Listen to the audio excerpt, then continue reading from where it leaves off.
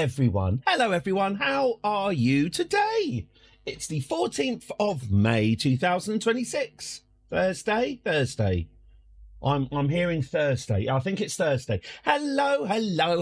How are you all? I hope you are fantastic.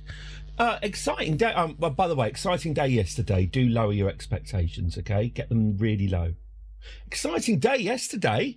I had some weird weather. Very much enjoyed it. I didn't get to trim my bush.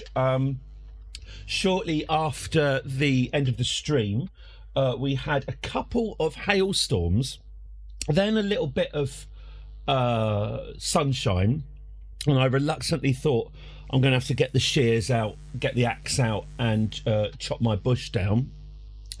Then all of a sudden, the skies went black.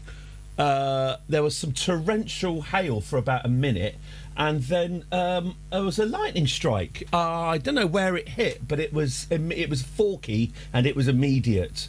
It was a proper forky straight away. So something got hit, and I took that as a sign maybe to give the gardening a rest for the rest of the day. So and as soon as I made that decision, the weather then got much better again. It might just have been one of my neighbours might have been having one off the wrist or something, and baby Jesus saw it and got upset. That's usually what it is when a smiting occurs. But I took it as a sign not to do the gardening yesterday, and so spent about 4 hours playing Hitman. Pretty sweet. Anyway, I hope your afternoons and evenings went as well as that, as he slows down to a crawl. There we go. So I was a bot. I hope you're all very good today. Kerbal Space Program. I forgot.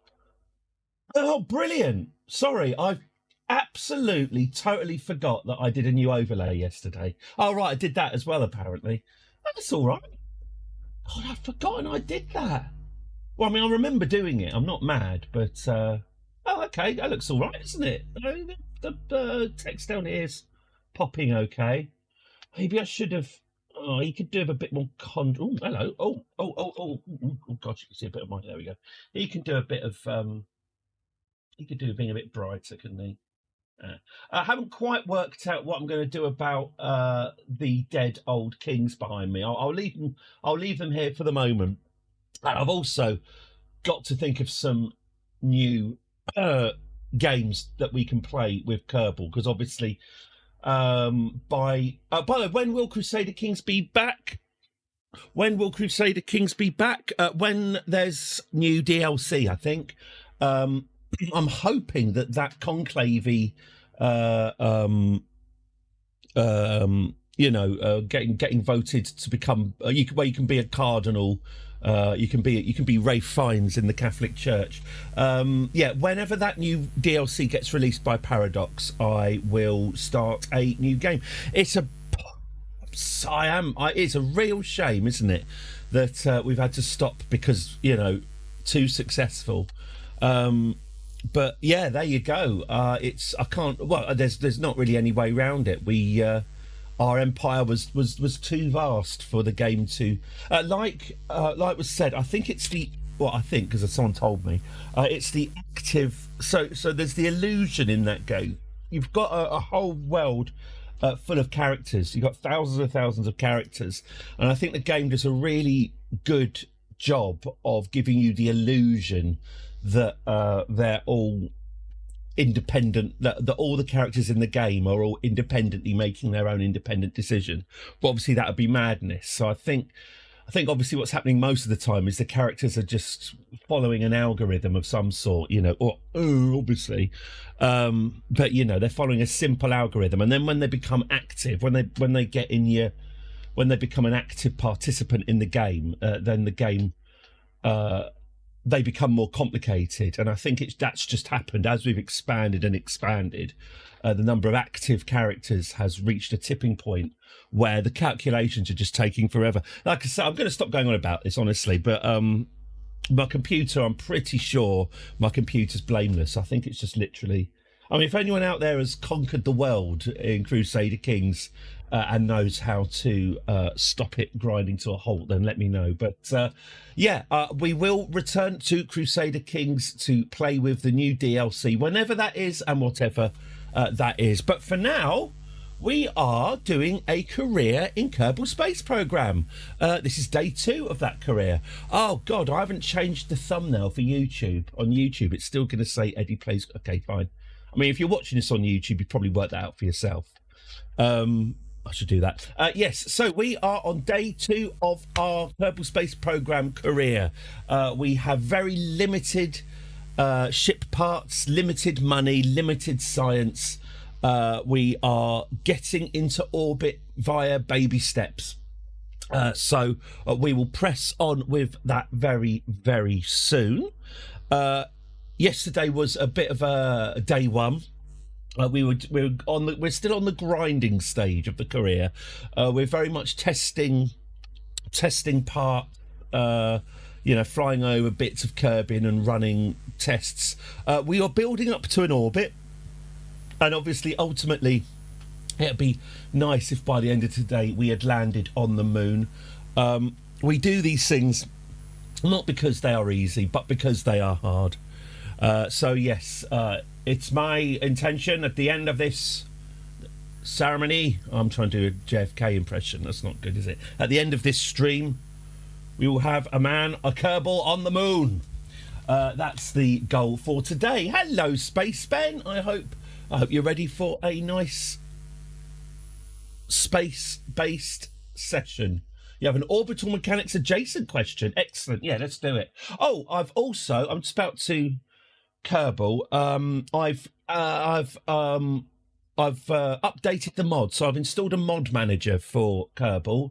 I've updated the mods. I've installed a couple. So the Mech Jeb mod, which I was worried was broken. I've remembered it isn't broken. It becomes fully functional once you've upgraded your technology. So Mech Jeb is this is technical, by the way, but yeah, Mech Jeb is actually fully upgraded. The reason I'm not getting the telemetry I'm hoping to get is because I actually need to upgrade my ship, so that's fine. I've also installed a new mod to colour the spaceships, so they're not all just grey. So I've now got a mod that means, well, you understand what colour the spaceships mean. I don't really need to elaborate. Where are you going to view the eclipse? Don't worry, I'm not planning to join you. Zaragoza. We were going to do Valladolid. You can join us, by the way, Ben, if you like. Very welcome. But no one else, though. In fact, we're not going to. We were going to go to Valladolid, but because it looked nice. But apparently, it's some sort of billionaires going by the hotel prices. It's some sort of billionaires getaway. So not there. I think it does. I mean, don't book a flight based on what I reckon. I think it passes through Bilbao and Valencia as well. Possibly Barcelona, but yeah, I'm pretty sure it goes through Bilbao, which I quite like, but I'm a little bit, I don't know, I'm a bit contrary about thinking Bilbao. Can't believe I was just thinking Bilbao. Yeah, I in my head, I mean, you know, we're one. Oh gosh, I was going to get that link, wasn't I? And I didn't. And I thought this morning, I'm going to go and get myself a drink in a minute. I should do it now, shouldn't I? And I will go and email myself that link to the AI data center article I was talking about yesterday, because I said I'd do that and then I didn't, and I was meant to do it yesterday and I didn't. So I'll go and do that. But yes, yeah, Ben. I mean, obviously, I'm basically basing the whole thing on. Did you not pick the location because it might have better viewing? Well, there is a little bit of a worry here. I've been on, the eclipse itself is at 6 in the evening, and I was thinking, Christ, are there going to be mountains in the way or something? I've gone into Google, so this is what I'm basing it on. It might have been Flight Sim. It was either in Google Earth, where I think you can set the exact date in Google Earth, and I've also sat on the ground on the runway in Flight Sim and set it to that exact time, and the sun, according to both those things, the sun is still fairly high in the sky. So what I was worried about was that it'll be just setting, and there'll just be too many mountains and trees and shit in the way. So I have checked. The sun is reasonably high in the sky at 6, so it should be visible. I don't think where we're going is surrounded by mountains. However, there is a plan B. We are going to be there. The mountains are a concern, so we're going to be getting there a couple of days before. And so at 6 o'clock in the evening, we can try. Look, we can have a simulated Sunday, because obviously, if it turns out that where we've booked you can't actually see the sun while it's eclipsing, we can always get a train to somewhere a little bit better. I think it's going to be absolutely fine. But yes, as I say, but yeah, the whole path of the totality is quite wide and long, so there will be, I'm sure, a place in the Iberian Peninsula to look at the sun. So yeah, but it's also in Iceland, by the way, which is a delightful place. But I'm guessing that if you want to guarantee a lack of clouds, 50 miles north of Madrid is probably more likely than the beautiful but somewhat cloudy country of Iceland. Anyway, no one follow me. You will not be welcome. Except you, Ben. You're fine. This has gone weird. Why have I started threatening people? Jesus. Good. Right. Lovely. Good. Well, I'm glad we got that sorted. Welcome. Been to Iceland, not fussed again. I'd love to go to Iceland. My wife is a bit prejudiced against the Icelandic people because what was it? Was it the late noughties when it turned out that there you go. Everyone's no one's welcome except you. Yes, I think this is based on what I remember, by the way. Please, the people of Iceland, don't quote me on this, but I think in the late noughties, Iceland had taken some loans from various British councils, I think. This really is based on an old man's vague recollection.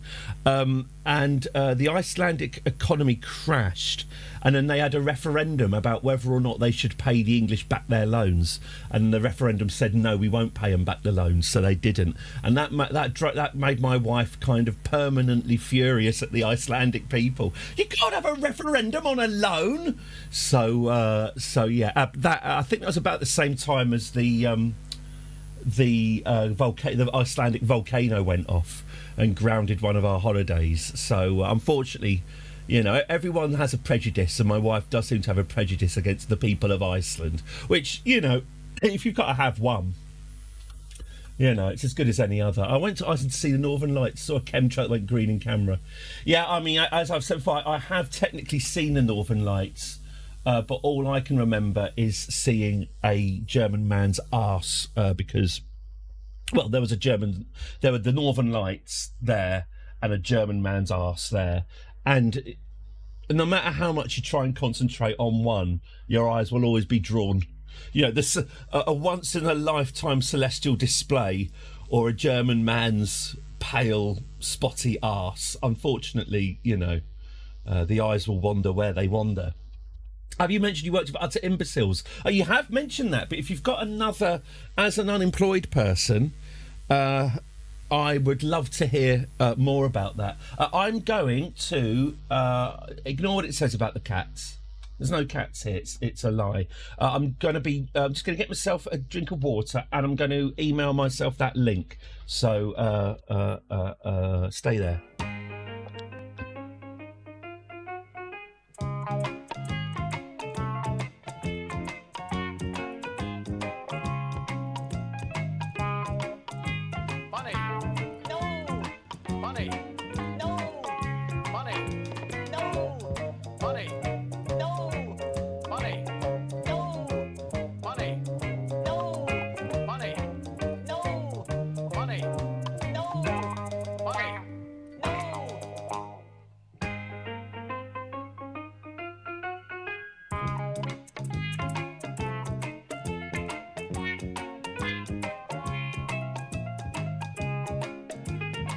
but I ain't spending any time on it.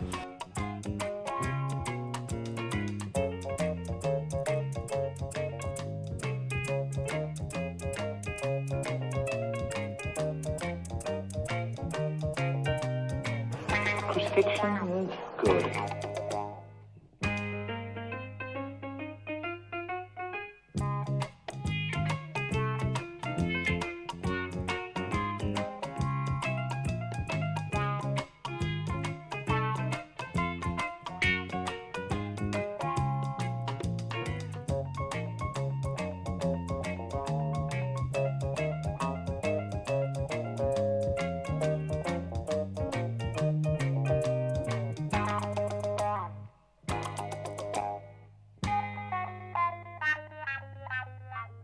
Look, I'm under what? Gentlemen, this is Democracy Manifest.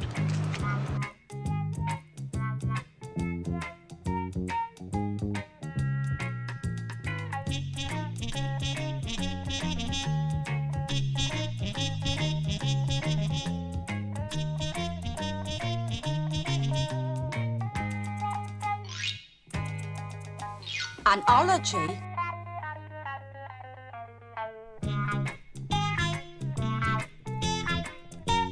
Anthony, people will always need plates. One place that hasn't been corrupted by capitalism.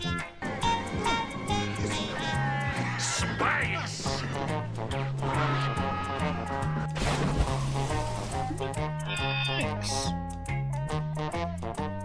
Okay, let's off-road.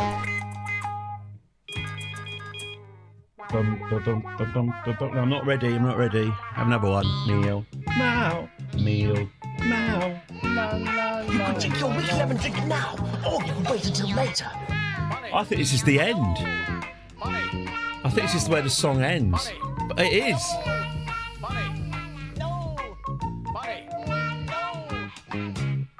No. Nice. That's rare. That's rare to get the song all the way to the end. And there you go, Matt. That is the link to the article. I think that link, I think it's one of those annoying links that starts halfway down the page, but I thought if I trimmed the URL, I'll just bugger it up, and I'm sure you're capable of scrolling to the top. What are we doing? Oh yeah, we're doing Kerbal Space Program, aren't we? That's what we do now. So here we are. Oh, hello. There we go. So yes, I have installed some new I've fixed the mods and installed some new ones.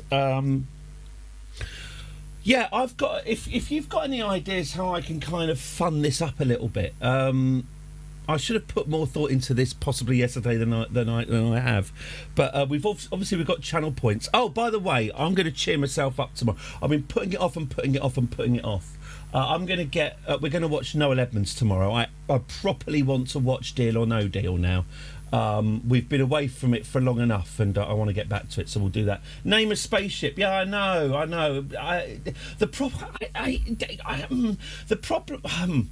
Now this is me finding problems. The problem is naming a baby in Crusader Kings is great because they live for quite a long time, and quite often they pop up as villains or heroes or whatever. You know, you name a baby in Crusader Kings, and you're kind of throwing it out there to become a major character about 20 years down the line. So when you name a baby in Crusader Kings, it's like planting a little seed. Whereas the spaceships, I'm kind of just trashing. I don't know. Anyway, something I am thinking about, like I say, it is trivially easy to edit the save files for Kerbals, so renaming Kerbals might well be a good idea. I've also haven't quite decided what my policy is on letting Kerbals die. I think I'm going to have to go by vibes on this one. I think if it's a particularly noble or tragic death, then I think we might let them die. But if it's just, oh whoops, I forgot to attach a parachute to this spaceship, maybe it does require a restart. It's embryonic is what I'm saying. So let's see. You can't make a space pack without breaking Kerbals. Well, no, absolutely. Here we go. Okay, so let's resume. I'll save the stream. Here we go. So, what will we do? Oh, yes. We haven't even broken orbit yet, have we? We haven't even got into orbit. Okay. Oh, yes. We've still got a lot more upgrading to do. Our space center is looking. Ooh, our space center is looking a bit minimal. Oh, look, there's some debris from various spaceships scattered around. That's good. Okay, that's good. That saved us a bit of money. Okay, right. Well, what's next then? Mission control. What is our next mission? I'm not conducting these focused observation. The reason I'm not conducting these focused observational surveys is they're a right bloody pain to do with a rocket. These are more stuff that you're going to want to do with a space plane, where you're literally flying to an area. So I'm going to try and avoid these ones because, as you know, well, also they're deeply tedious missions.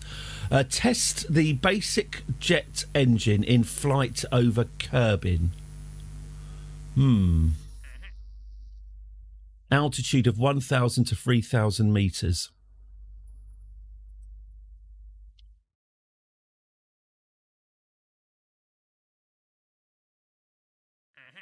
Orbit Kerbal. It's interesting. I've got to test some. I've got some missions to test some parts while orbiting Kerbal. Also, the mission Orbit Kerbal. Should we try orbiting Kerbal then? Should we just go for the? Should we just go for the main prize? Yeah, let's do that. One thing I am going to do: test the J-20 basic jet engine at an altitude of 2,000 feet at a speed of 80 to 140. So I'm just going to very, very quickly, just because that is easy, I'm going to very quickly do that. So we're just going to test this jet engine at that speed. So if we make ourselves a very basic rocket, who are we going to stick in this one? Should we stick... Let's stick Valentina in. I can't put Bob and Bill in yet, I don't think, actually, because they're not pilots and we haven't got any automated systems researched yet. Okay, so this jet engine that I'm hearing all about, where is it? Jet engine, there we go, the Juno basic jet engine. So I think I can just stick it there and that'll probably count. Okay, so let's get a parachute here. Fab. Okay, this is just test object alpha. Okay, so this is just a dirty, quick test to get ourselves some free science and some free money, essentially, before we aim at orbiting Kerbal. So what are the parameters? Oh, it's Jeb. I thought I put Valentina in. Okay, fine. Altitude of 1,000 to 3,000 meters at a speed between 80 and 140. Okay. And we got run test. Okay, so we want to stage this properly as well, don't we? Okay. You asked me to do it, so I'll do it. Off we go then. 3, 2, 1. Oh yeah, right. Hang on. Probably should have pressed the. Okay, when we're at 2,000 meters. Oh god, we're going way too fast. Okay, that is incorrect. No, we need to go slower than that. Let's go again. So I need to be doing between, what was it, one? It's surprisingly slow, actually. Right, let's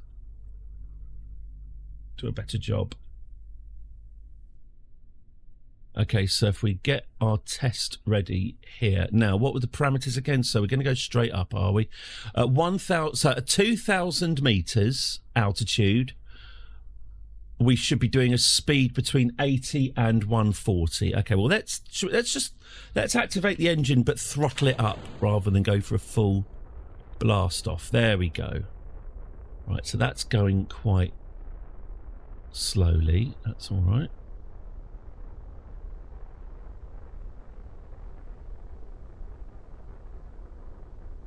At speed. Okay, so we don't want to go above 140. Okay. So if we just throttle this thing so it's around the... I think we're going to do it. There we go. And now we can test it. Run the test. Run the test. That's it. That's done. Good. Good work, Jeb.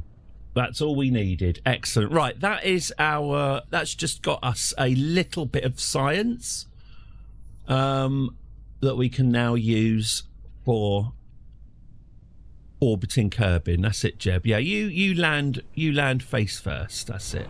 Look at that. We've hardly travelled at all. There we go. Oh, I should have used my new colourful spaceship mod. Oh well. It's quite a nice looking ship, that. It's quite neat. Okay. All right. Bring it back down and... Oh. Okay, that is a rough landing. That was a rough landing. Not every piece is coming back with us. Okay, fair enough. All right. Oh, he's all right. It's just there was just a mine. He's just very, very badly burnt. Okay, there we go. Lovely. 44.2. I think that's incredibly frustrating because I think we're supposed to... I think the next scientific advance requires 45 science points, and we've got 44.2. Yes, we need 0.8 of a science.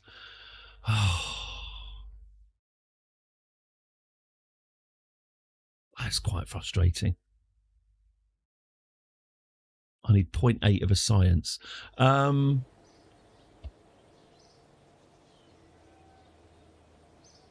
Sod it. Let's see what we can do without it. You can have a wall of brave Kerbal miles, even get bigger than the assembly building. Yeah. Okay, so I'm going to need more science than this. Do we have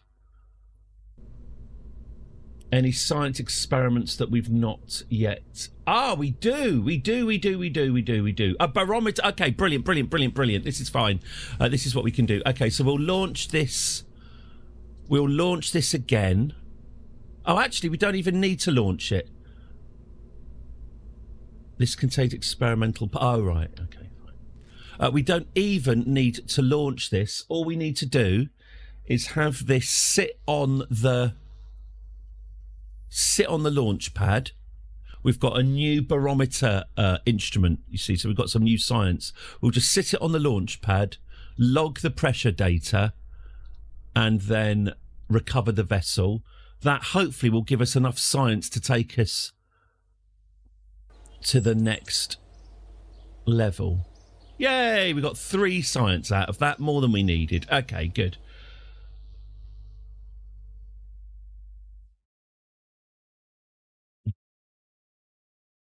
Good for you, Marty. Right, so we've got advanced rocketry here.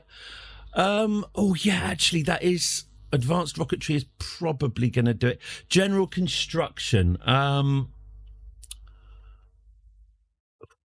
we kind of need both of these. That's what's annoying. Hello,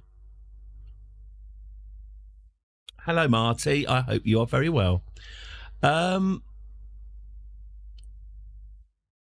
Swept wings. No, we're not building a space plane quite yet.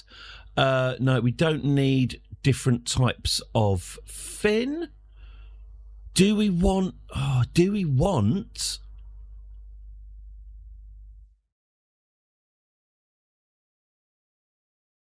I think we probably want advanced rocketry. Okay, let's go for it. Let's go for it. So, next step, orbiting Kerbin. That's how I am. I'm looking forward to this. Right, okay. First person to give me a name for the ship, I will name the ship that. Give me a name. Give me a name for a ship. Right, so we are going to try and go into orbit. Whether or not we're going to be able to get out of orbit is, of course, a different question. So let's build this spaceship, assuming that we're going to be landing it. So here's our command pod. Well, we're going to need a parachute. There we go. We're going to need a heat shield.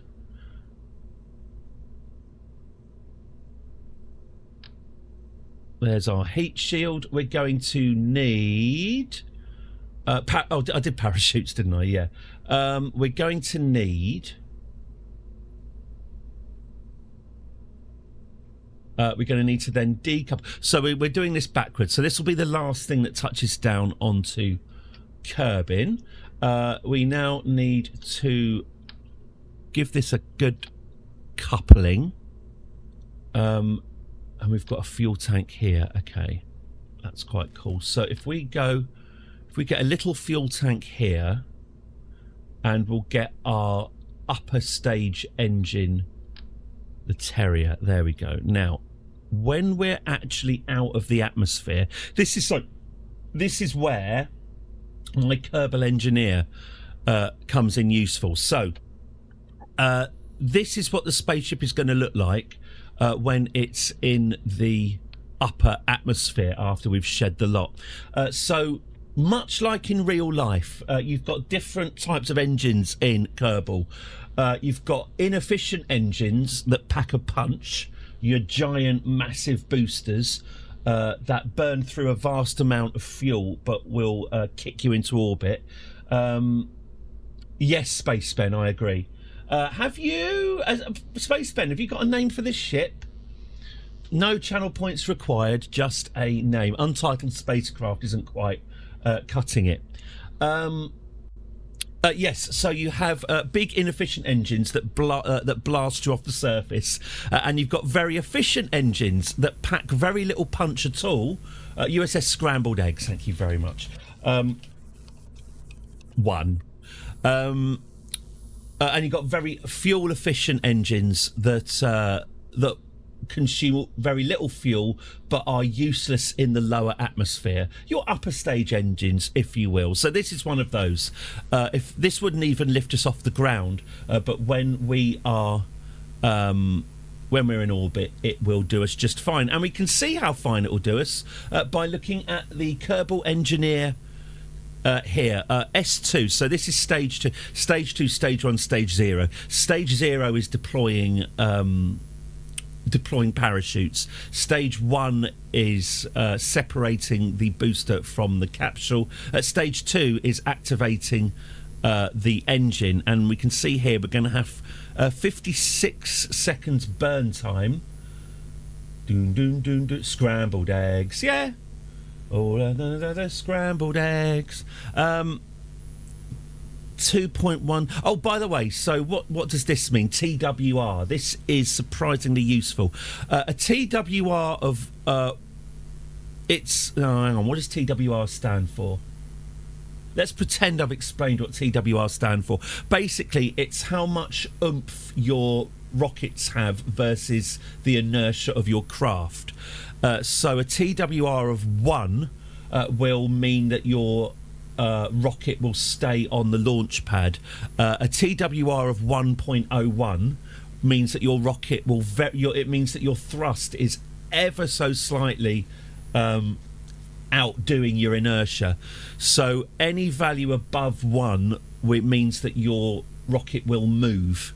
Basically, what you want is 2. You want your thrust to be about twice as much as your inertia, or more so. So we can see here, for the upper stage engine, we are meeting that requirement. So we've got a nice efficient burn, and we've got 1400 meters per second of delta V in there. Delta V, oh gosh, it's a whole velocity thing.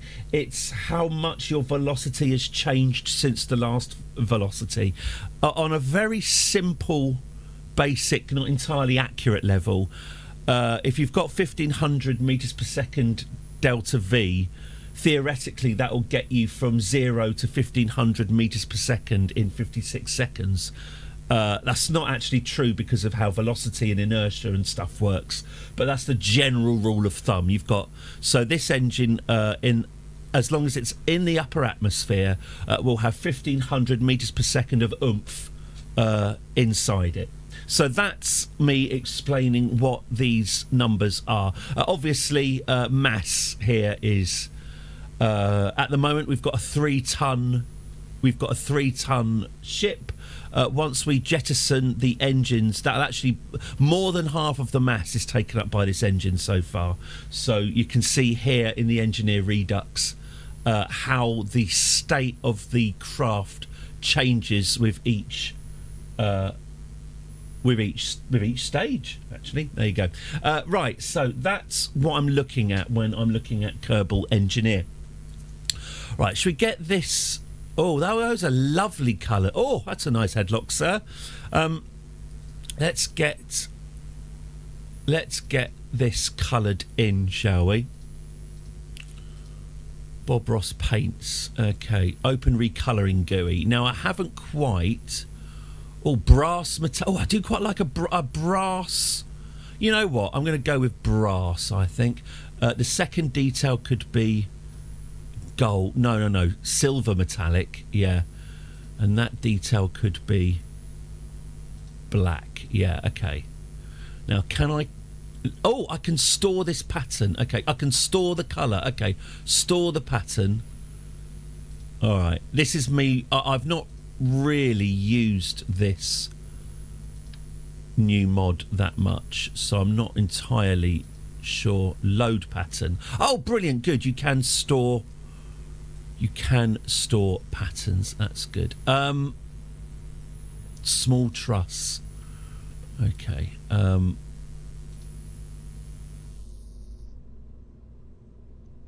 Engine gold, bell silver. That's quite a nice looking.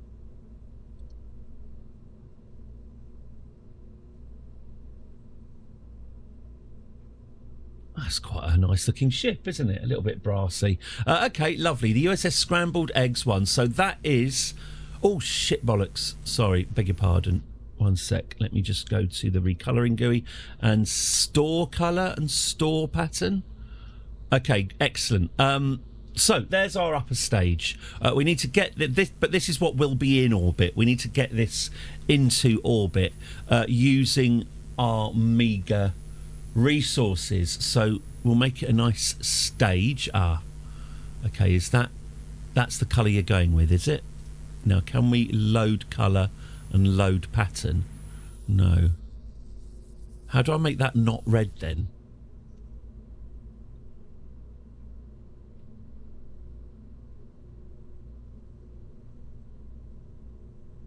Does that have to be red?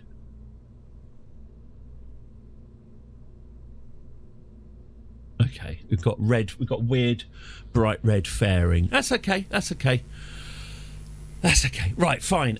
So that's our upper stage. We need to get it into orbit first. However, so let's give ourselves a bigger fuel tank and let's get our swivel liquid fuel engine. There we go. So here's our next stage. Let's get recolouring this. If I go to load colour and load pattern, yeah, that looks all right. That looks okay. Cool.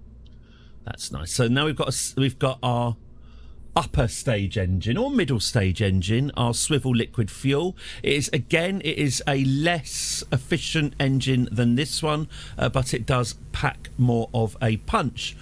Now we're going to need to get this bugger off the launch pad. So let's get another stage in there. Let's get a third stage, and this time we could use some more power. Oh, now this is interesting. Now this is an interesting idea. This is the Thumper rocket booster. This bugger this could actually do it. So I think what I'm going to do is, rather than add and add and add and add,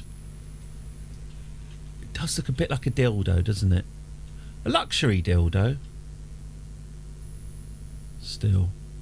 There we go. Oh, that's better. Right, that's good. Okay, lovely. All right.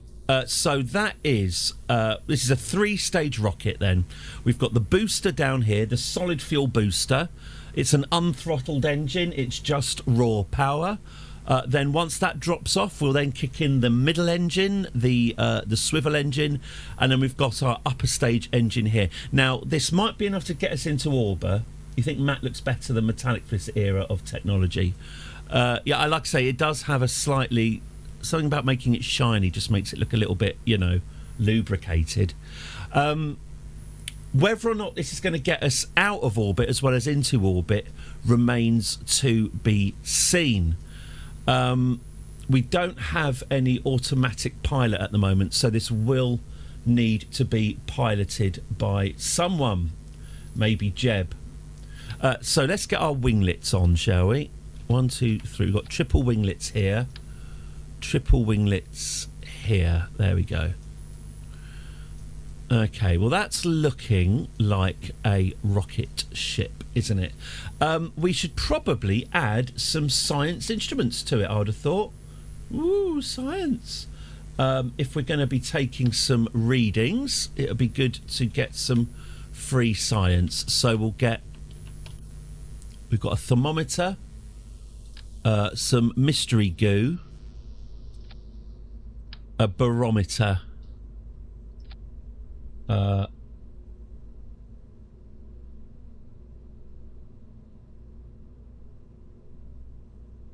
Kerbal engineering system.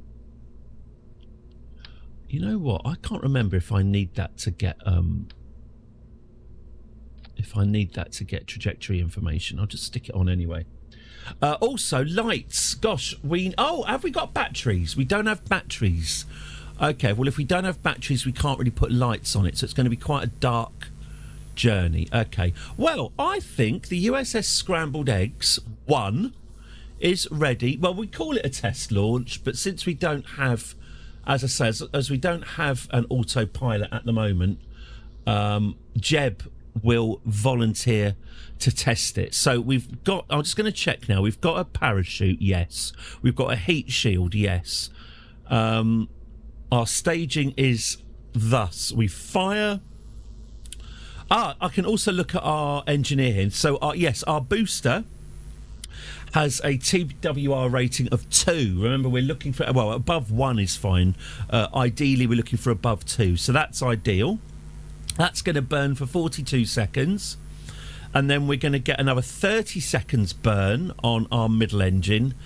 And then beyond that, oh, actually, no. Oh, okay.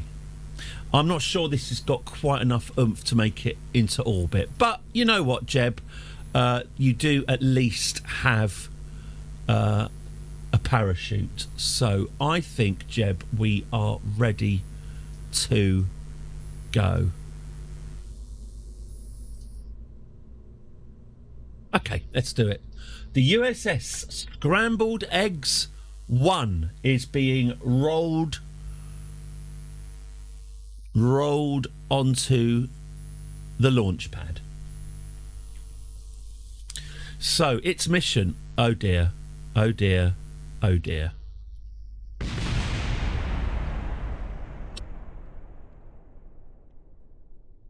Okay.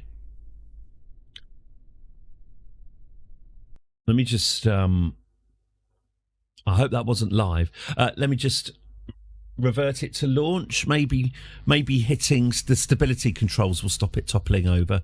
No, that is, yeah, that is. Oh, it survived that time. Oi! Whoa, nice. It's all right, lads. I've got an idea. Okay, that is suboptimal, really. In terms of launching into orbit, your rocket really does need to be pointing at space. So there are some stability issues that need confronting. Okay, let's go back to the drawing board. I reckon these fins are doing us no good at all. So let's replace these with some smaller ones.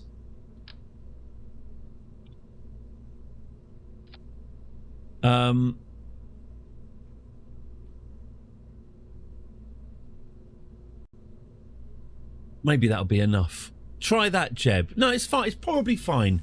It's probably fine. Just get suited up and get in there. Don't be such a baby. Okay. Can this thing balance? Obviously, normally you have a.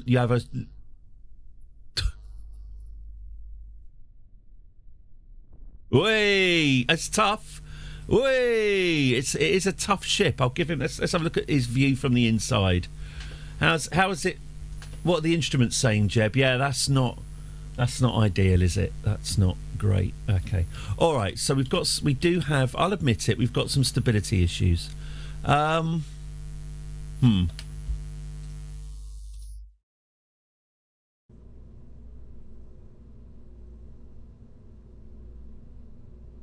do about that.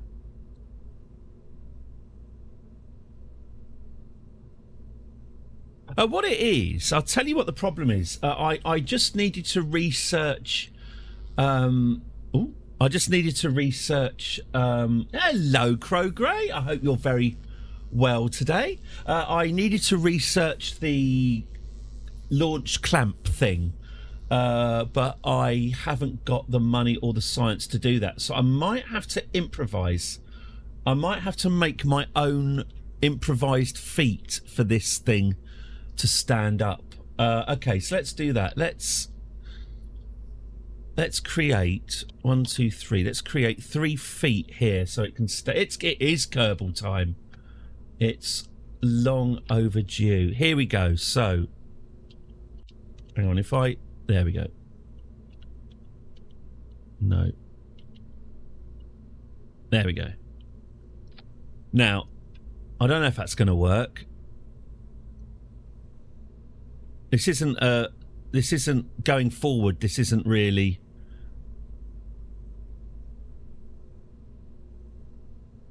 a long-term solution, but until we can afford a proper launch pad, it's the best we're going to do. Right? So the first part of any successful rocket launch is, can it stand on the launch pad without falling over? Oh, it's wobbling. It is wobbling, but just about. But I'd probably get this launched sooner rather than later. Okay, 10, 9, 8. We're going into orbit. 7, 6. You ready, Jeb? 5, 4. Oh, shit. Sorry, I pressed spacebar. Sorry, Jeb. I pressed it early. It's all right. It's not even flying it anyway. It's us. Right, so up we go. We're going in a bit of a weird direction. We want to be tacking towards 90 degrees. We're not doing that at the moment. I have very, very little control over this rocket, but it's going in the right direction.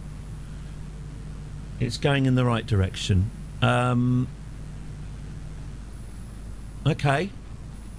Well, is that okay? So this is going to be a polar orbit. It's not quite what I wanted, but the rocket wants to go north. I'm not going to. There we go. Here comes the second stage. I'm not going to argue with the trajectory that this rocket has chosen. I think that booster went a little bit early. I reckon we're going to need more boosters than this. Our apoapsis is still within the atmosphere, so I'm just going to wait until our apoapsis is about 100 kilometres up, and then we'll cut the engines. That'll be in about 5 seconds. And there, cut. So we've got a little bit of fuel left. How are we doing, Jeb? Right, that's Jeb's view. That looks like space to me. And here we go. We are gaining altitude. The momentum that we've just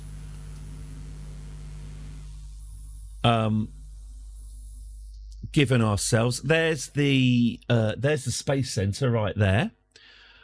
If this is a successful orbit, we're going to go round the North Pole and the South Pole. So we are taking a scenic route.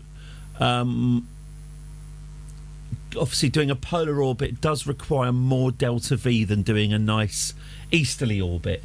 There's a reason why Cape Canaveral is on the southern tip of Florida. Basically, oh, here we go. All right, hang on. So we are Okay, so we're now in space. We are now officially in space. So if we want to circularise this orbit, we'll bring it the nose to the horizon and hit it, Johnny.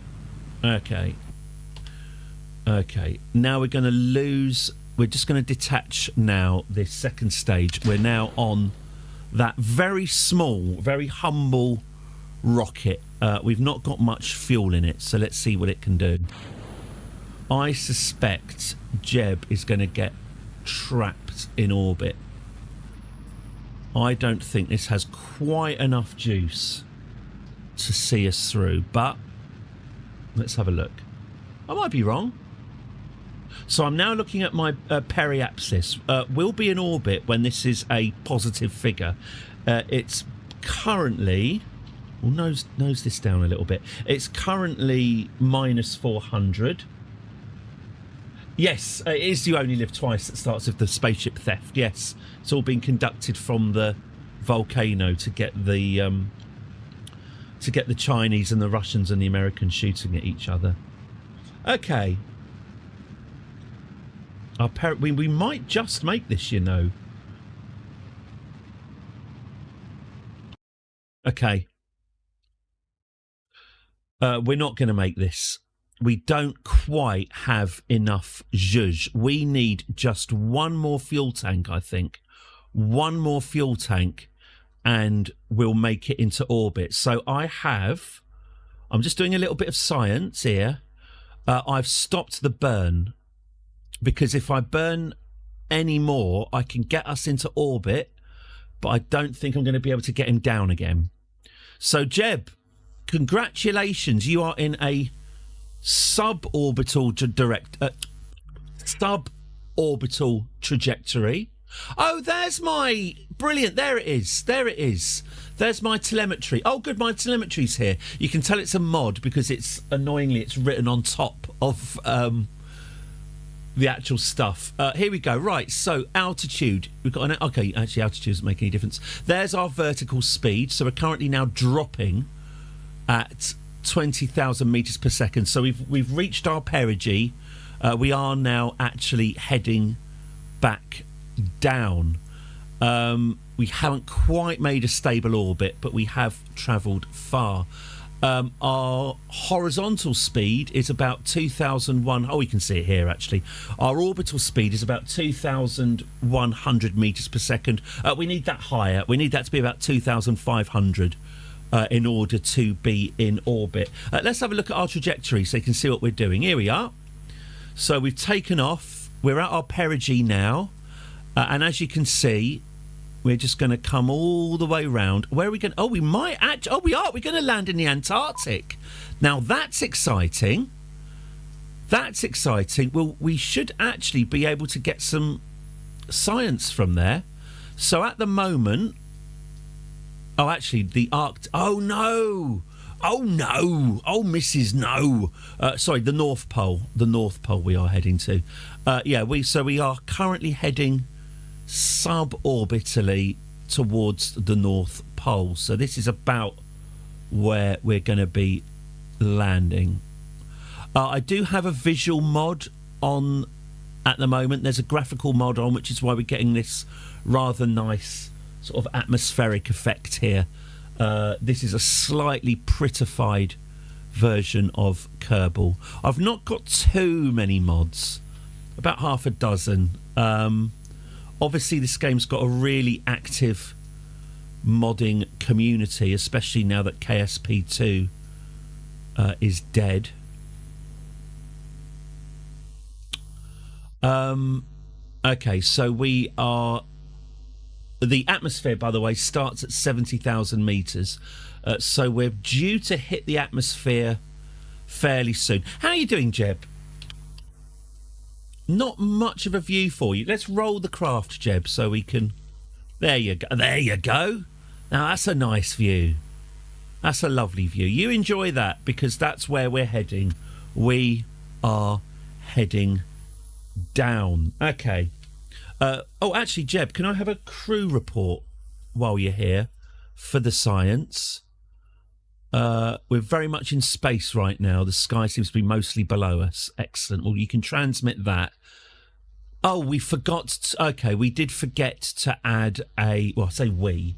I forgot to add a antenna to this ship, so we can't actually transmit our data.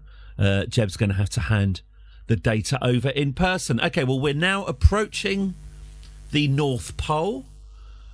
We could do a re-entry burn. So we could try. Should we try and land literally at the North Pole? So what I'm going to do is I'm now coming down to my my compassy thing here, and I'm going to point the rocket. So you've got prograde and retrograde. Prograde, which is a green circle. That's prograde. That, if I point our nose right at our prograde icon, we're now pointing exactly the direction where we're going. Prograde shows you where you're going. Conversely, retrograde shows you the opposite of where you're going. By pointing your nose retrograde, you're pointing backwards. And as you've probably worked out, this is the most efficient angle if you want to slow down. By pointing in the opposite direction to where we're currently heading and thrusting in the opposite direction, you're cutting your overall velocity down to 0. So if we want to start an orbital burn, we need to face retrograde and activate those engines now. There we go. That's us fully deorbiting. We don't need the engines anymore, so Jeb, if you would do me the honours and detach them. And we've also now lost our telemetry because I very foolishly put our telemetry computer on that booster.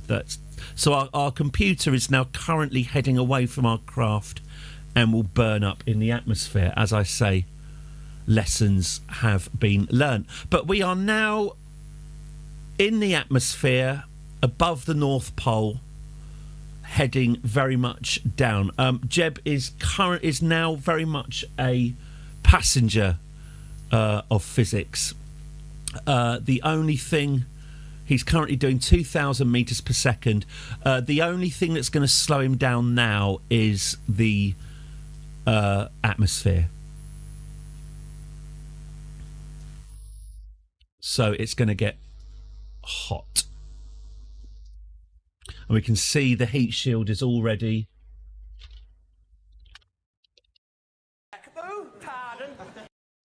we can see the heat shield is already getting nice and warm. We're 57. Let's take this to surface. Here we go. So we're 56,000 feet and plummeting fairly quickly. Looks like we're going to land on the night side, doesn't it?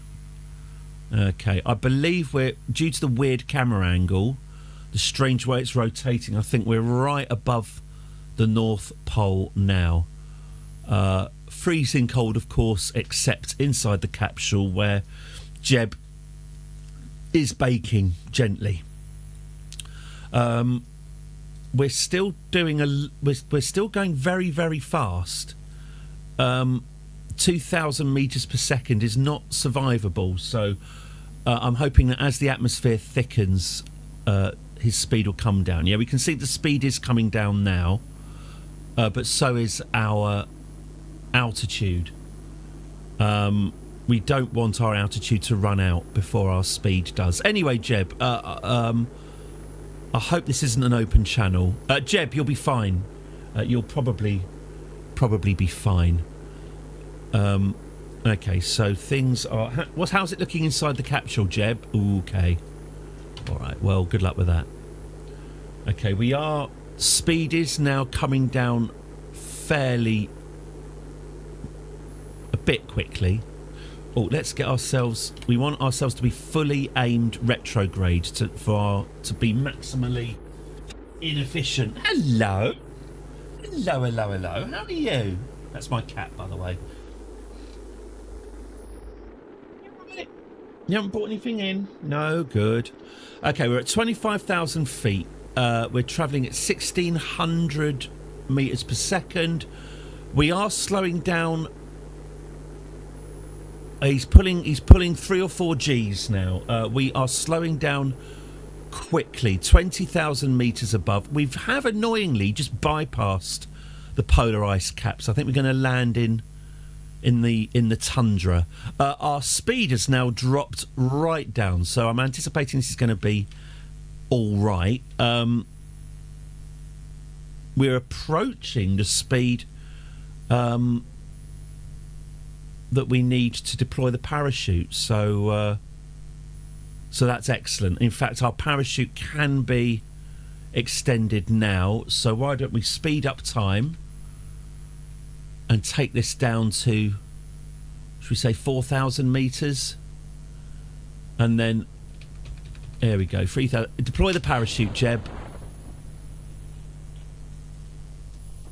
And we're going to land in the Twilight Lands near the North Pole. Okay, that's not really deployed, is it? That's...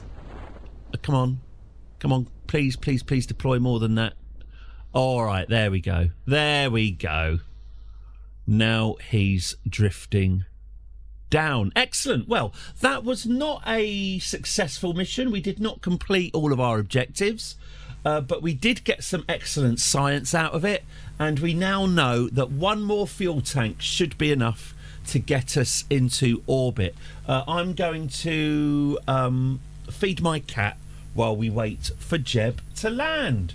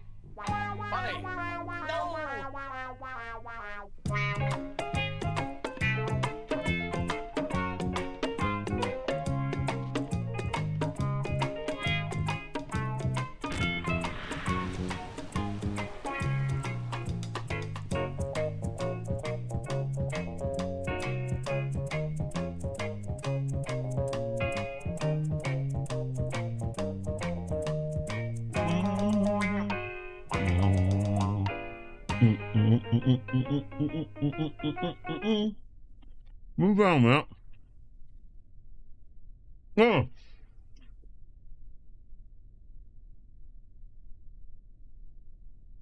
Probably shouldn't have eaten a biscuit. He's down! Hooray! Right, let's retrieve the vessel. And also retrieve the science that we gathered on that mission. It might be enough to buy us a launching tower. Yeah, no one can hear me eat in space. Not quite enough to build a launching tower. So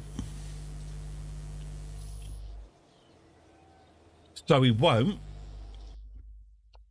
But I think if we add one more fuel tank, the USS Scrambled Eggs 2. I think if we add one more fuel tank here,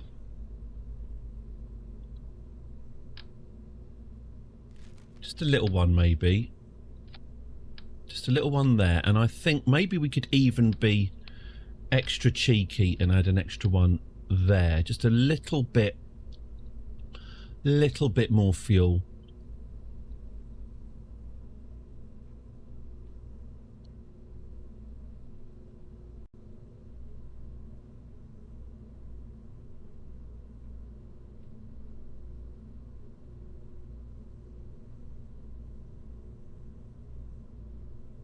Okay, cool. Peristalsis. Where would we be without it? Okay, so a slightly bigger, slightly more fueled Scrambled Eggs 2. Whether or not it can stay upright on the launch pad remains to be seen. Oh gosh, you know what I need to do? I didn't install a transmitter. Ah well, he'll just have to hand over the data himself. Okay, are we ready? We're not particularly... We are pointing... Oh, we're about to fall over. Actually, you know what? 10, 9, 8, 7, 6, 5, 4, 3, 2, 1. Let the rocket go where it will. We'll try and get it to go straight up. Oh, it is going straight up this time. Okay. Nice. Okay, so we'll get the booster to take us straight up so that when we... There's the shadow. So that when we can then rotate and point ourselves a bit more laterally. So the booster should be running out in a few seconds. Here's our fuel indicator, by the way, if you're looking for that. Okay, we're going to run out just about now. Detach the booster, activate the second engine. Right, let's get this bugger pointing sideways.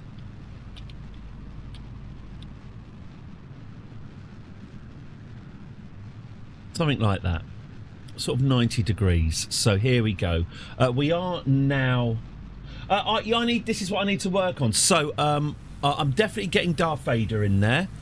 What? Zap Brannigan's hatred of neutrals. I've got a load of that. Something from else from Moonraker, possibly. Yeah. I believe he's attempting re-entry, sir. That's a good one. How are we doing here? Right, our apoapsis is... Okay, that's enough to take us into space. Just about. Just about enough to take us into space. That's putting a lot of pressure on that final stage engine. Okay. It might well be... Actually, maybe this should be a different... Maybe this should be the more powerful engine. Yeah, I need to work on my space patter, don't I? Absolutely. Need to get that sorted. I am going to just revert this flight. There's now two things wrong with this craft. I watched Rimmerworld yesterday. Weirdly enough, I was in a spacey mood. Yeah, with my daughter, I watched the one where Rimmer lands on the planet for 500 years.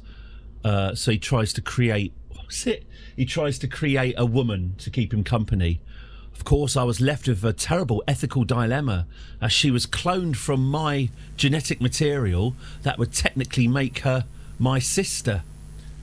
After hours of deep soul searching, I thought, sod it, I just won't tell her.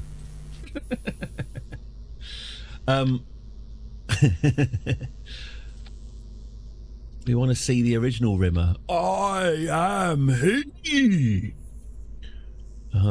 Man on the internet quotes Red Dwarf. Whatever next. Okay. So I've put a... we'll call this the 3, by the way. The 2 was aborted. The Scrambled Eggs 3 now has an aerial, and it's got a slightly more powerful mid-stage engine. Let's launch. Whether or not it's going to fall over on the launch pad, well, let's launch as quickly as we can, and then we won't have to worry about that. We're going to launch this Russian style, just whenever we're ready. Off we go. Boom. There we go. Those struts are working well, by the way. Those makeshift struts. Right, let's try and get this, rather than going straight up to begin with, let's try and get this... No, okay, fine. It doesn't want to. Yeah, it really does not want me to try and steer it. As soon as I try and steer it east, it starts veering north. So I'm just going to leave this to burn itself out, and we'll worry about steering it once we dump the booster. That's going to get dumped in about 5 seconds. Well, less than that, because we're dumping it now. There we go. Right. Now let's get ourselves facing east. Oh, it really does not want... I'm really fighting to get this thing pointing sideways. Yeah. Okay. Well, our apoapsis is now 70. I'm going to... Yeah, it's all right.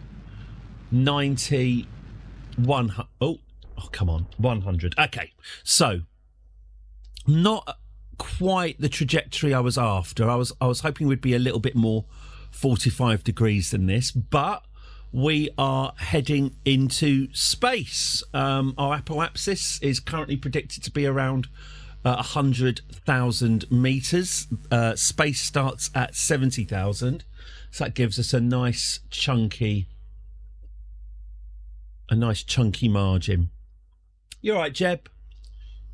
How's it looking at your end? There's your destination. Can we see where we've come from? No.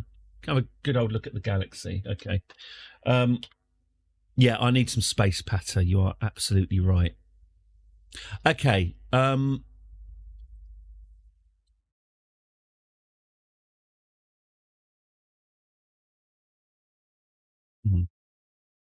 Okay.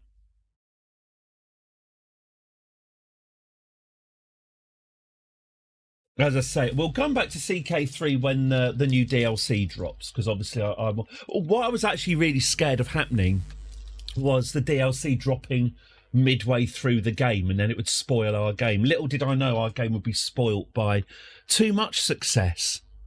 Right. We're in orbit. Let's stabilise this. So now we are going to fire sideways. Now, sorry, we're not in orbit, we're in space.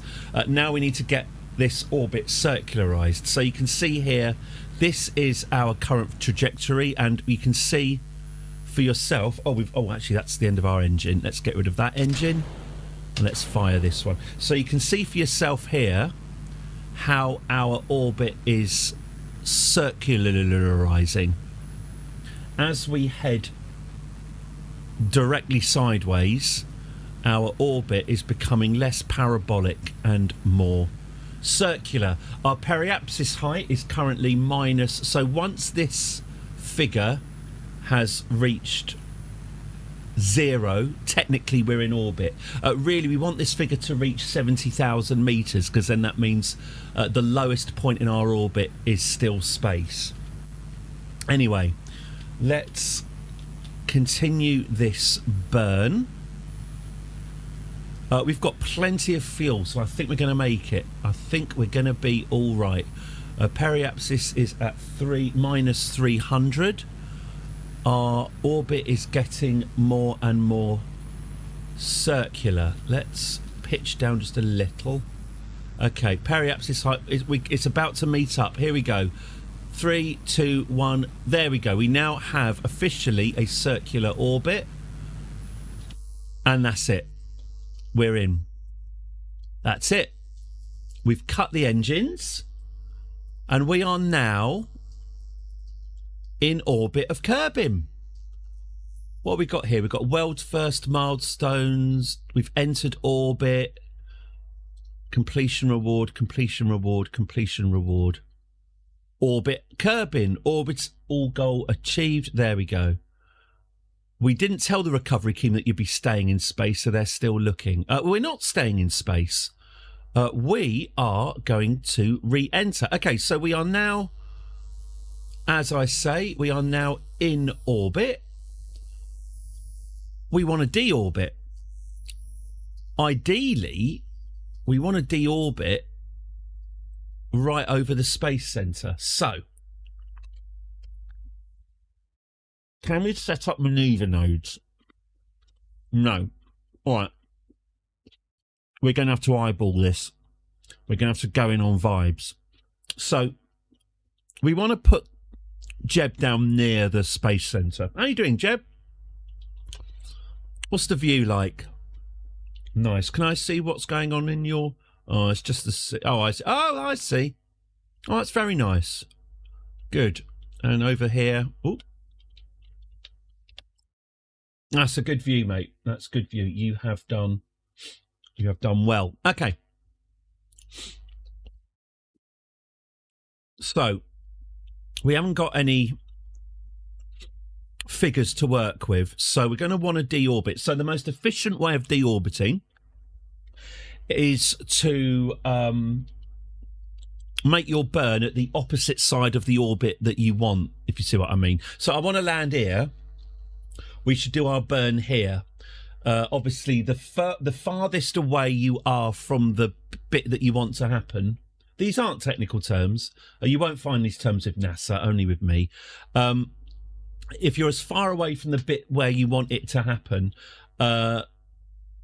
any adjustments in your velocity, the further away, the more effect they have, obviously. I think I've explained that brilliantly. So in terms of fuel efficiency, you want to make your manoeuvres as far away from the destination as possible because of, fucking perspective. Oh, no, I'm not an orbital mechanic. Don't look at me. So, let's speed up time.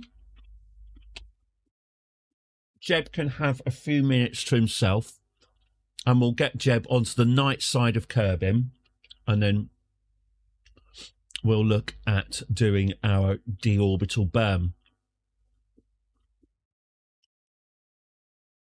Now, if I remember right, you don't want it to be a 6 o'clock thing. You want it to be more of a 7, 8 o'clock thing. So now we're on the opposite side.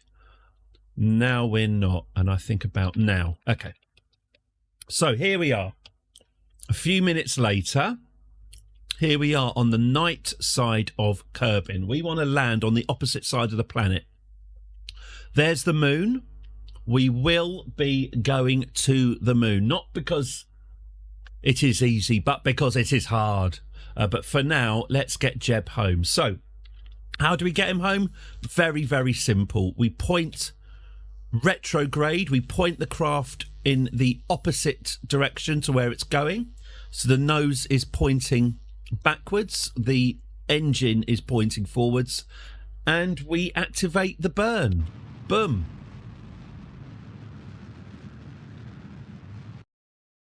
We don't want it to be too... No, actually, let's see. Let's see if I can be clever here. If I can burn this correctly, we could get ourselves landing as close as we can to the space centre. So this is our estimated landing point. I'm just doing a very gentle burn on these engines. I'm just doing a very gentle prograde burn to bring our destination down. Now, this is not exact because this is not taking into account orbital drag. So we want to go a little bit further. Not too much, though. About there, I think. I could be wrong. But that's the course we are currently on. Okay, so physics now dictates that Jeb will be hitting the ground eventually. We are descending, as you can see here. These numbers are going down. We're 177,000 meters up, and we are heading down. Let's speed up time. So we're on the night side. Here we go. So we can see the atmosphere. We can see the altitude descending as we get closer and closer to the surface. Here we go. And we are now officially inside the atmosphere. I can already... We're going to land a little bit short. Maybe I could manipulate this a little bit more. Oh, yeah, that's it. Oh, Christ. No, that's gone too far. Hang on, I haven't put it into bloody orbit again, have I? No, I haven't. Okay.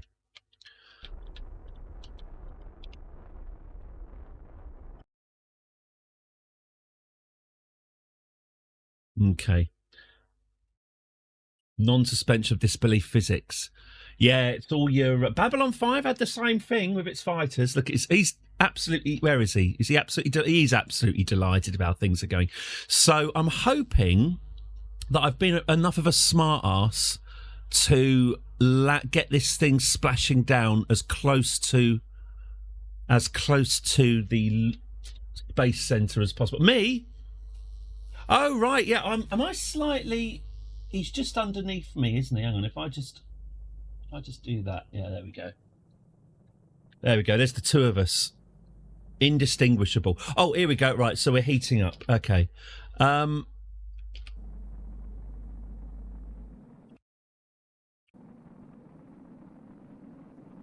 Let's try and...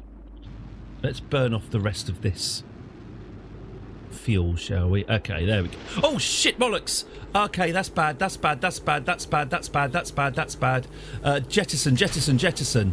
Okay. All right, okay. I really shouldn't have done any manoeuvres in the upper atmosphere then, especially not fired the engine. Okay, got away with that. Sorry, Jeb. Sorry, I was just trying to show off. Okay, right. Emergency over. Only minor damage to his underwear. The goo seems to be getting very cold. Right. Oh, good. We're getting more data from the barometer anyway. Okay. Did I take a temperature reading or did the Oh, I think my thermometer exploded. I saw something explode. Okay. Anyway, here we go. I don't think we're going to... No, we're not even going to make it. I don't think we're going to make it anywhere near the Space Centre. That's a shame. I just knew I'd slightly undercooked it. The problem is that the crew module is very light, so it's much more affected by the drag in the atmosphere than a fully fledged spaceship. That's why I was trying to keep that rocket attached to the craft for as long as I did, because I thought, well, if it's got more weight, it'll have more carry. Anyway, the Space Centre is just over that hill there. We will be landing a fair few hundred miles shy of that. Anyway, Jeb, next stage is splashdown. We are going slow enough to deploy the parachute, which is good. Let's speed this up a little bit. What should we say? 3,000 meters, maybe 2,000 meters. What do you think, Jeb? Should we play it dangerously? Let's have a go. All right. 2,000 meters. You reckon that this can deploy? I think that's a bit. Well, go on then. Do you think 2,000 meters is enough? I'm not sure. Are you sure about that, Jeb? Are you sure about that? Oh, Christ. Oh, he was right. Okay. The parachute deployed with 200 meters to go. So, yeah, room for a bit more. All right, let's get you down. Let's get you down in the drink. Splush. Lovely stuff. Right, I'll have a crew report from you, please. Thank you. And let's recover that vessel. Let's see what science and money we got from that.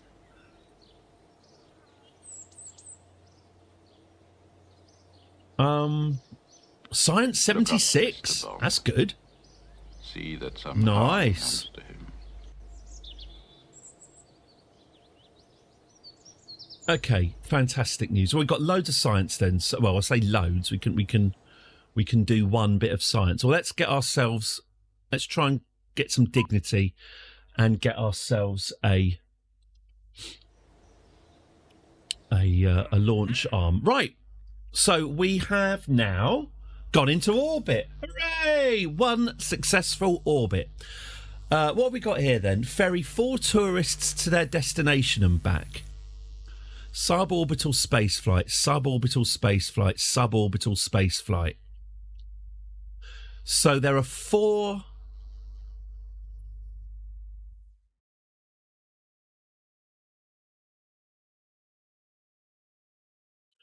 tourists want to go on a suborbital spaceflight.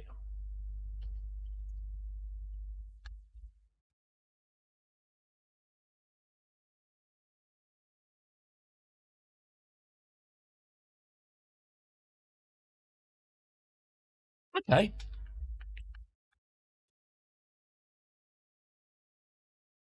Okay, let's do something ambitious then. Let's do something ambitious. Let's take 4 tourists into space. We don't have to orbit them. We just need to get them. We need to get these 4 tourists 70,000 meters above above the ground. As long as they go up and come down again. Oh yeah, little Gene Kerman. Yeah, there he is, Gene Kerman.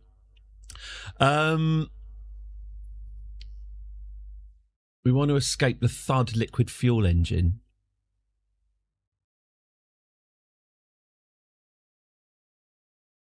On an escape trajectory out of Kerbin. No, let's do this tourism first. So, we've got 4 tourists that want to go up, then down again. A new name. Well done, USS Scrambled Eggs 3. You were an excellent ship. Well done and thank you. A new ship name, please. This ship is going to...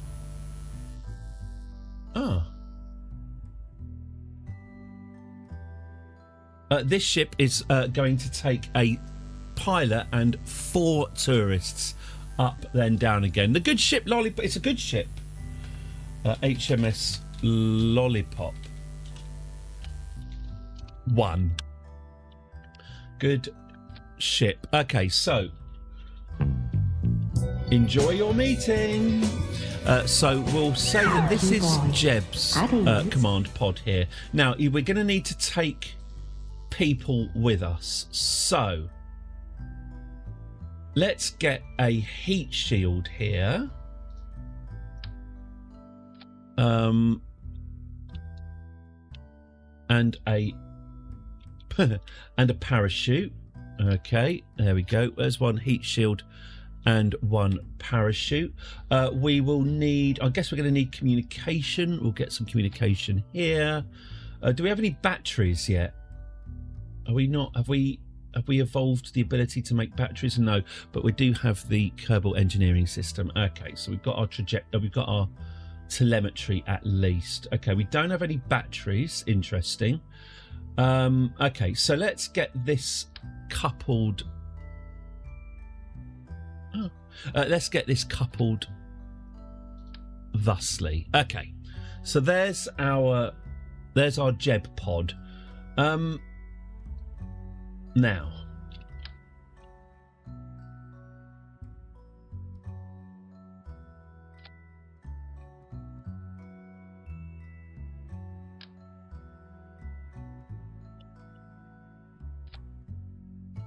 here are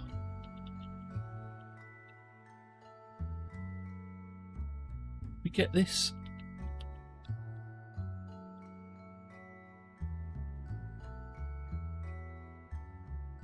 I'm trying to attach these modules to these external couplers for my passenger pods. No, okay. I'll try a different tactic then.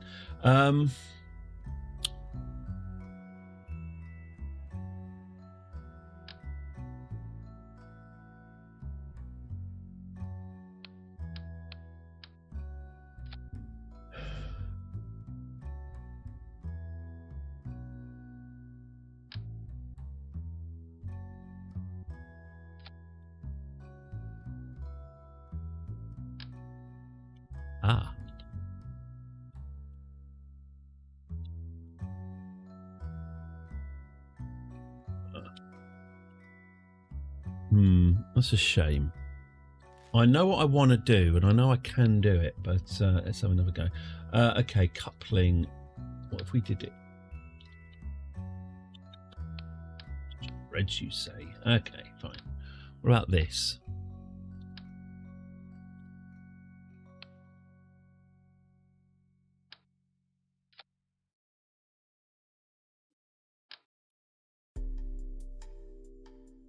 No. Okay. All right.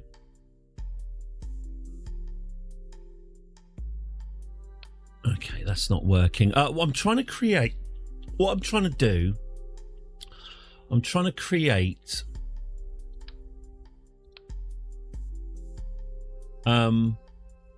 what it is, I don't think I've quite got the structure to do what I want to do in my head. I'm trying to think of a compromise now.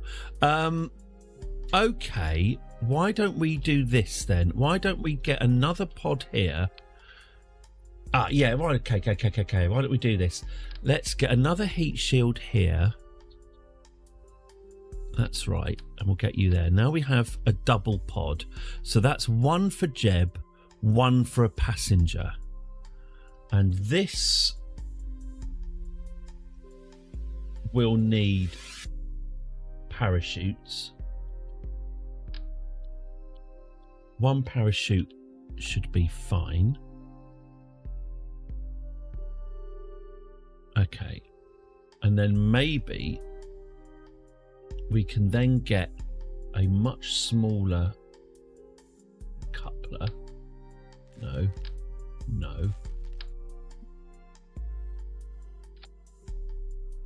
And do this again. So if we then get a pod here, put another heat shield on it here, get another decoupler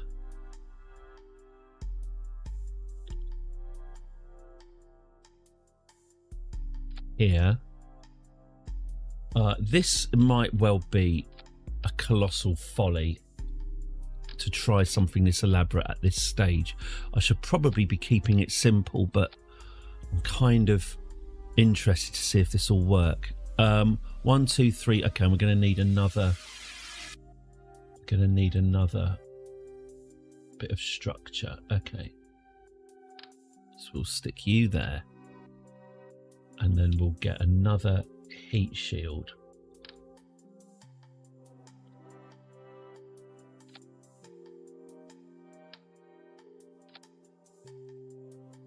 Put that there. No, you do that. Okay. Hang on.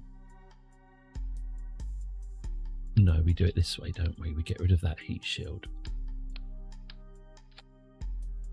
There we go. Right, so beautiful. That is enough room for one pilot and 4 passengers. Now these passengers are going to want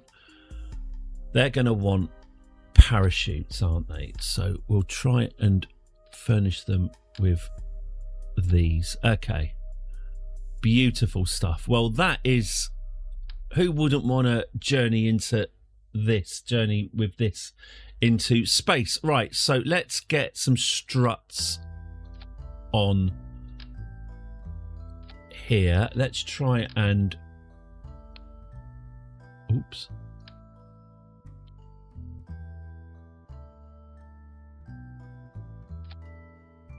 let's try and get this nice and rigid. Pardon. Okay, fine. Okay, so there's our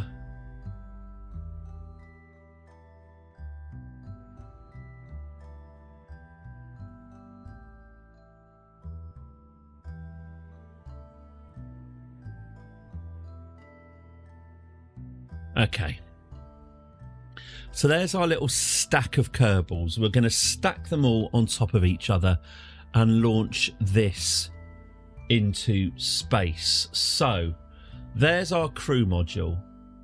As I say, we don't need to go orbital. We just need to get high enough. So there's that. Let's add our... Now let's just go a little bit mad with the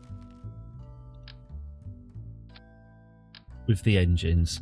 Let's get a big old fuel tank here,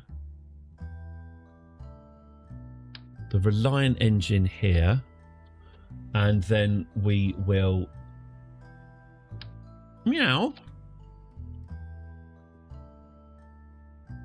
let's get a booster. Let's get one of these big old boosters and get that there. Okay, let's get this whole thing lifted up. Okay, cool. All right, now what's our delta V looking like? This is going to get us 1.29. It's a little bit too heavy. In fact, that's not really going to do, that's not going to get us up very far at all. What we need is more boosters. So let's get some radial decouplers here, and let's get more boosters on the side. There we go. There we go. And let's get these lowered so that they can act like little feet. Yep. Let's get them rounded off so that they are aerodynamic. Okay. And we activate all the boosters at once. Yeah, that's much better. We activate all the boosters at once, and then we detach the little boosters.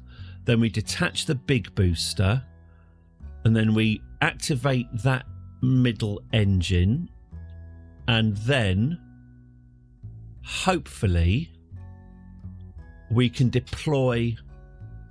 We go up, this expires, and then all of our crew and our passenger fall down, start falling through the air in this terrifying tower.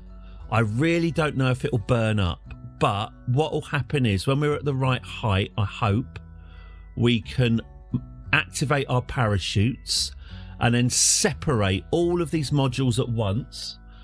This feels really dangerous. This feels like these modules are going to smash into each other.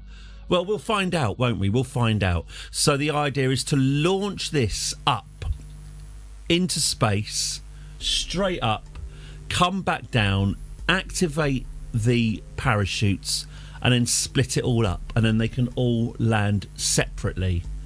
That's the theory. Let's see. So, Jeb, you are the pilot, and who are our tourists? We've got Philemona, Signy, Lolly, and Sharuki. There we go. So we've got Jeb at top there, and we've got Philomena, Signy, Lolly, and Sharuki in these 4 pods here. We've just got one more thing we need to build, and that is...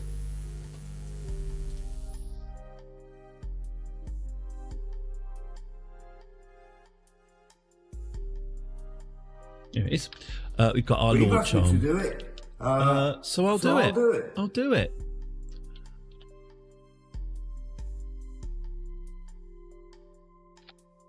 There we go. Is that? That's not clipping anything. There we go. Right.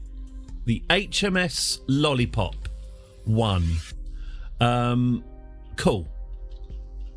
So I have no idea if this is going to work at all.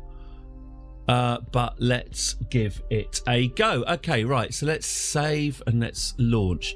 The vehicle assembly building can't support vessels over 30 parts. That's fine.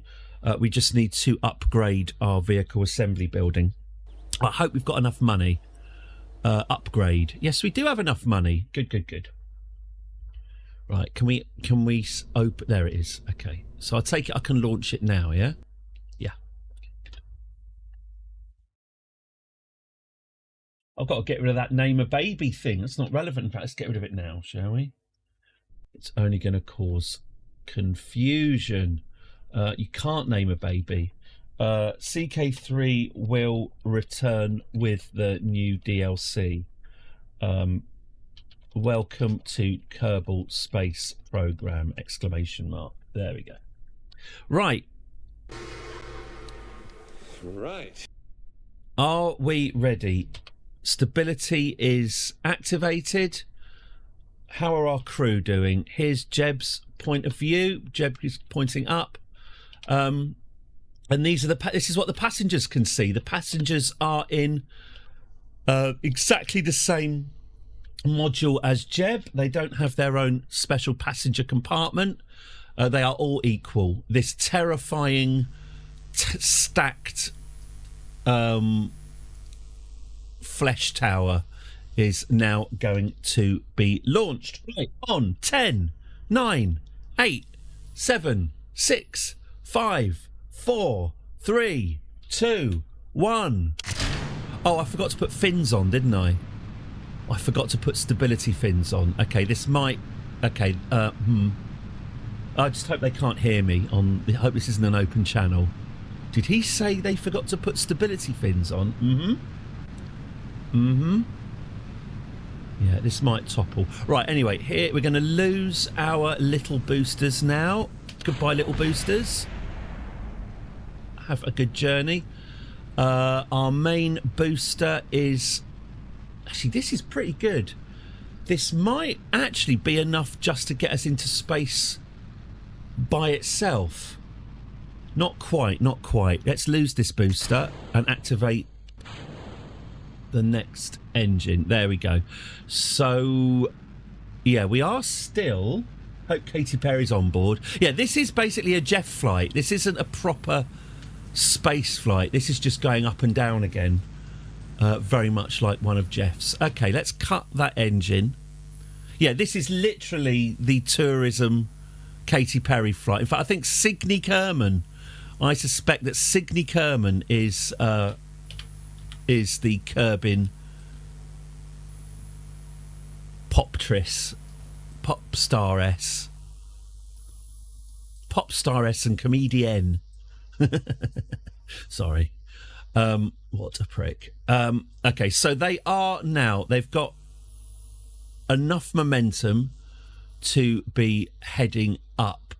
Suborbital space flight on Kerbin. So I'm hoping that once we get above 70,000 metres in the atmosphere, this will all go green and the mission will be complete. All these idiots want to do is just leave the atmosphere and come straight back down again. They are currently experiencing 0G. Right. Oh, there we go. We're done. Tick, tick, tick, tick, tick, tick, tick. That's all the mission parameters complete. So, great. So they are currently floating around. Unlike the Jeff thing, they're not all floating around whooping and cheering and high-fiving. It's ideal, really. They're all shut in their own little containers, so they're all enjoying viewing the majesty of the universe in their own silent little contemplative bubbles, without having to put up with rambunctious billionaires ruining their expensive day. Anyway, I hope they're enjoying it, because we have now reached our apoapsis and we are heading straight back down. Now, I'm going to fire the engine and I'm going to see... Well, actually, I'll tell you what, I'll fire the engine once we're back in the atmosphere. If I expend all the fuel in this engine, it's going to massively slow our descent and make it less likely that this tower of Kerbal flesh is going to burn. So we're 4,000 metres above the atmosphere. When I hit 70,000, I'm just going to do a little test burn. I don't want to do a full burn because I think that will just reverse. I just want to see what this baby can do, basically. Right, we are now in the atmosphere and I'm going to fire these engines. Okay, that's interesting. So we can actually quite easily control our rate of descent. We've got plenty of fuel. It might even be that we might even be able to land this thing without even needing to do all the separate parachute stuff. But I've set up the separate parachute stuff now, so I do kind of want to do it. Okay, so we're just burning now. We're just going down and also losing speed. So we're kind of controlling our rate of descent. Our rate of descent is slowing, but we are obviously still descending. If I can get this down to about 200, then I can release the Kerbals. If we can get this down to about 200 when we're about... I'll increase the power a bit. We are starting to run out of fuel. But we are descending down. You can see the space port here. 36,000 metres and dropping. 400 metres per second.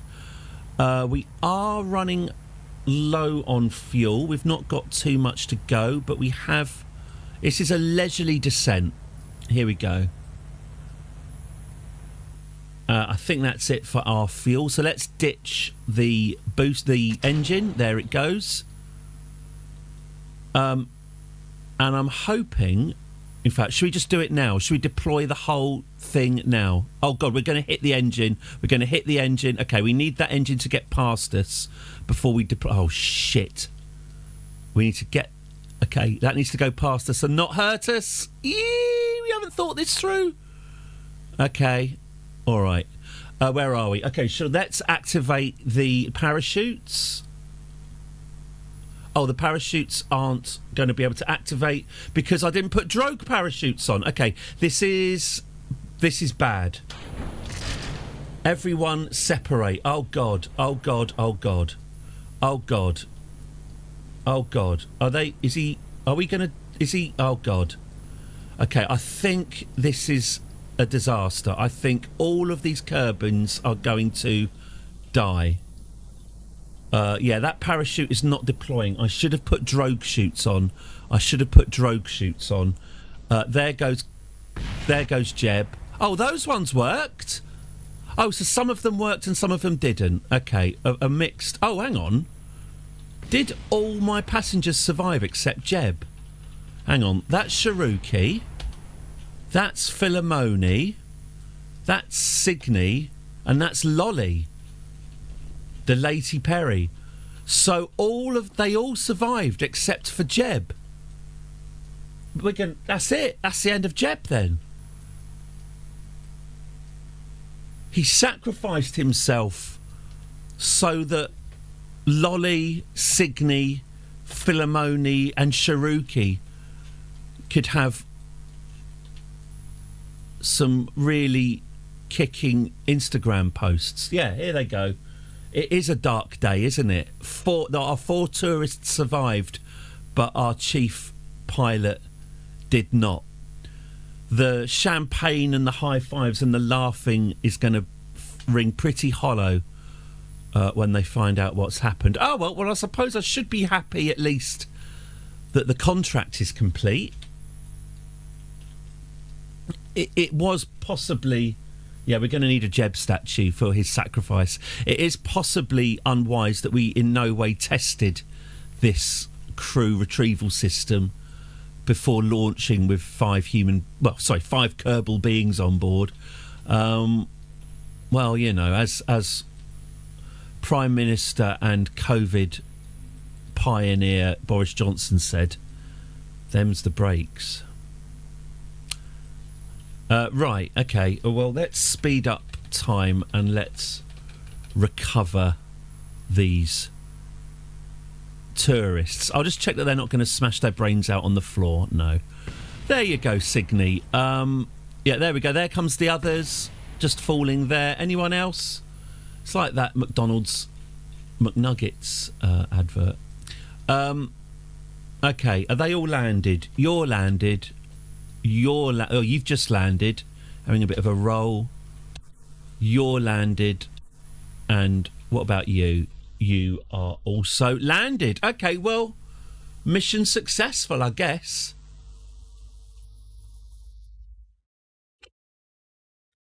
A little hollow. We'll be breaking out the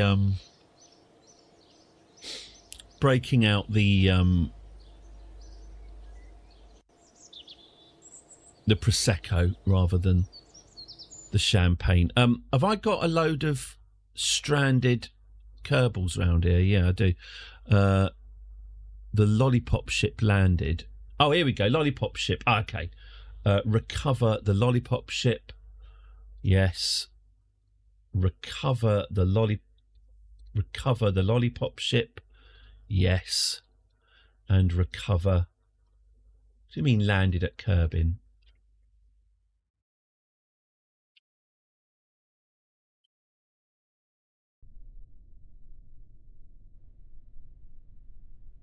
And Philemona, recover that vessel. There we go. Well, there we go. A mixed bag. Our 4 passengers survived, but the pilot sadly died. Right. R.I.P. Jeb Kerman. Passing out means graduating. in India. The more you know. Is there a memorial wall? Lost one. Oh, there we go. Jebediah Kerman. A profile in courage and a profile in stupidity. Missing in action. That's a euphemism. What we mean is died burning and screaming, impacting the ground at 500 metres per second. The only reason he's missing is you can't identify a puddle. OceanGate style, yes. Can't save scum a space programme. Yeah, Jeb has sadly died. Okay. We didn't even get that much science out of it. We did get some reputation. Achievement is nothing without sacrifice. Is that a Stockton quote? Oh man, I was reading that interview with the mother of the mother and wife of the mother who gave up her seat on the OceanGate thing for her son. It did, unfortunately. Oh, it's so grim. Because I was wondering. Apparently, they got the goo. They got the slushed goo, which the basically the jam that was left stuck to the sides of the boat. That was all that was remained of. Was it 5 or 6 of them? Apparently, they put the goo into a centrifuge and separated out whose goo belonged to what. So apparently, the poor woman got a shoebox of goo. That was the goo that was her husband, the goo that was her son. Apparently, there's other goo that you could have got, but there was a good chance that goo was also mixed in with the goo of Stockton Rushton, and she said that she'd rather not have his goo, so she got a shoebox of the goo that could be identified by a computer. Pretty grim. Don't go on experimental submarines. Okay, right. Good. I'm glad I brought that up. Great, Pat. This is great banter. Okay, well, there we go. We won that mission, but we lost Jeb. Okay, moving on. What have we got next? R.I.P. Next. We'll miss Goo when Goo are gone. Tests the Mark 55 Thud liquid fuel engine on an escape trajectory out of Kerbin. On an escape trajectory.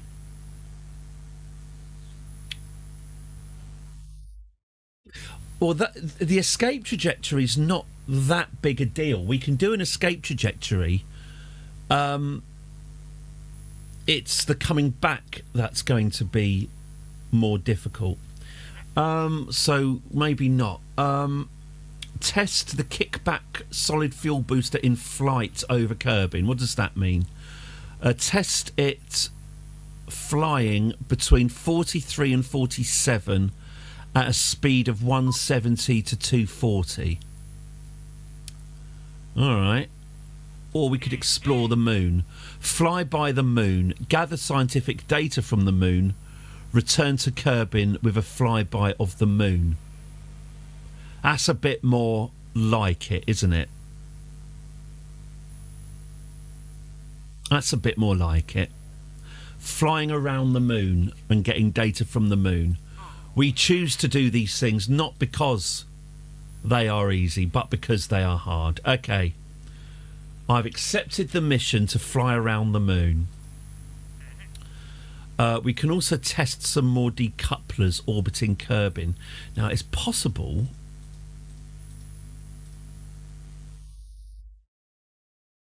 I might be able to sling that on as well. Can we get a... No, okay, fine. Can I up... If I update mission control, can we get one more mission? Upgrade 75 grand. Yeah, there we go.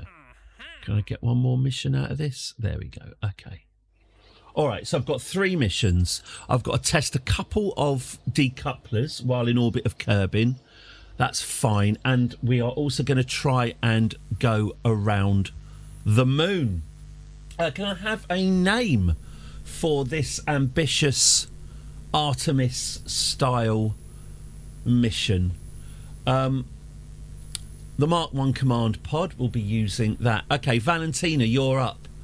I know it's all suddenly feeling quite real after the loss of Jeb, but, well, the show must go on. That's the NASA slogan, isn't it? Okay, so Valentina, congratulations. Luna 1, there we go. Luna, hello Henmania. Luna 1, there we go. Right, Valentina, you're going to go around the moon and you're going to get some science for us. So actually, to that end, let's get some scientific instruments on here. We've got the goo here. We've got the barometer. We've got the thermometer and the Kerbal engineering system. Okay, so there's our science experiments. You're going to need a parachute, and I'll tell you what, why don't we treat you and get a drogue chute as well? I don't think we need it, but Jeb did. Sorry, Jeb. We don't have batteries yet, do we? Am I going to be able to do this without batteries, without electricity? That I'm not sure. We don't have any way of generating power, and we will run out of power if we go by the moon. Okay. So Luna 1 is going to have to be an orbital experimental ship. Okay. Because we're going to test... Yeah, we'll do that. We'll test... Maybe we could land... What would be best? We could always take a quick trip to the Arctic and take some experiments there. Maybe that's not a bad idea. All right, fine. Let's build this ship. Oh, what do we want to do? Do I want to land in the Arctic, get some science, come back and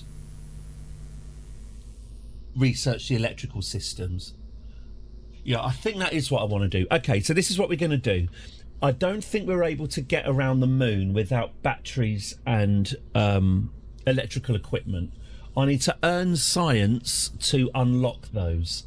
So I think, why don't we take a trip to the poles, land at the poles, take the temperature barometer and goo reading, a crew report, and come back. Yeah. So this will be a short flight to the pole. Okay. All right. Let's get a fuel tank here. Let's get... Oh, I'm finding it very hard to control it, aren't I? So let's get the swivel engine. There we go. Okay.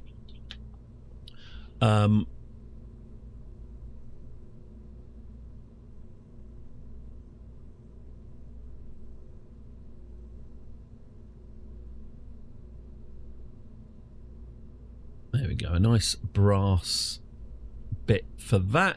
Okay. Let's get our booster rocket. Hello? Oh, right. I need to close this. That's right. Okay, fine. Let's get our booster rocket on. I wonder if this is going to be enough to get us to the pole. Oh, let's find out. This might not be enough to get us to the pole. Let's find out.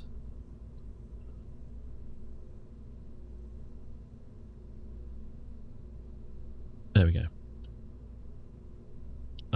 Let's get some fins on here. Oh yeah. Let's get some fins on here. Let's get some smaller fins on here. Let's get a communication aerial set up. Let's go and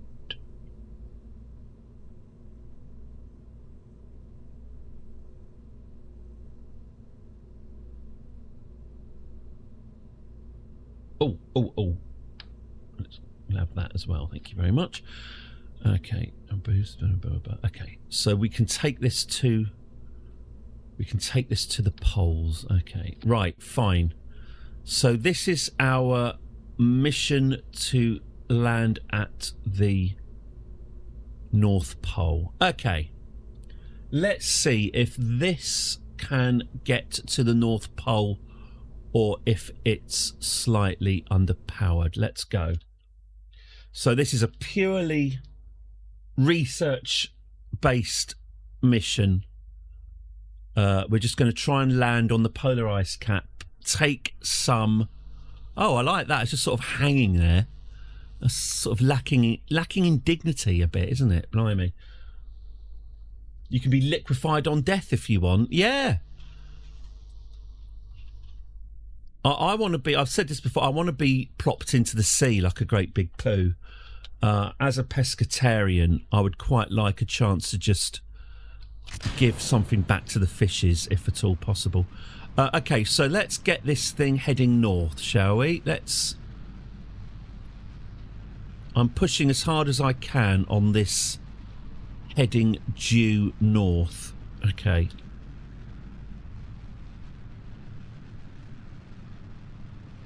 Slurry for your loss. Oh, God, you could say that to the Ocean Gate lady, couldn't you? Okay, so this boost is really just going to give us height, but not much control. Okay, let's lose the booster now. There we go. All right. Now, if I steer this using the map, we can see how this is going to play out. So you can see our orbit extending. Oh, we are actually going to be in space, so that's good. We will be hitting space. Well, in that case, let's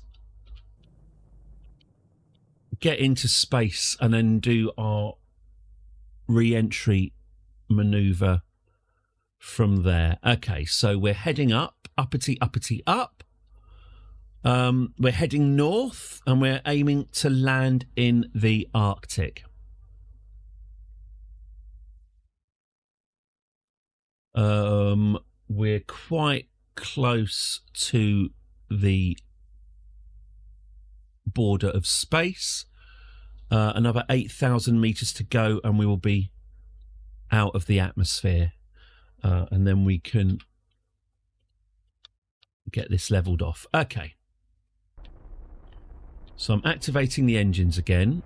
I'm just feathering them a little bit. Here we go. You can see that my line here is extending. So obviously I want this line to just be a little bit beyond the North Pole. I'm aiming for the line to be about here, so it means if we fall short, we should still... Oh, okay, we don't have enough power. That answers that question. We did not have enough power to make it to the North Pole. Okay, that's that answered. That's why we ask these questions. Let's stick another fuel tank on. There we go. Sorted. Okay, let's off-road. Exactly. All right. Let's try it again, Valentina. Let's try it again. She wouldn't have died. She'd have just landed embarrassingly short in some mountains somewhere. Probably that's fine for science, to be honest with you. In all honesty, I bet we could just probably drive... launch, by the way. I bet we could just drive over there and we'll probably get a load of science for... That's an obelisk, by the way. Maybe you do get a lot of... Maybe you get some science for exploring the obelisk. Actually, you probably do, don't you? I bet that's just like a little present right there.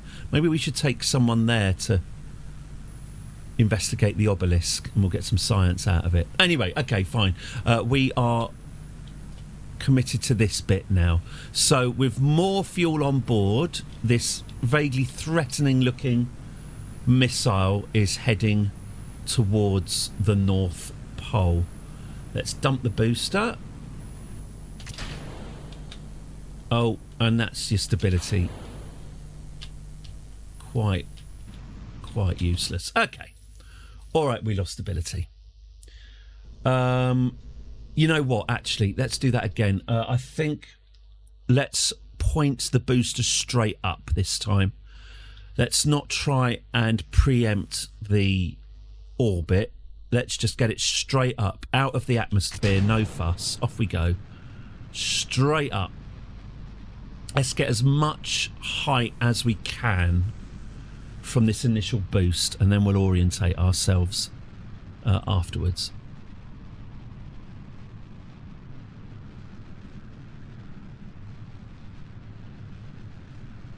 Okay, so that's half the boost gone. We've got an apoapsis. Well, that's going to land about 20,000 metres, I think, possibly. Maybe a bit more. Okay, the booster's nearly done. Get ready to junk it. Okay. Now we'll look north. Okay, let's head north then. Oh, no. We've got horrific stability problems. No, that ain't happening. All right, okay, fine. That'd be the extra fuel making it quite... Oh, my fins are in the wrong place. That's why. Fine, let's put them...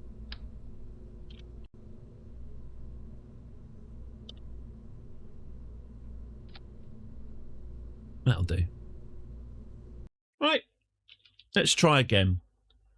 Destination, the Arctic. Okay.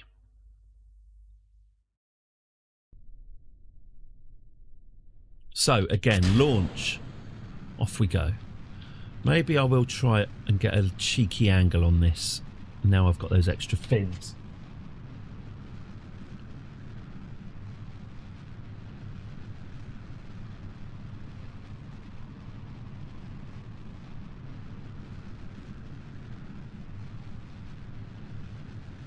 Okay. All right, that's a decent angle, isn't it? We're heading north. We've got a direction going. Okay, so let's get ready to ditch the booster. 7, 6, 4, 3, 2, 1, go. And activate the next stage. Right, there's that stability for you. There's your stability, more or less. Kind of stable. Kind of. Okay. Let's switch to this view then. Okay, so here's our trajectory. That looks very healthy. That's creeping further and further north. Good. So let's keep going.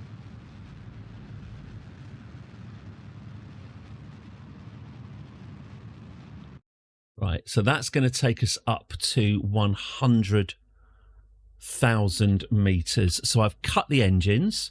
We've still got half of our fuel left. So once I get to the apoapsis here, we're going to burn the fuel to extend this line. Once we're at the top of this parabola, we're going to extend this line so it terminates around about here. And that should give us a nice trajectory. We've got 1 minute 55 until we reach the apoapsis. Oh, we're still in the atmosphere. Okay. You're right, Valentina.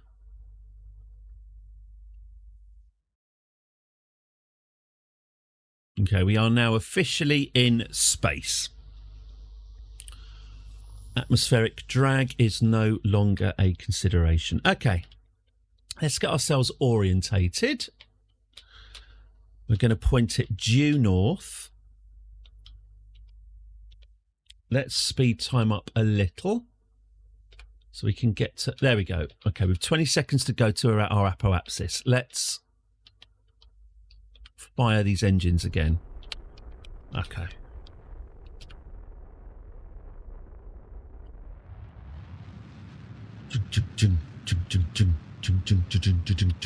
Okay. Still not sure we've got enough fuel. Turns out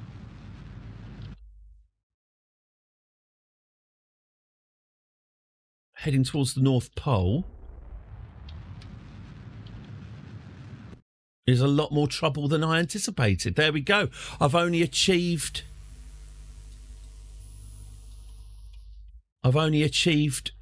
landing there again. Wow, okay. Not as easy to build these ICBMs as it looks, is it? Not as easy as it looks. Okay. Right. This isn't powerful enough.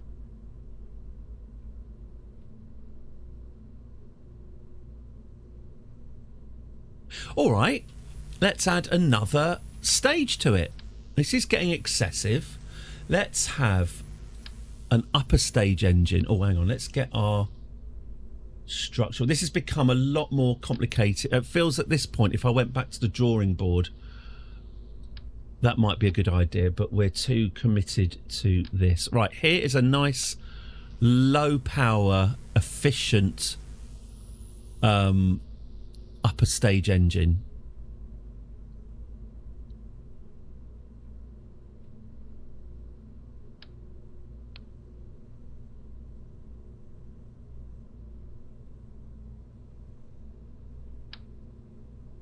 Right. Okay. All right. This is too complicated. So we've got a booster here, and we let go of that. Right. Okay, you go up there. So we activate that booster, and then we detach the booster. Okay, we can put that there. We detach the booster, and then we want to activate that engine there.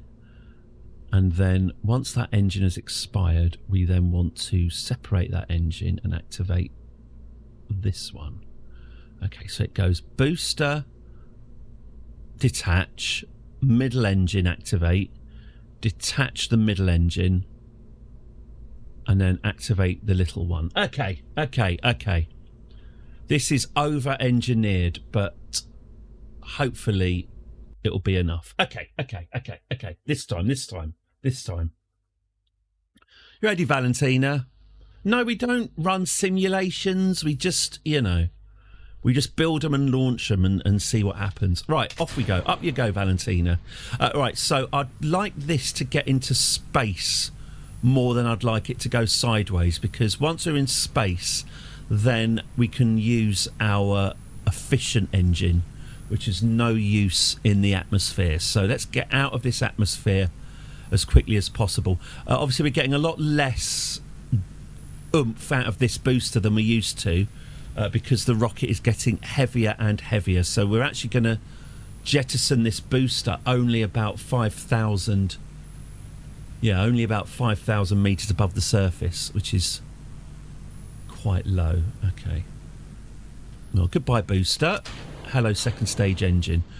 Okay, so again, let's get this going at a shallow. Yeah, we're getting a lot of atmospheric buffeting here. I'm trying to get us into a sort of shallow northerly trajectory, but fighting it quite hard to do that. Okay. Maybe straight up is the best option.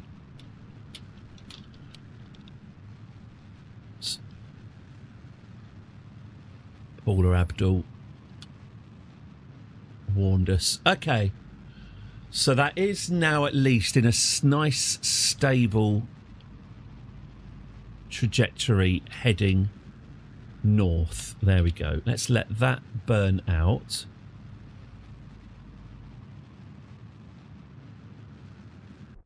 Okay, we'll let that burn out then. So I'm going to keep this engine attached because it means that we're a heavier ship, and it means that we basically got more inertia.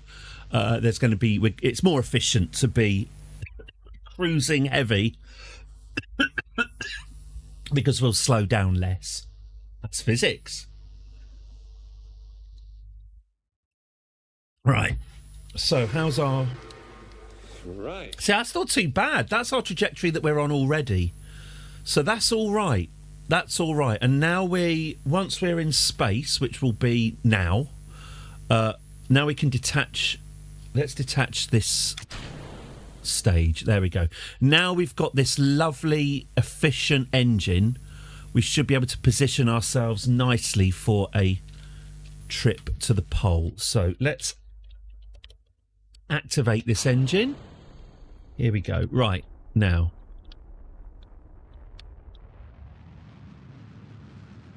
Running this engine at full blast now, and we're very slowly moving our landing area north.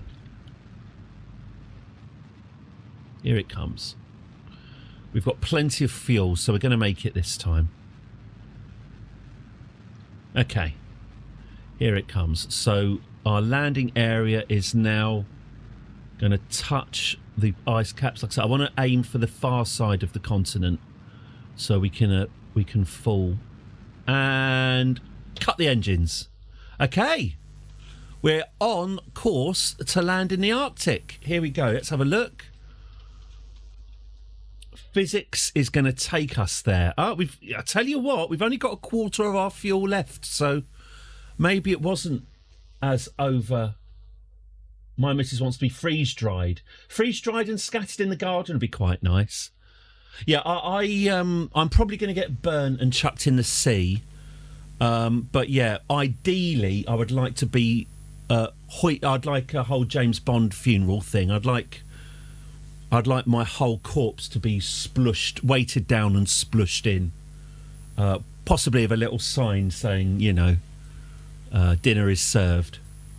But yeah, being my mortal remains being consumed by fish would be the way I would want to go.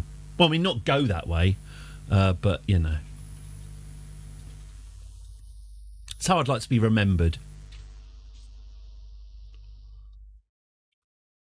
Quite jealous of Osama bin Laden style, maybe, but without a load of US Marines pissing on me. Okay. Shall we speed time up? Shall we head towards the pole? Here we go. Whee! Ah, yes. I see you know you're being the long goodbye. People quote you in Friends. What's my favourite? I'm not that. I've not seen. What it is, I always get Elliot Gould confused with Donald Sutherland. In my head, Gould and Sutherland operate. They overlap in the same space in my brain. So I keep, whenever I think of Elliot Gould, I think of Don't Look Now. He's in Capricorn 1. That's a fantastic space-based film. Elliot Gould's in that, isn't he? Flying MASH. See, that's the thing. I've never seen MASH. I think it's ever so slightly before my time, or rather before my time in terms of repeats. I think it's literally before my time. But when it was being repeated, I think I was just slightly too young for it, so I've never seen it. But yeah, he's the reporter in Capricorn 1, isn't he? O.J. Simpson's very good in that film. Right, here we go. So Valentina is pretty much over the Arctic. She is descending. So shall we reverse once we're completely above? We'll reverse. No way of finding out. There isn't. It's a real shame. There is no way of finding out. Okay. Oh, actually, Valentina. Can you give us a crew report above the? Oh no, there's no difference. Okay, fine. Forget your crew report. Shove it up your arse. All right. Okay. Well, we are now officially over the Arctic. Let's reverse course. Let's burn the rest of our fuel up. Get this slowed down. Let's get ready for a landing. So let's burn up our fuel.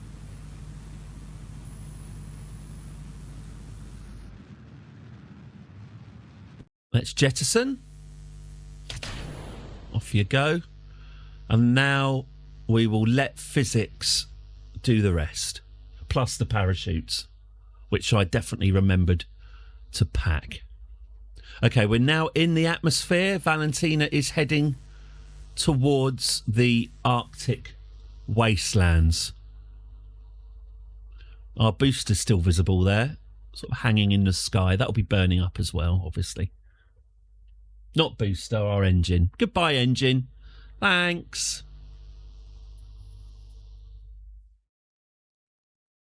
Biome, the northern ice shelf.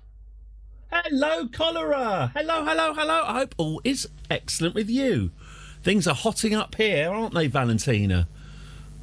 I said, aren't they, Valentina? Yeah, they are. Oh, that's quite a terrifying view. Okay. Okay. You really do have to be made of the right stuff to not... Mind you, you can, when you're an astronaut, I suppose you can soil yourself. That's kind of the whole thing. What's going on? Okay, fine. Christ for that. Right, so physics, yeah, we're still going too fast for parachutes. I do hope that she slows down. This was a very shallow journey. I'm hoping that she slows down enough. I think she will. I think we're okay. Oof. Okay, we're all right. We're okay. The worst of it. You're on a wee holiday trip to an island in the Danish archipelagos. Lovely. Is that Jutland, is it?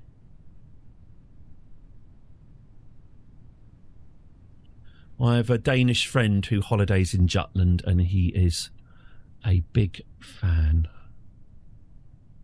of Jutland.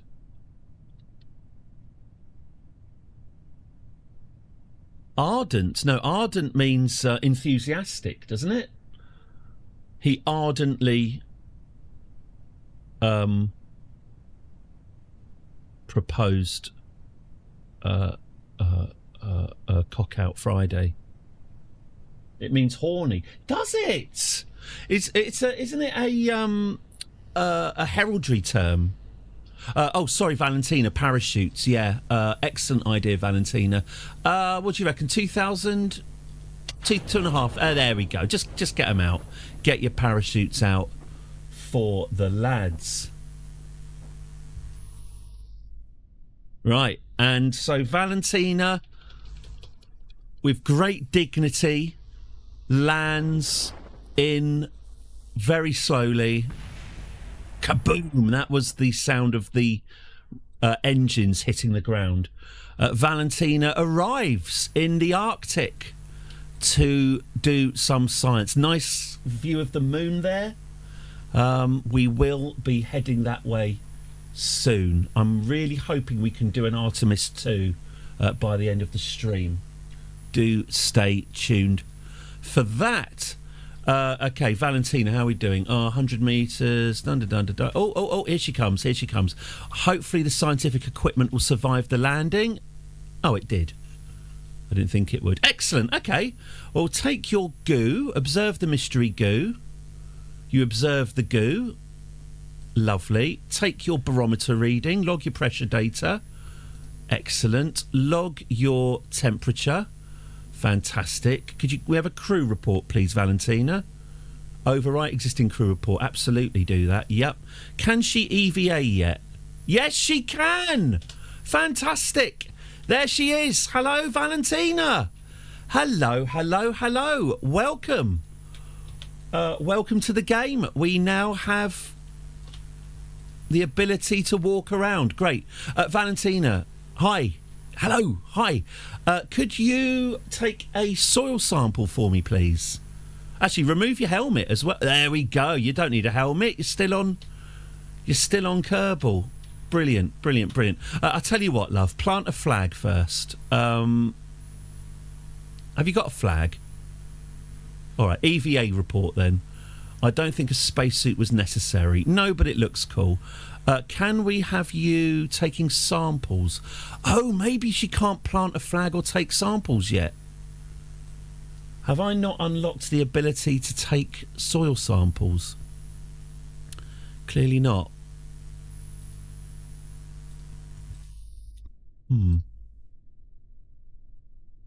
Oh, well. No flag for you. Do avoid nonce. Yeah. You might have been thinking of ponce, cholera. Ponce means... Well, what's a ponce? A ponce is a pretentious twat, basically. If you're a bit of a ponce, you're a bit of a pretentious Burke. But that is definitely not to be confused with the word nonce. Okay. All right. Well, congratulations. You haven't got a flag. You can't take any soil, but and it's cold. And now you've got to look at us. A little bit melancholy, isn't it? What you're looking at, Valentina? Are you looking at the future? Connotations of homophobia? I suppose so. Perfumed ponce. Anyway, Valentina looking towards her destiny. Don't worry, Valentina. Oh, what's she up to? Oh, it is cold. Don't worry, Valentina. We will get there soon. Right, head back into your rocket and get yourself rescued. In we go. There she is. Mission. Ooh, look at that. Way.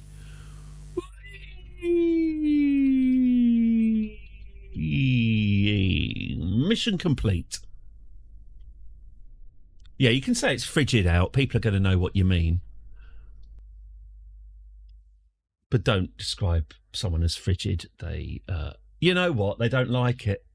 You get an icy reception at best. Right, so we've got some science now. Hopefully that means I can research some batteries. Science. 44. Oh, lucky me. I've got just about enough to research batteries. Okay. Where are my batteries? Research. And I've got radiator. Have I got solar panels? No, I just have batteries. I don't have any way of charging them. Oh, for God's sake. Fine. Well, I'll just have to load 40. Oh, no. I've only got 44.8 science. Oh, I still need 0.2 of a science. Oh, how am I going to get 0.2 of a science? Okay, right. Hang on. Right. I need to get 0.2 of a science. How am I going to do that? Why don't we... Okay, I've got a quick idea. How we can do that.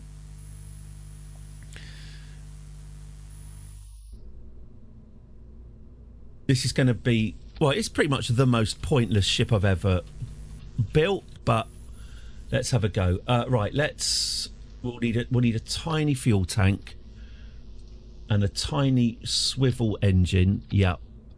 Let's get some tiny little fins. Let's go and see that obelisk, shall we? Shall we see if we can find the obelisk? Let's get a parachute on you as well, just in case. Fine. Okay. Blast. Right. Untitled spacecraft. You can stay untitled. Valentina, you good? Right. We are going on the shortest... Have I done any science on the launch pad? I have also just forgotten to attach the scientific instruments. Let's have a quick look, Crow Grey. Oh, no. I bet I haven't done an EVA on the launch pad. Let's try... Oh. All right. I tell you what. Hang on. Crew report. No, we have done science on the launch pad. Let's just head towards that obelisk. There it is. Where is it? So that's due east, is it? Right, let's see if we can... This obelisk here, let's see if we can get this tiny little ship over there and do some science at that. Right, activate the engine. Oh, Christ. Not as easy as it... Not... I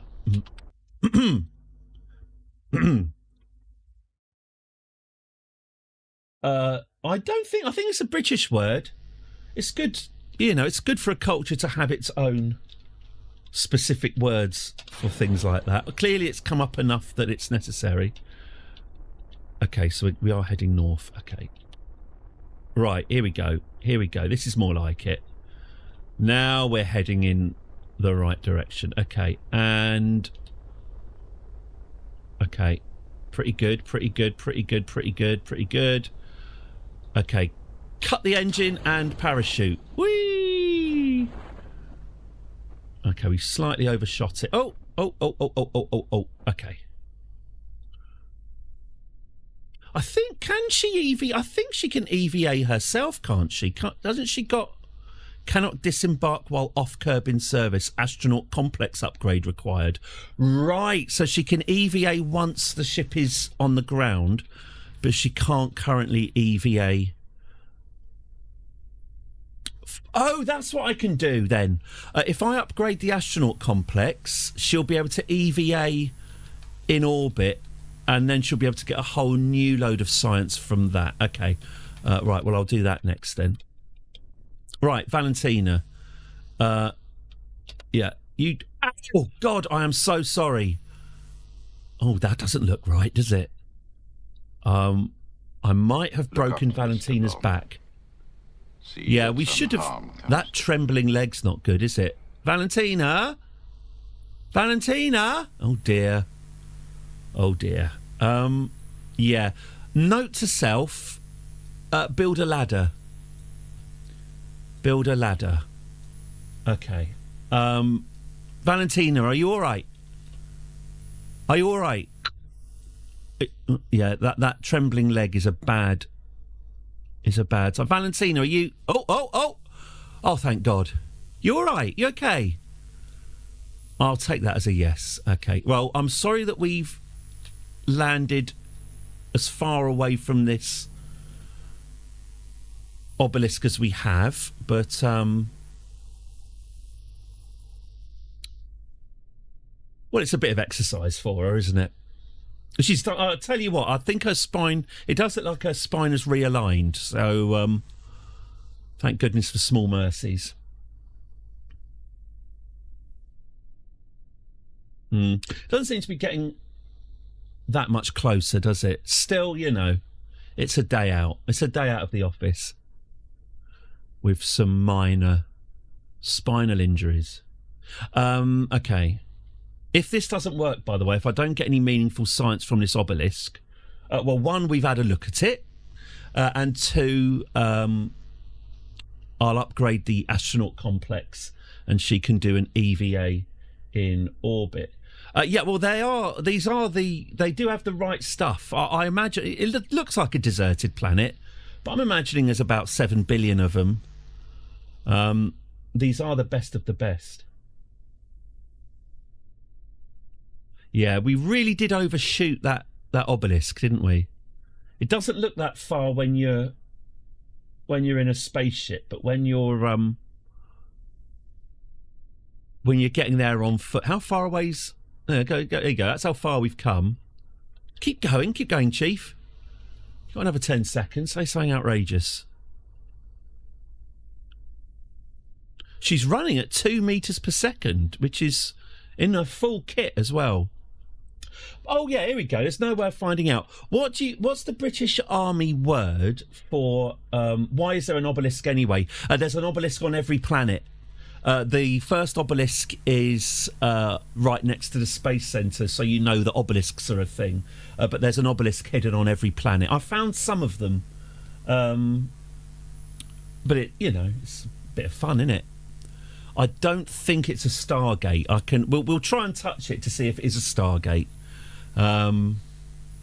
Thanks, Kubrick. Yeah. Sorry, what's the British Army term for doing a hike in full gear?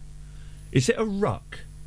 But a ruck... There's no way of finding this out. This is the only way I can ever get any information. But a ruck is both a fight and a rugby thing, isn't it? So what is it? What is it when you have to go across country with a full pack? Yomp! Yomp, yomp, yomp, yomp. That's it. Thank you, Space Ben. That's it. A yomp. Thank you. So I've just been wondering that, and she's having a yomp. Time and regiment. Okay, yomp was what I was thinking of anyway. Word stonk. I only know the word stonk from the work of Hale and Pace. Oh, fucking rest is history. Dominic, Ed Miliband's dad hated Britain Sandbrook. Dominic, here's a picture of Ed Miliband's dad's grave to illustrate my point, Sandbrook.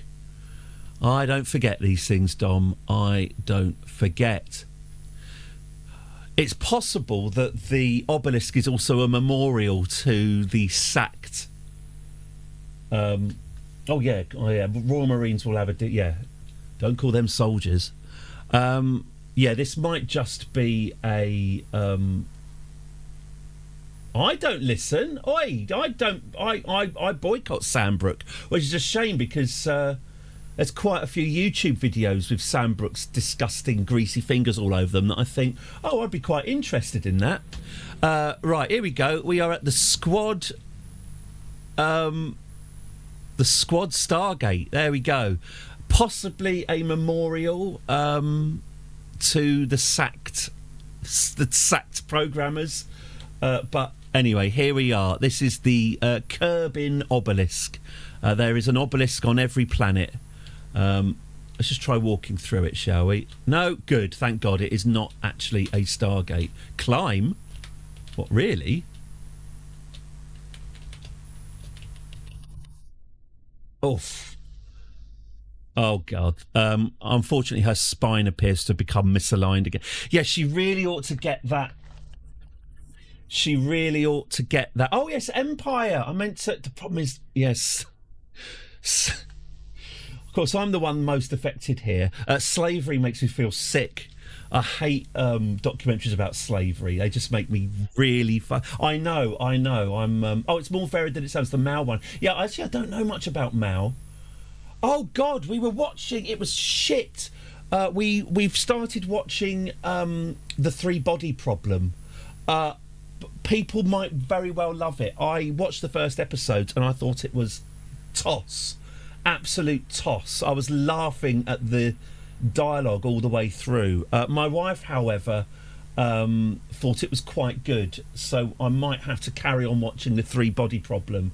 But I think what's most off-putting is that half of the cast are from Game of Thrones, and Nina Gold. I always now look. And Nina, you probably know Nina Gold. She's like the casting agent.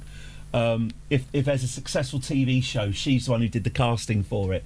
She did the casting for Game of Thrones, and I don't think she. I think she just went. I don't think she did a lot of research. I think she just went through her Rolodex, which is what people have in 2025, isn't it?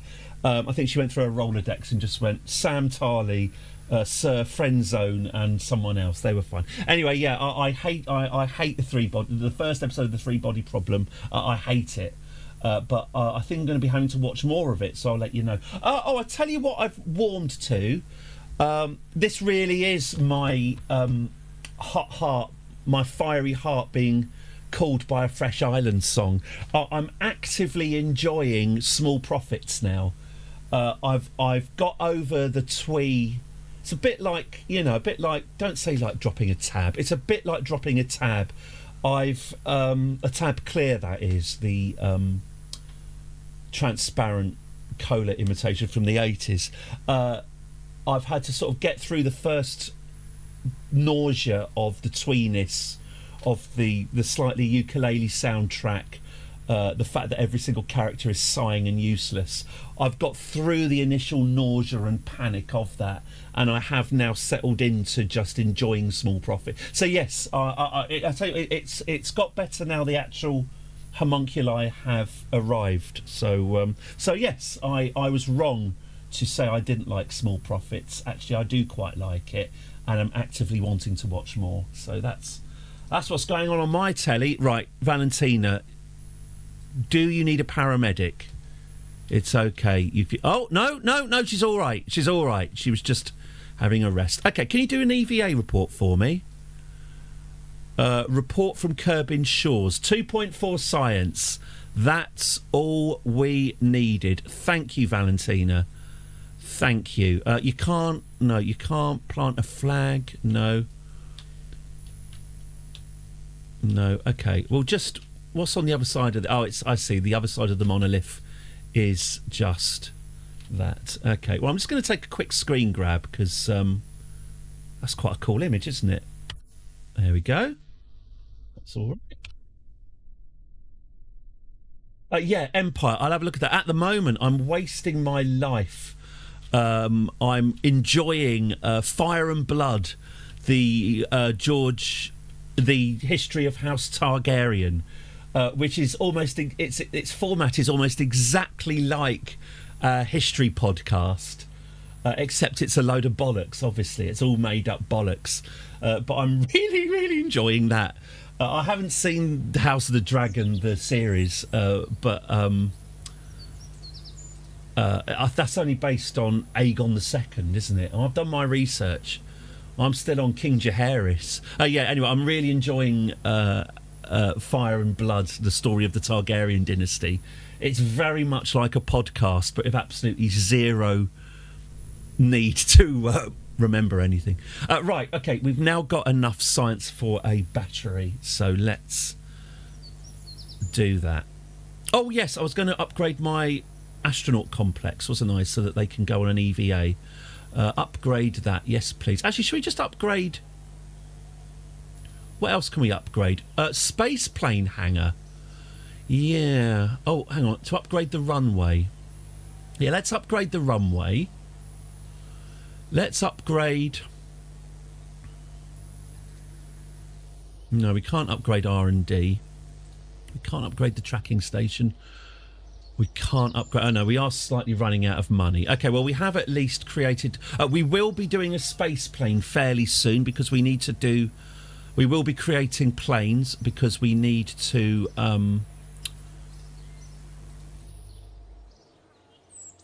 we need to fly to specific bits of the planet.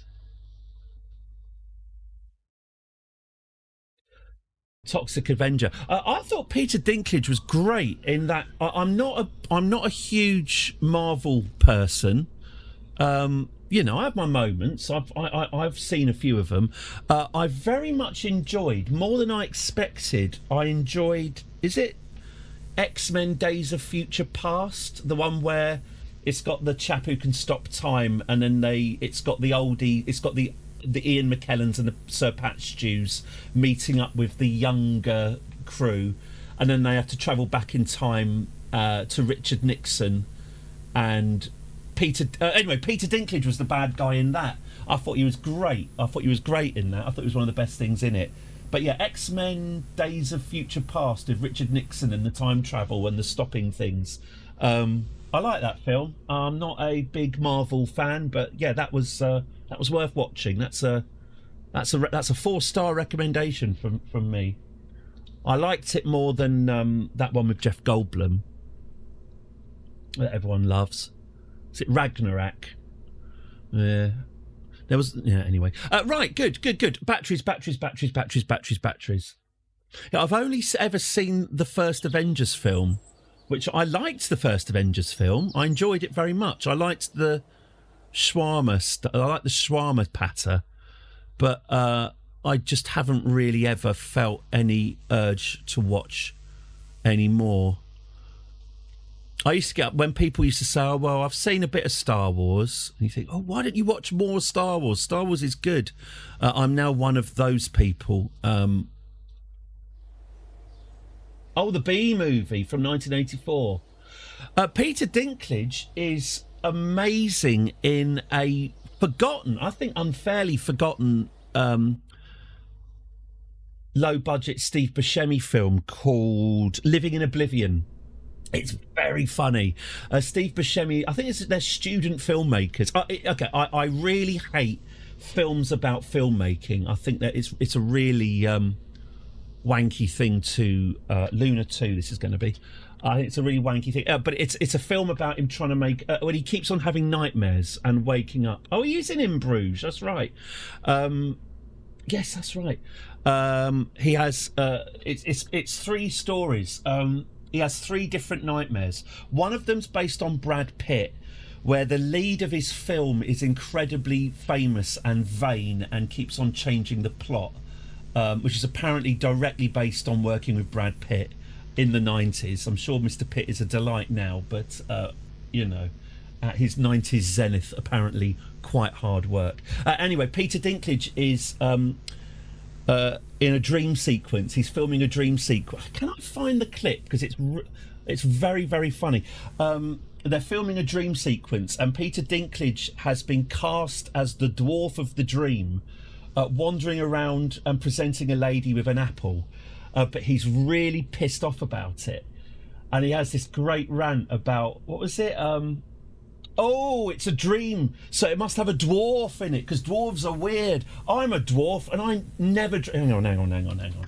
See if I can find it, because it's he's very good. Hang on. Probably not. Peter Dinklage, Living in Oblivion. Yeah, this is it. Everybody concentrate and focus. Tito, we're still looking for a little laugh there, Tito, pal. that's it. Heard you the first time. Call it on it. Okay, picture's up. There will be no smoke in this scene. All right, no smoke. No smoke in the dream sequence. All right, we're stuck with And subtitles. lock it up. Roll sound. Roll camera. Rolling. Scene 6, take 4. Action. I am so hungry.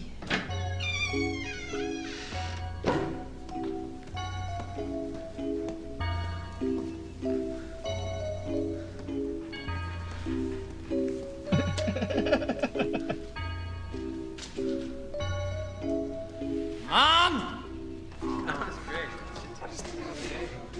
Cut! Please stand by, people. It's only a momentary delay. We're going to be going again right away. Listen, Mom, do not move from this chair. Do you understand me? Jesus, you sound just like your father. Mom, I'm serious. Hang on. Okay, I won't move. Oh, here we go. Thank you. I won't move. Okay, good. Very good. Tito, I think we're having a little communication problem here. All I want you to do is laugh. Okay? Why? I told you why. Tell me again. Look, Tito, I think we're overanalyzing this whole thing, all right? I want to be specific. Good. Where'd you stay? Hang on. Get the plot out of the way. Why?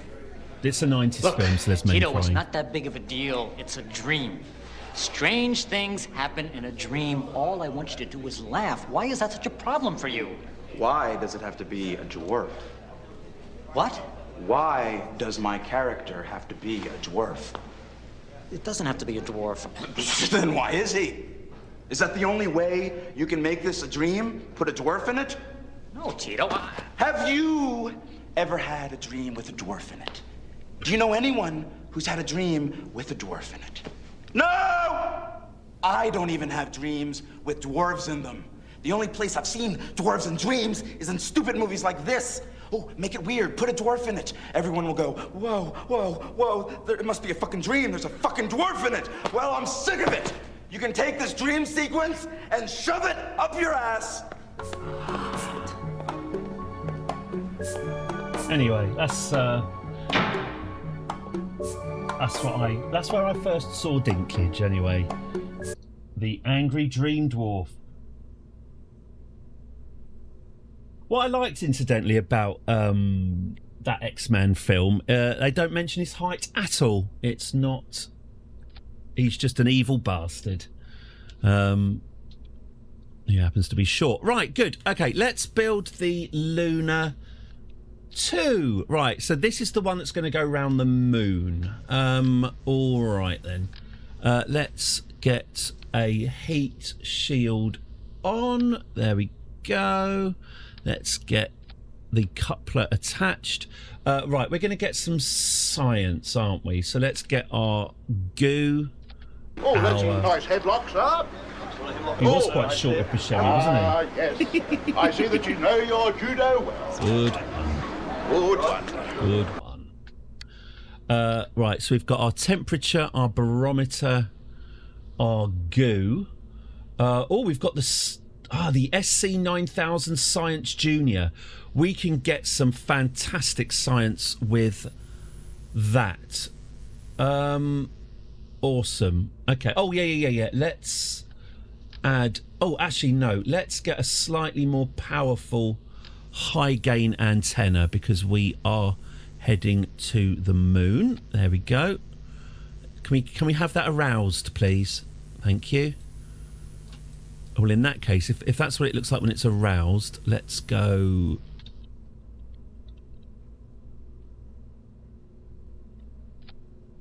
Yeah, that's fine. That's fine. That's a nice aroused antenna. Could you? Thanks. Okay. We're going to need parachutes.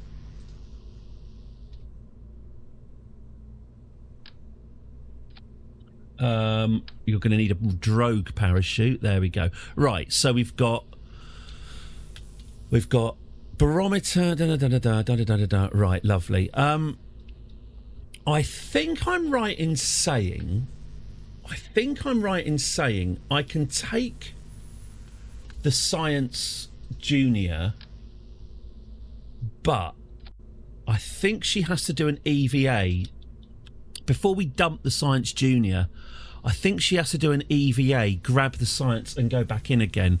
But I think then you can use the Science Junior over and over again. And I think that applies to the others, but not the goo. I think the goo is a one-shot science thing.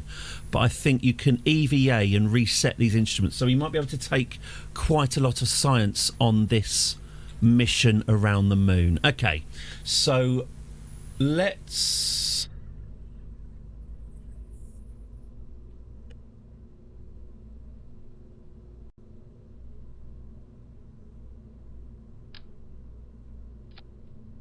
So this is going to be our space rocket.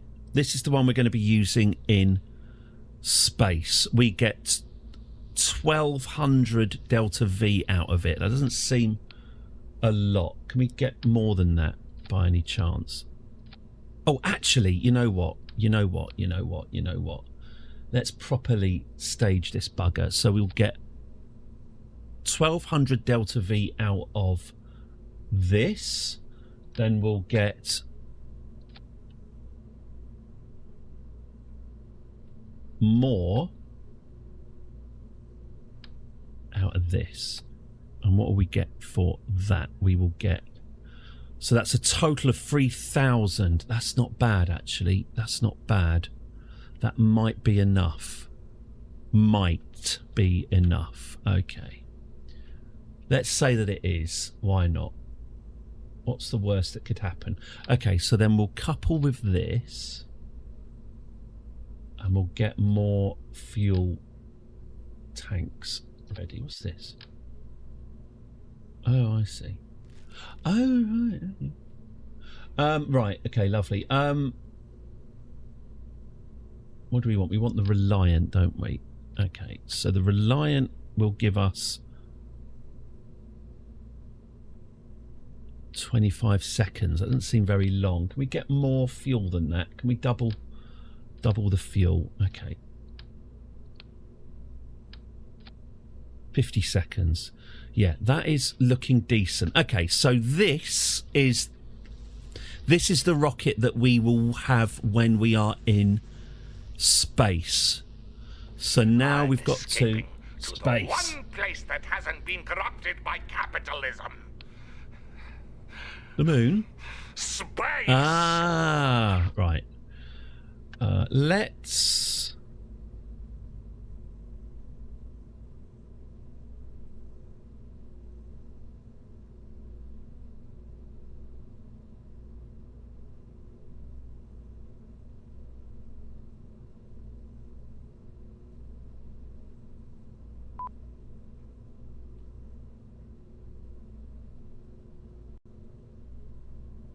A nice gold phallus.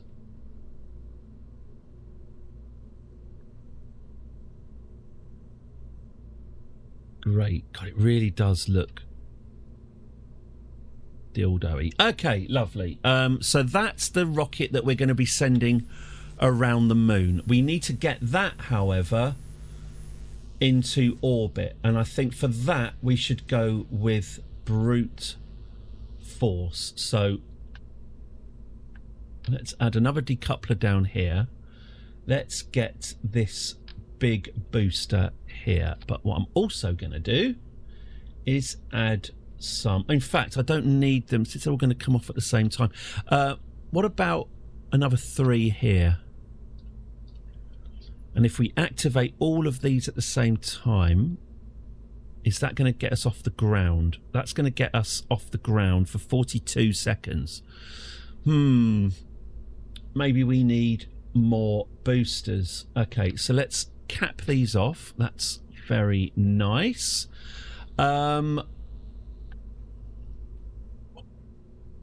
Maybe we could go for, rather than 3, maybe we could have 6 of them. It's going to cost a lot of money, though. That's the only thing. Mind you.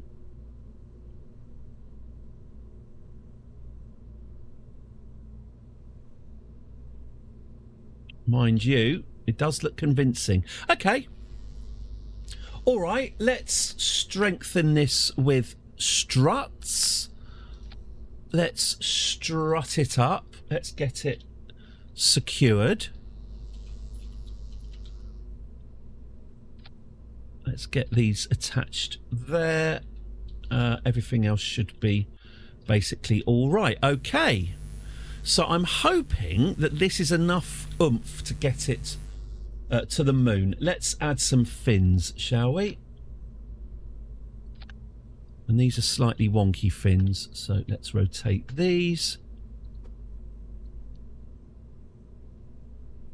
Something like that. Okay, and then we'll probably need more fins here, and let's get those rotated as well. There we go. Okay. Luna 2. So here's the idea. We have our big bastard boosters here. They go off. They expire after 42 seconds. Then we cut to engine number 2. And then we have engine number 3. Then engine number 4. Hopefully that is enough to take us around the moon. Okay. We've got science. Mundane. Barometer, thermometer, science, junior. Awesome. And she can escape. We're not blocking the door. We're not blocking the door. All right, Valentina. Are you ready to possibly, maybe, take a trip round the moon? Let's go.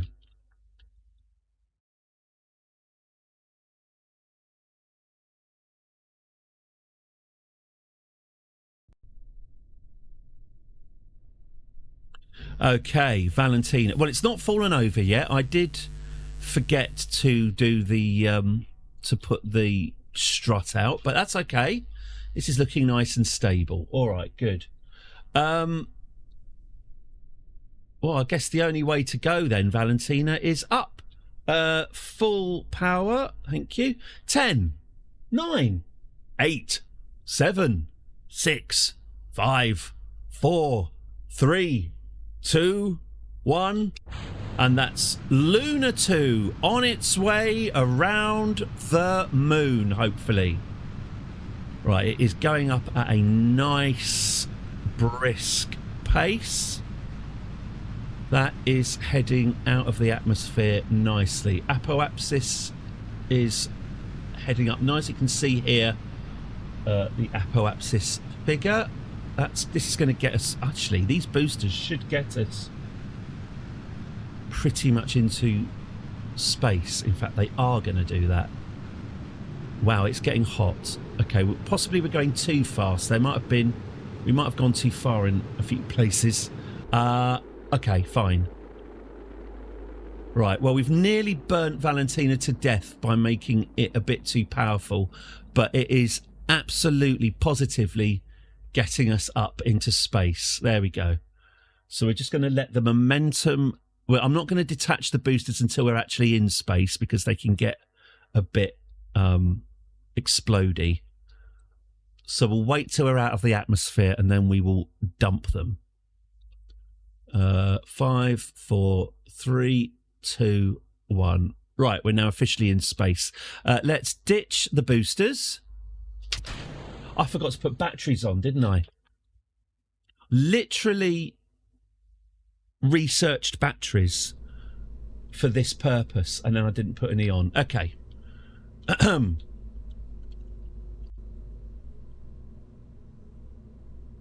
Okay. Let's...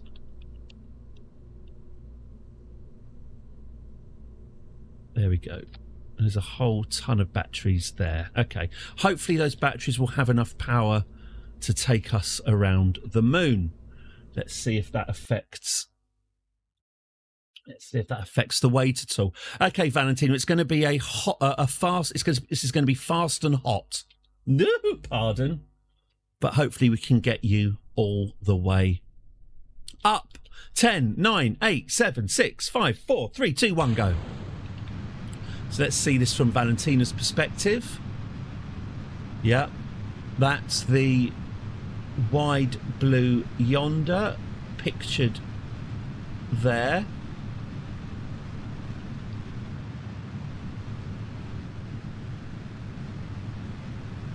And we can see the blue turn to indigo, and out come the stars. There we are. There we are. We are officially leaving the atmosphere. There we go. Oh, here comes the heat. It is now getting extraordinarily hot. There's a lot of vibration, and we're done. There you go, Valentina. That was moderately painless. Okay, good. So again, we'll let the momentum take her up out of the atmosphere.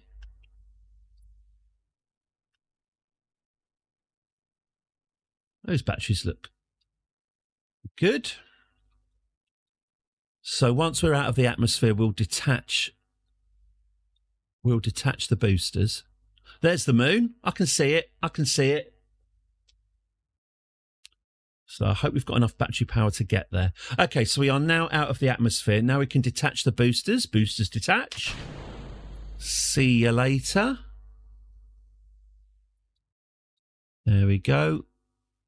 Quite arousing how that slips out of its sheath.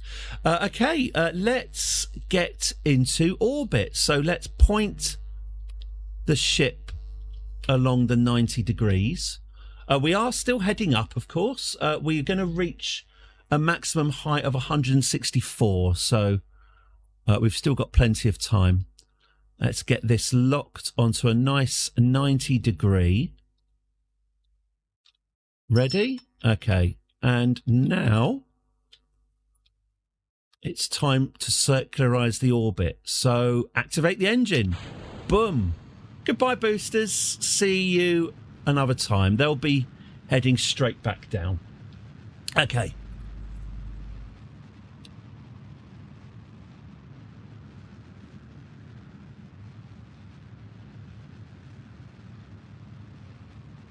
So we're circularizing this orbit. So you can see here, currently that ain't circular. That would be your parabolic. But the more I burn, the more circular this orbit will become. This has become mainly an orbital mechanics based channel, Cholera, so I really wouldn't worry about nerdiness.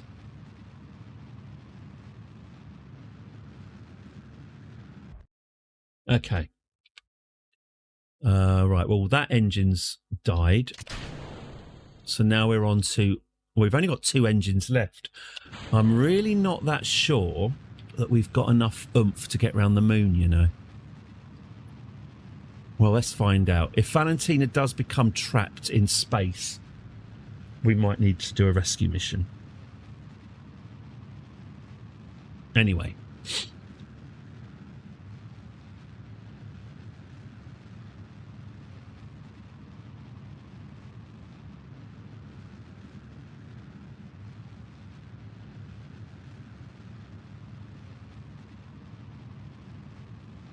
Quite efficient with the fuel, though. We're still on 75% fuel for this engine, so well, it's going to be tight, but maybe we'll do it.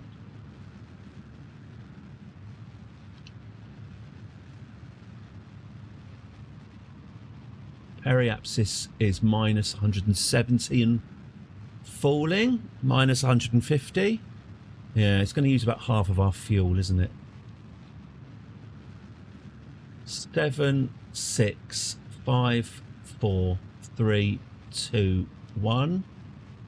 1, 2, 3, 4, 5, 6, 7, 8, 9, 10. That's it. We're in orbit. That is a nice circular orbit. Right, Valentina, here we are. Congrats, you are now in orbit. Let's do an EVA, shall we? Here she is. Let go. Right. Valentina is now conducting the very first Kerbin spacewalk. I'll have an EVA report for you from you, please. That's 8 science. Thank you. Cool. So Valentina is enjoying the sensation of floating free. Let's get some science done, Valentina. When you're ready. When you're ready. Thanks. Hey, right. She's ready to rock. Okay. There is a torch mode. I can't find it. Okay. Oh. Okay. So we want to. That's it, Valentina. You get your control. Okay. So here's our science module. What we want to do is we want to do some. Oh shit! We want to do some orbital science with this module. So let's have a look. Conduct a material study. Can only be externally controlled by a scientist. Oh, I should have brought a scientist on board. Never mind.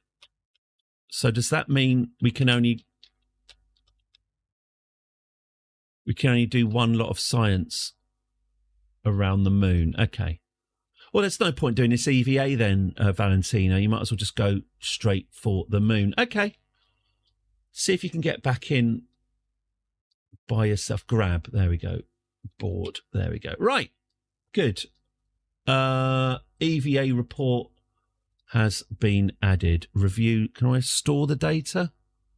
Review the stored data. Okay. Oh, and we'll transmit that. Okay. We are now transmitting the data from Valentina doing the EVA in orbit. Good.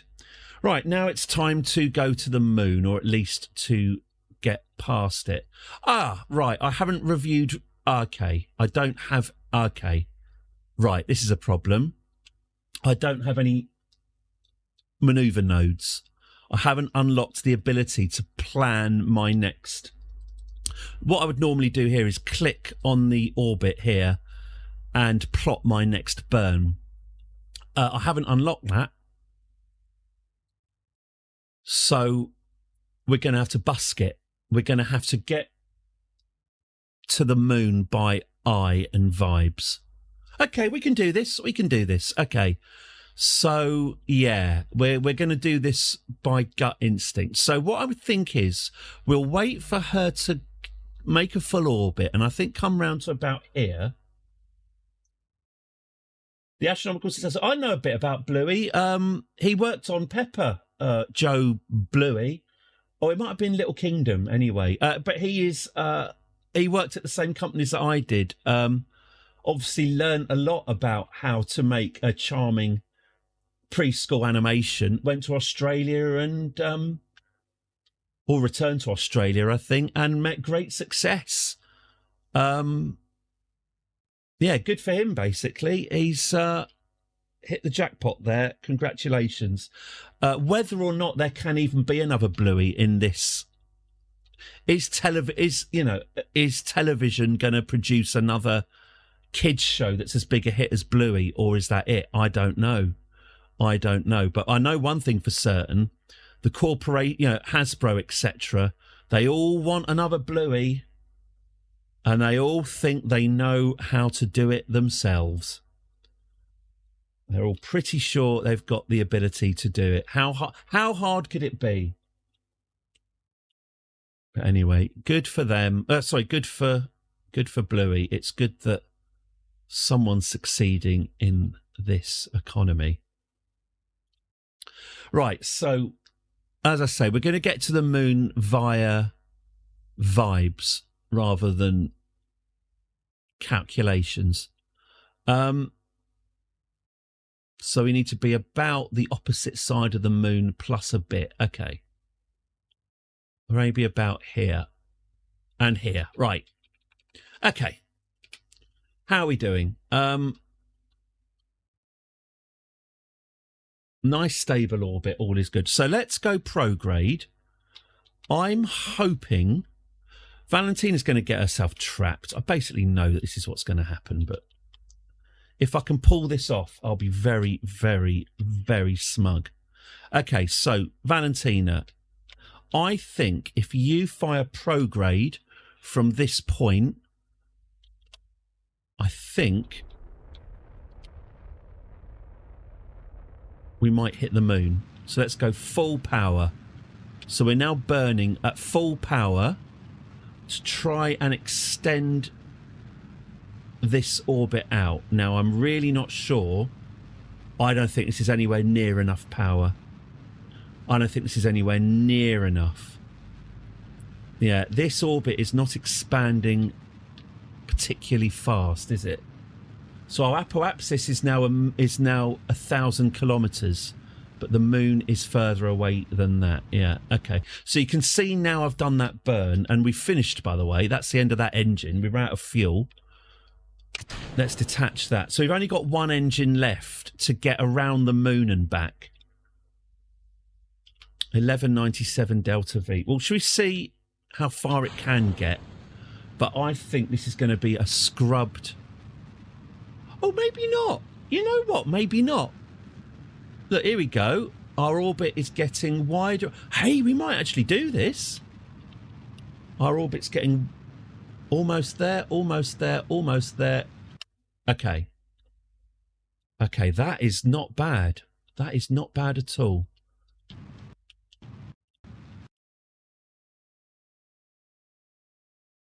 Now, the only problem is, how have I missed the moon? Can I set this as a target? No. So I'm now doing a kind of insertion orbit, but because I'm doing it by eye, I've missed the moon somehow. So we're going to have to do a little bit of fine-tuning. But I do think...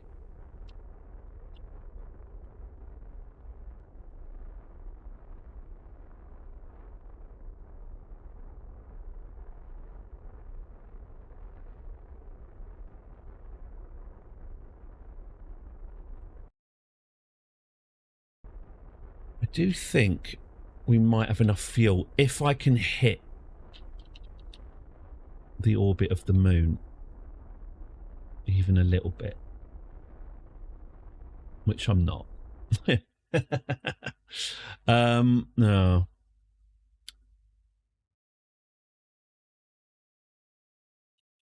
It might well be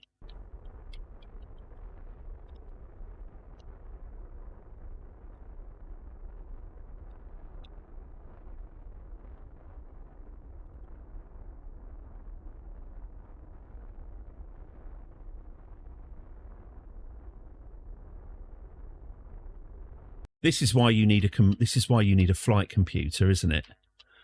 Trying to hit the moon on vibes is difficult. Especially when you got finite fuel. No.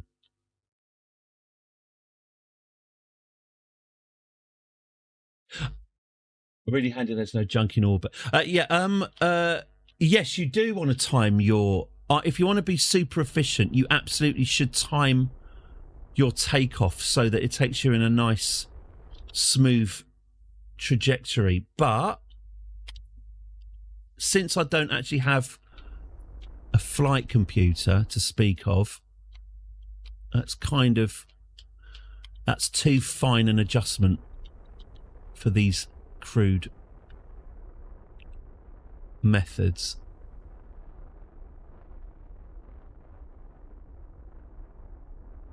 Come on.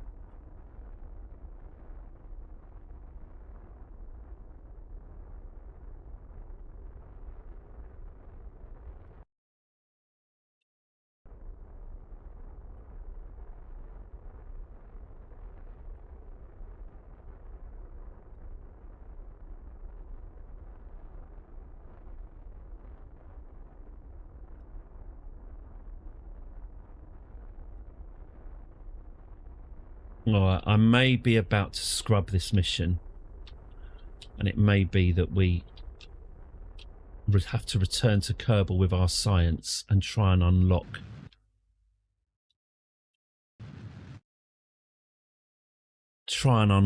some maneuver nodes. I think we're running before we can walk here. Just can't quite intercept the moon by eye, and it was possibly foolish to attempt it.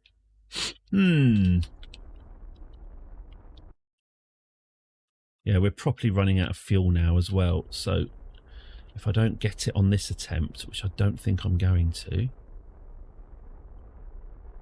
we'll scrub the mission.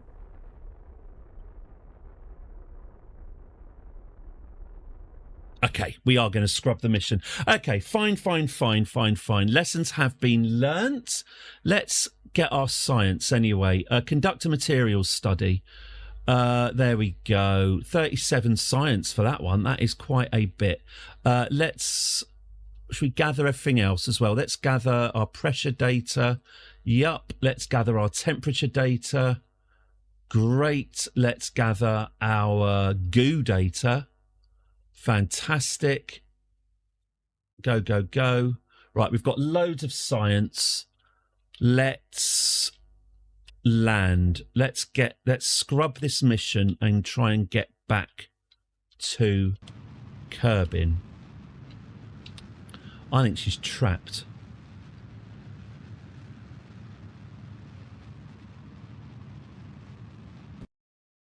Right. We're out of fuel. But this is going to be interesting. Okay.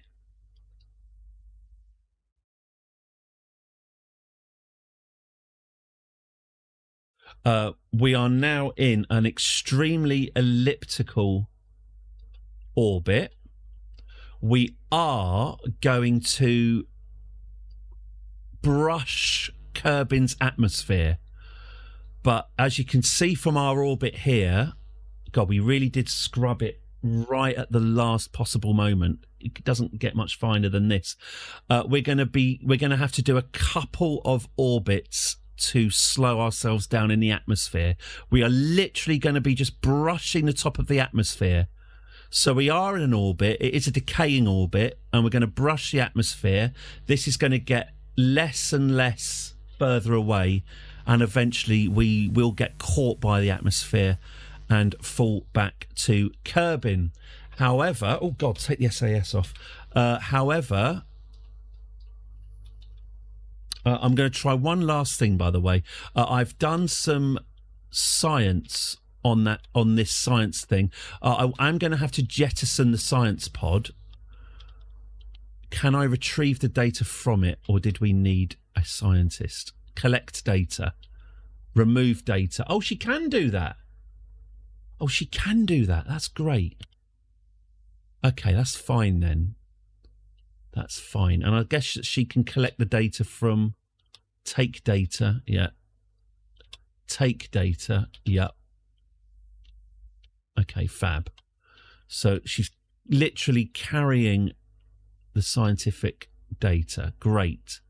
Fantastic. Right, so Valentina, you're all scienced up. I'm sorry we didn't quite make it around the moon, but good. Okay, we're just going to have to we've got absolutely no propulsion, Valentina, so we're going to have to let physics do its job.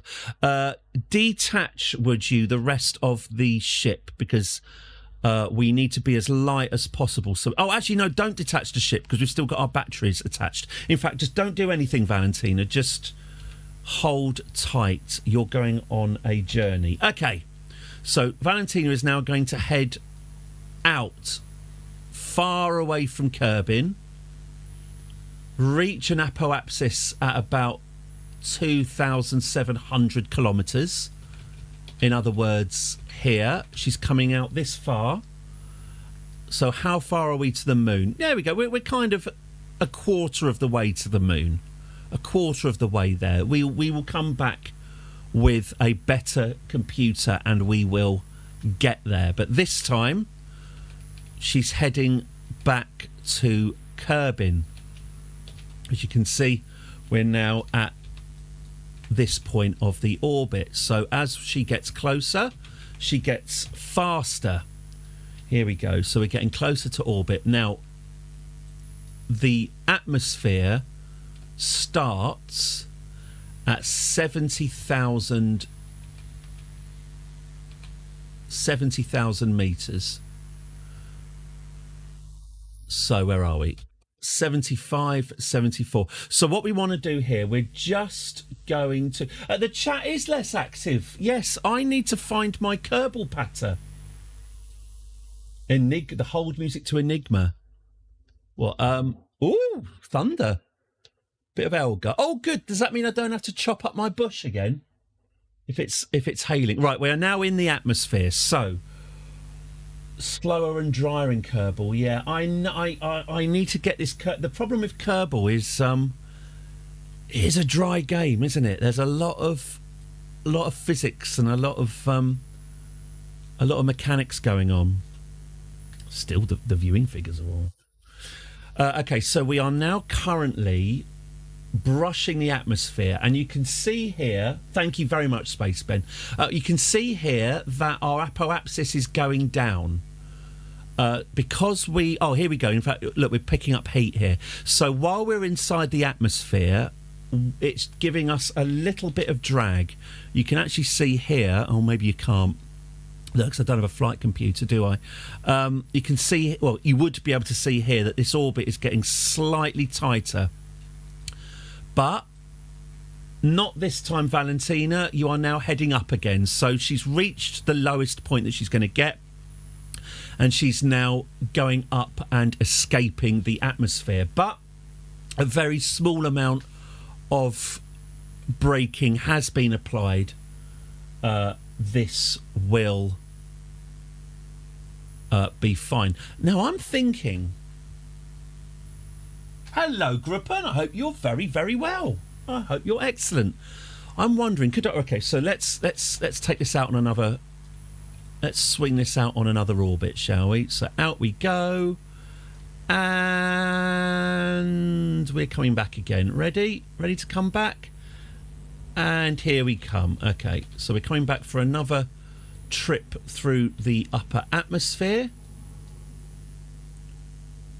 There we go. Boom. Right. So this is trip number 2. What's our mission time on this? How long has she been on this mission? Oh, only 5 hours.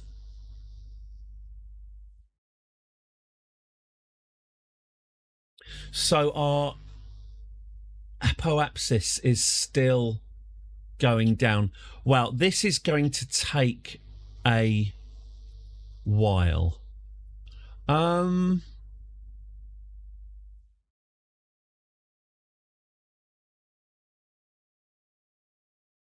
Quite frustrating.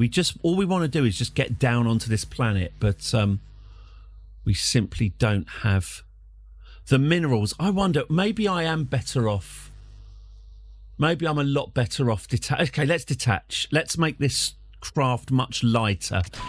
And then the effect, there we go. And then goodbye batteries. I hope we didn't need too much power. And then hopefully, yes, that is actually making a big difference. Well, a big difference. It's making a difference. I hope. Oh dear, Gruppen, what a sad life. I hope you spend your money on lessons in grace and decorum, because you have all the grace and decorum. Is it of a dump truck? It was the way that guy was obviously in his kitchen fucking fuming for hours and hours and hours while they were setting up for the big finale. And he had his "oh dear Jane." Sorry, if people don't know what we're talking about, it's a British meme. It's a very, very bad loser at the hang on, where is he? "Oh dear Jane." There we go. "Come dine with me, sore loser." It's a world-class reality TV meltdown. What is even better about this guy, what I love about this guy, he is absolutely not leaning into his internet fame. He is really pissed off that he's famous for this, which makes it even better. Yes, he lost the competition Come Dine With Me to Jane. The last person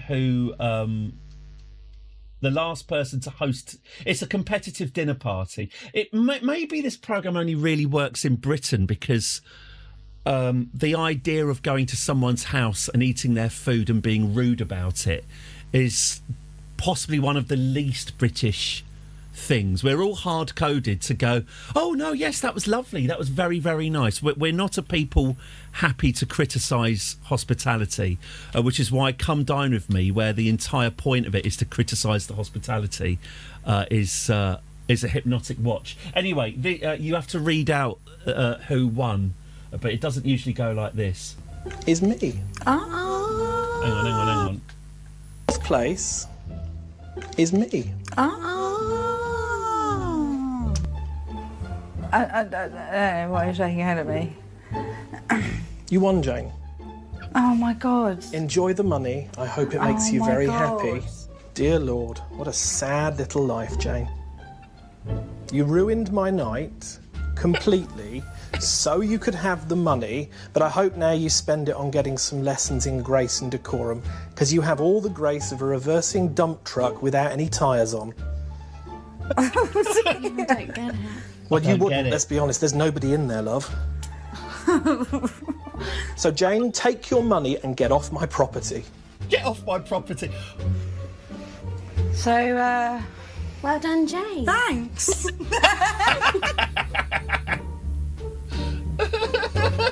There's nobody in there, love. Get off. If you're ever having an argument that ends with you saying "get off my property," this place is me. I don't know why you're shaking your head at me. You won, Jane. You won, Jane. Oh my God. Enjoy the money. I hope it makes you very happy. Dear Lord, what a sad little life, Jane. You ruined my night completely so you could have the money, but I hope now you spend it on getting some lessons in grace and decorum, because you have all the grace of a reversing dump truck without any tyres on. I don't get it. Well, you wouldn't, let's be honest. There's nobody in there, love. So, Jane, take your money and get off my property. Take your money and get off my property. Well done, Jane. Thanks.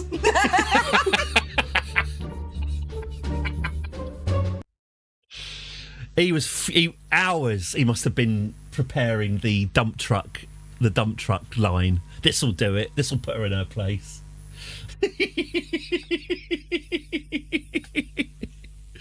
Anyway, he does not lean into that's ancient. That's what, 15 years old, I think. Every now and then people try and contact him, you know, in those kind of what is it like to be a meme. He does not appreciate it at all, which makes it so much funnier.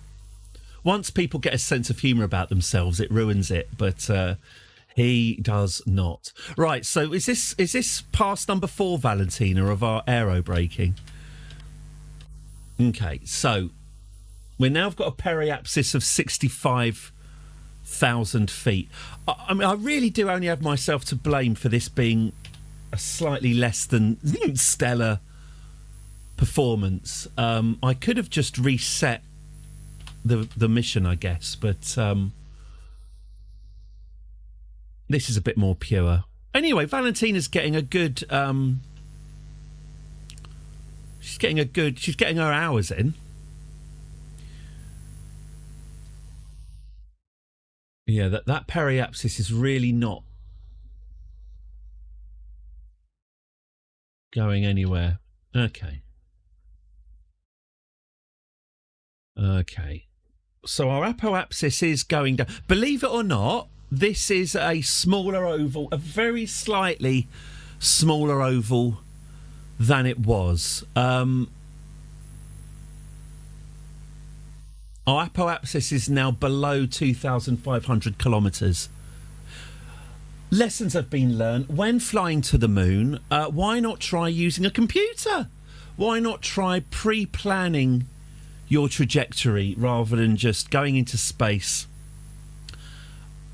turning on the engine and waving the nose around until you get it right? That was a poor plan, and I can see that now. Right, you ready for another run, Valentina? Round we go.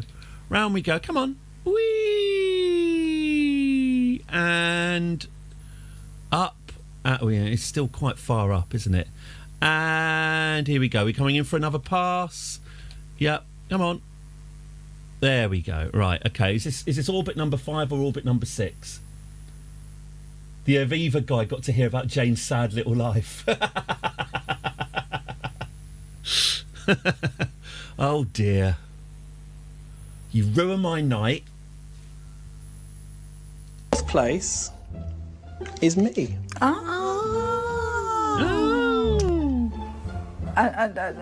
are you shaking your head at me? You won, Jane. You won, Jane. Oh my God. Enjoy the money. I hope it makes you very happy.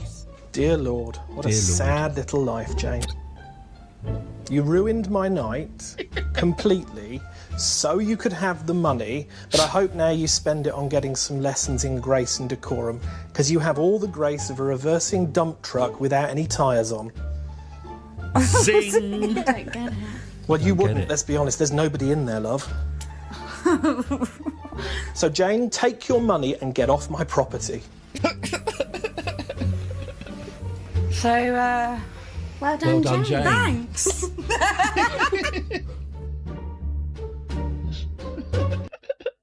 Jane's happy to talk about it, obviously. Right, okay. Well, we do seem to be losing 100 kilometres off our apoapsis on every pass. So we are making baby steps. Are we going to be landing on the moon today? No. No, that's not going to happen. Let's be realistic. What a sad little... Valentina's having a little dance. She's having the time of her life. What a sad life, Valentina.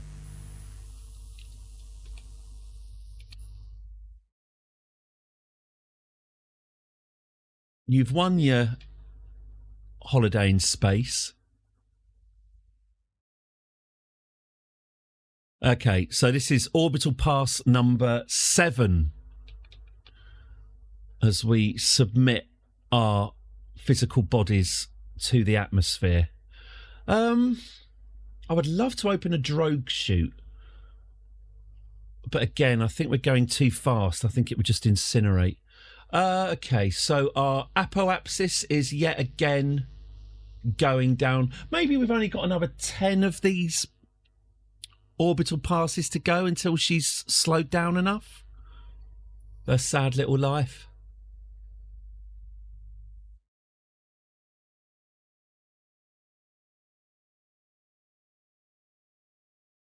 Hmm.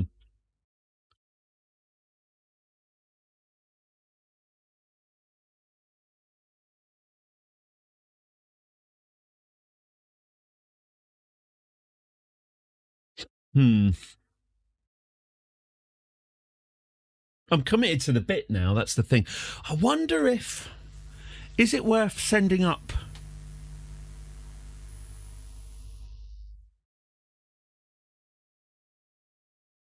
Is it worth sending up another ship? Should we send up the Lunar... Right, OK, I'll tell you what I am going to do. Let's go back. Let's leave Valentina in her decaying orbit. Let's go back to the Space Centre. By doing this, by the way, I've now made it impossible to revert. By clicking away, Valentina is... Her timeline is now committed.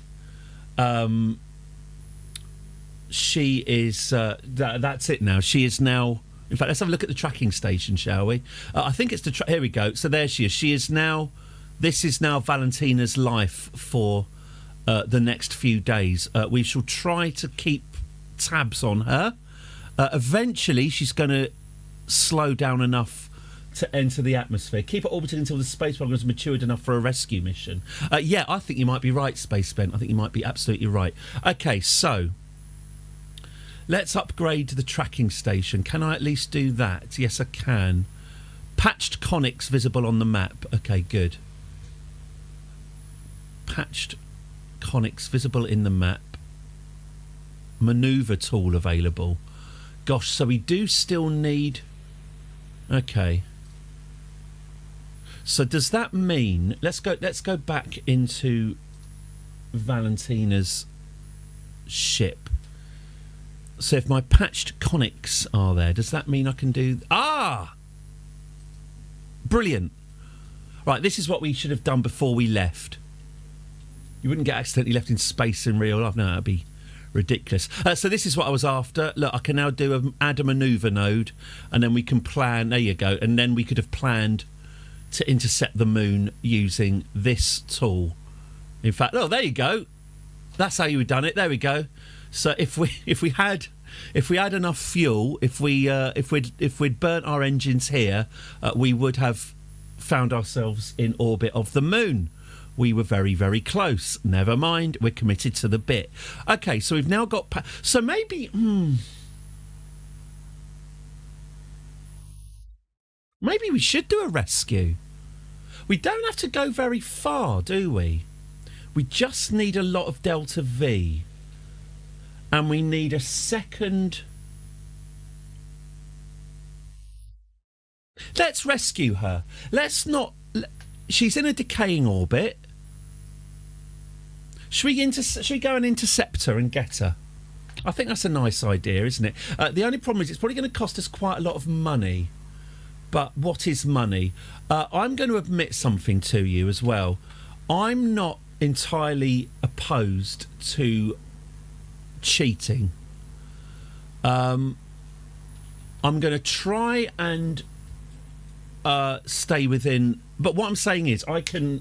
Just by adding a 0 to a text file, it wouldn't take a second and I could get more money. So I'm not saying I'm going to do that now at all, but I am rolling the pitch for it, that there may be, in the future, if we're low on funds, there may be a little bit of embezzling. We'll just say that it's a cryptocurrency from a Kerbalese living in Kerbal, Thailand. A bit of crypto from a Kerbal who just happens to want to live, a middle-aged Kerbal that just wants to go and live in Thailand just for the culture. In their culture, an 8-year-old boy is a grown man. Actually, I had no idea if that's true. I'm just being offensive. Okay, so vehicle assembly building. So we're going to want to rescue her. Do we have a pilot, actually? No, but we do have the Stay Putnik, the ultimate solution in crew safety. A lightweight sphere equipped with remote receivers and relay. It carries no crew. So maybe we could send an automatic ship up. It does require electricity and will cease to function. Okay. So let's send up a rescue ship. Here's our Stay Putnik. So, here we go. So here's our automatic autopilot thing with its extendable relays. Okay.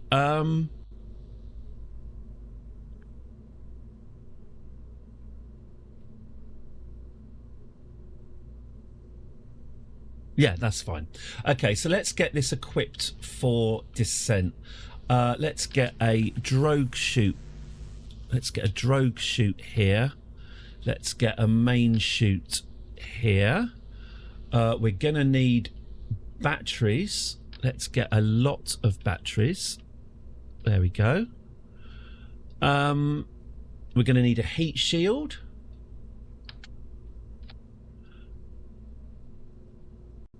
What else do we need? We don't need science. We've got all the science we need. This is literally just to bring her down to earth with the science. We've got heat shield. We've got this. We've got that. Okay, fine. So, Okay, fine. So let's get coupling. All right. So here comes the rescue ship. So we're going to need a nice upper stage engine. Well, actually, do we not just need to build again? Don't we just need to build exactly the same ship? Don't we just need to build the Luna 2, but instead of having a parachute on top, it's got a stay Putnik. That should be about right. And we'll just get the other. Okay. So let's send up the Luna 3 to rescue the Luna 2. This might cost us money, but as I say, I have had some thoughts about that. We don't need the goo experiment. We do need the parachute. We don't need the barometer. We don't need the thermometer. I think that should... Oh, we definitely don't need... we definitely don't need that big science bugger. We'll put those batteries back. We don't want the there we go. That's nice. Okay. Docking door. There will be no docking. We do, obviously, the docking is a thing, but Valentina will be EVAing directly in. This is the door. So she's going to EVA out of her ship, grab all the science, get into this ship, and then use it to descend. Luna 3, I think that is ready to go. I think that's too much power, but hey ho, let's launch it, and let's launch it quickly. Okay. Now, oh, actually, no, fine, let's keep it. Oh, there's a knock at the door. I wonder who that could be. Well, I know it's going to be the postman. One sec.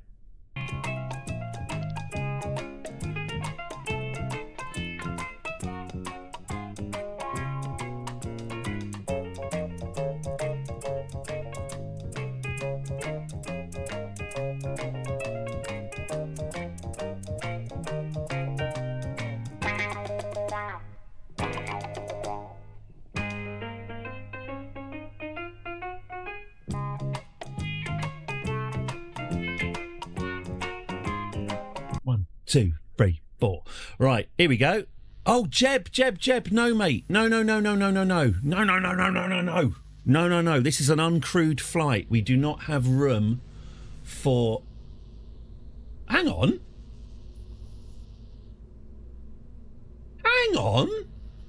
The hell did he come from? Has he... But... What?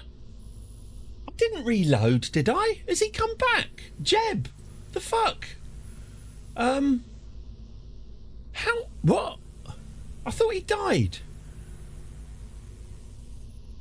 It's a weird one. Okay, Jeb's back somehow. I'm sure I didn't reload. I can't have reloaded because those passengers... Maybe... What a twist. Blimey. Anyway, okay, fine. Has no operational, no pilots, cannot engage SAS. Oh, that's going to be fun. It literally says RIP on the screen. We're going to have to update that. Okay, so this doesn't have any stability, so we're really going to have to pilot this bastard. Okay, fine, off we go. So, yeah, no stability assist at all. I'm just going to have to fight to keep this on target. Okay.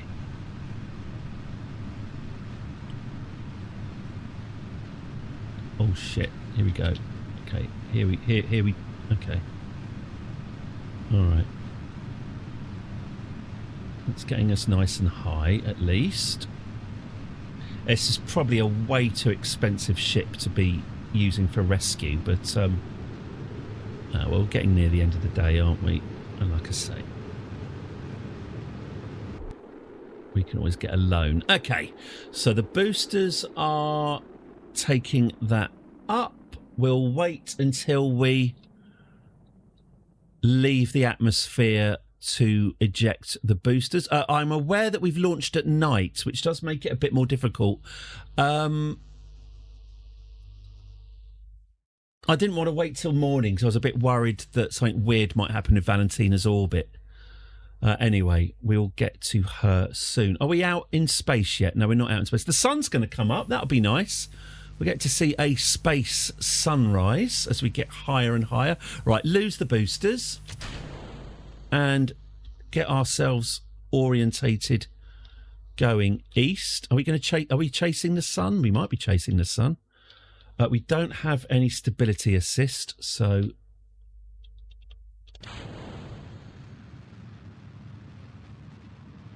we just have to do our best. Okay. Oh, there's the sun. Okay, we're not going to see a sunrise. All right. So, here we are. Circularizing the orbit. The periapsis is what you want to be looking at here. When that hits plus 70, then we are officially in orbit. We are losing a bit of directional control because I don't have any stability assist, but at least the Stay Putnik autopilot is working. Let's activate the next engine. There we go.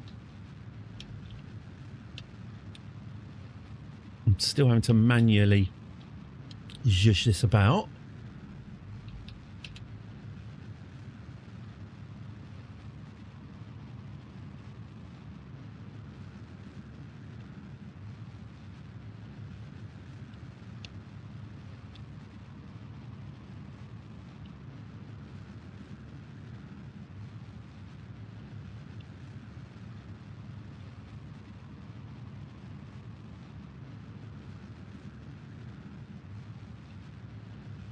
They're not exciting, these engines, but they are fuel efficient.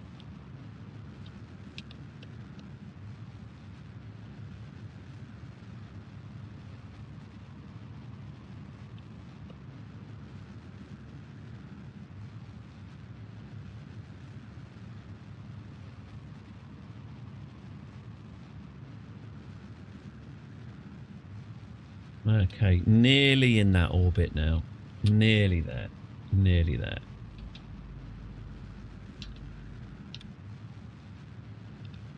Okay. 1, 2, 3, 4, 5, 6, 7, 8, 9, 10. Oh, there we go. Fine. We are now in an orbit. How does our orbit compare to hers? Not great. Okay. So, here she is, set as target. Here is Valentina. Here is her elliptical green orbit. Ours is this nice circular blue orbit. So we've got to get our orbits touching, haven't we?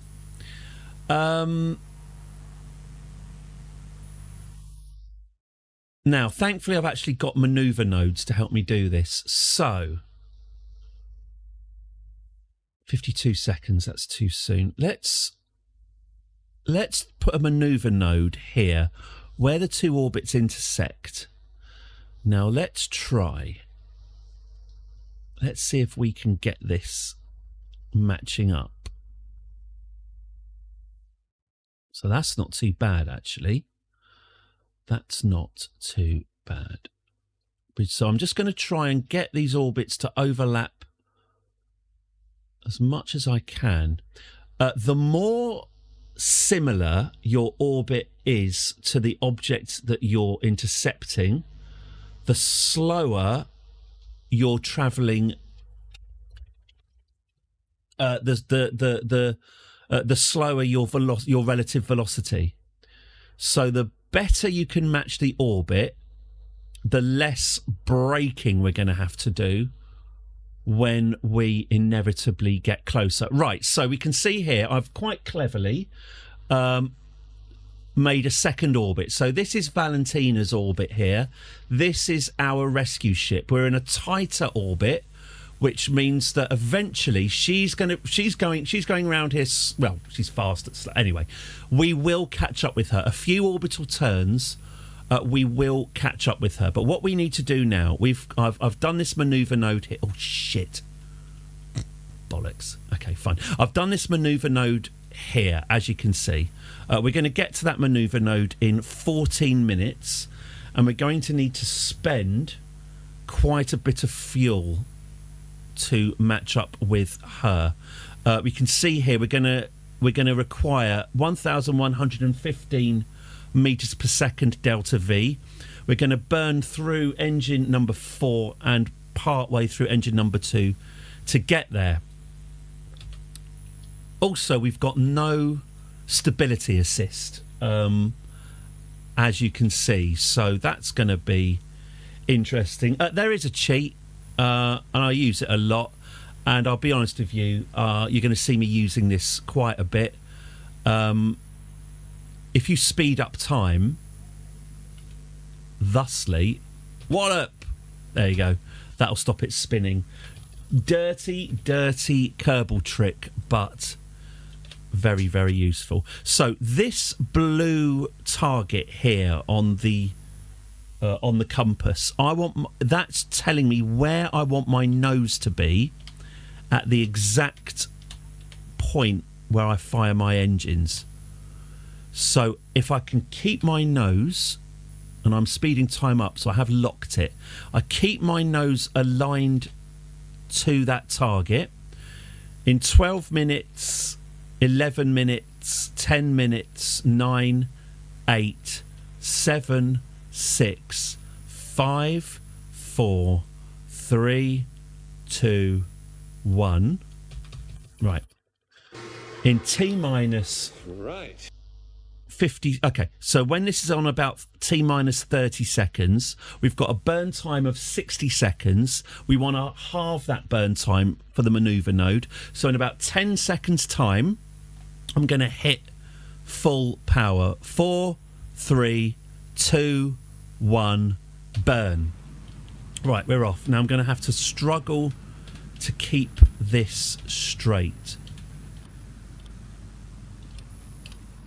So I'm currently, but you can see what's happening if you look at the thing there. So I'm currently focusing on keeping my nose dead on the blue intercept. Okay, let's jettison these engines. Shitting hell. Oh, Christ. Okay, that's too powerful. Okay. Calm down. So this is our actual orbit. This blue bit is our actual orbit. We want the blue orbit. Oh, Christ. We want the blue orbit to line up with the dotted orbit. The dotted orbit is what we're aiming for. The blue orbit is where we are. This is made so much more difficult by the fact that there's no stability assist on board, so you can hear how much I'm struggling to keep this on target. We've only got, you can see just here, there's a countdown. That's how much delta V we've still got to go until we've reached our target. So once that countdown reaches 0, then we'll be aligned and we can cut the engines. Sugar. 100 and... Okay, 9, 8, 7, 6, 5, 4, 3, 2, 1. Cut the engines. Okay. Right. So here we are. So here's our blue orbit is what we are doing now. Here we are. So she's here. She's on her way out. We're on our way on the inside track. Now, our periapsis at the moment is within Kerbal's atmosphere. We've got a in fact, here's her periapsis here at 65. Our periapsis is 58. We do not want our periapsis to be inside the atmosphere, otherwise we're going to start burning up. Also the descending node. Right, yeah, okay, so we'll do this then. So I'm going to set up a new manoeuvre. So this is our descending node. So don't forget, we're three-dimensional here. Now, it's quite subtle. You might not be able to see it, but our blue orbit is actually a very slightly different orbital inclination. It's slanting. Our blue orbit, if the yellow orbit of Valentina is if we keep that perfectly horizontal, you can see here that our blue orbit is slightly outside of the orbital plane. So if you think of it as being like two plates, and one plate is slightly at an angle, and we don't want that. We want to be on exactly the same orbital plane. Otherwise, we're going to miss her. So a descending node is the point at which your plane goes underneath. If you imagine 180, if you imagine a nice horizontal thing, the descending node is when your orbital plane goes beneath that 180 horizon, and then on the opposite side you've got the ascending node, which is where it goes above that horizon. So if you want to, it's the descending and ascending node is like a pivot point. Once you burn at the descending node, that's the best place to get it to zero, because that's the whole pivot of the orbital plane. I'm not explaining this brilliantly, but I'm the best you've got. Here we go. So let's add a new manoeuvre node at the descending node. And what we're going to do is we're going to just fire upwards, if you like. We're going to be firing up north, making the descending node. Here we go. The descending node should now be 0. There we go. So at this descending node, I'm going to fire 36 meters per second delta V, and then we'll be on exactly the same orbital plane. Now, I'm also going to add, as a little Brucey bonus, I'm going to add a little bit of power. So our periapsis is beyond the atmosphere. There we go, 93. That'll do. Okay. So just a little Brucey bonus there, and our descending node. Okay, and if I do that, that's fine. Okay, so that is our node. That is due in 16 minutes time. Okay, how are we doing? So 16 minutes. Let's speed time up to that point. 13, 12, 11, 10, 9, 8, 7, 6, 5, 4, 3, 2, 1, 0. Right, here we go. Let's get our nose pointed in the right direction. Let's get it slowed down and activate the engines. Here we go. So you can see I've got the engines very gently on. This is coming down very, very gently. If I'd gone full power, we would have shot through. So I've just got a tiny amount of thrust, and I just have to keep the nose aligned to the blue triangle, and we're nearly ready to cut the engines, and cut the engines. That'll do, that'll do, that'll do. Okay. So now we are on the same... There we go. You can see it. We're lined up beautifully. We're on exactly the same orbital plane as Valentina, and our periapsis is 92. So we're also not going to skim the atmosphere when we do another orbit. So here we go. You can actually see, here we are. We're actually not that far away. She's further away from Kerbin than we are, but that's okay, because we're not going to intercept her out here. We're going to intercept her around about here. So let's see. Okay, so target position at intersect 2. Okay, so let's speed up time again. Let's let these orbits play out. So we're coming round. That was our closest point at that point. We're now coming round here. We're now approaching. This is the point at which this is our periapsis. So as the rescue ship, this is the point. There we go. This is the point that we're most close to the planet, but we're not actually dipping into the atmosphere like Valentina is. We're just swinging round. So round we come again.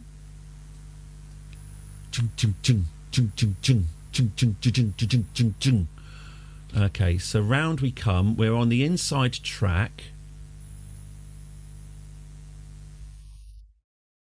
She's now making her burn around. So if we cut to Valentina now, let's switch to Valentina.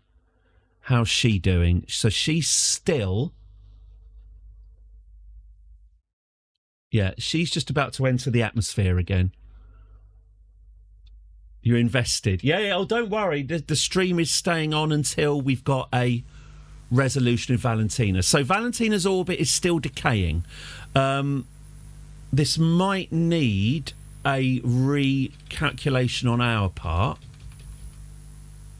I mean, what I would say about Valentina, she's basically fine, actually, as long as she's got enough battery power to deploy the parachute. She's basically fine. The worst thing that can happen, really, is that the rescue fails and she's just stuck doing this for a few more weeks until her orbit naturally decays. What a sad little life. Oh, dear Valentina. She has all the decorum and grace of a dump truck with no wheels. So, okay, so we can see here that it is getting very hot as well. That is a danger that because she's coming in, in fact, she's coming in at about 3,000 metres per second. It's possible that the aerobraking, especially considering all the shit that's attached to her module, it's possible that the aerobraking might not be enough and she might die anyway, which is why we're rescuing her. That's why we're doing what we're doing. Okay, so she's going round there. While she's round here, here we go. Luna 3 is on the other side of the orbit, so we're going to have to come round again. Here we go. Round we go. So there she goes. She's now reaching her apoapsis. Yeah, we're going to have to do a few passes until we're... now this isn't so bad. Intersect 2. Okay. Are we getting closer? So here we come. No, we're not. We're going to overtake her, aren't we? So here we come. Here we come. Here's Valentina, Luna 2. Here's the Luna 3. Yeah, she's just slightly ahead of us. So maybe on the next pass, we can get closer. So we're playing catch-up at the moment. Obviously, she's going faster as she gets closer to Kerbin. Around she goes. Godspeed. And around we come.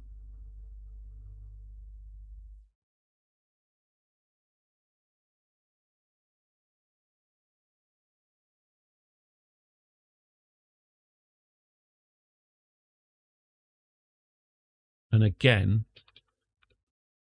we're just slightly too far away. What I'm wanting to happen, if we go round enough and she goes round enough, we will eventually align.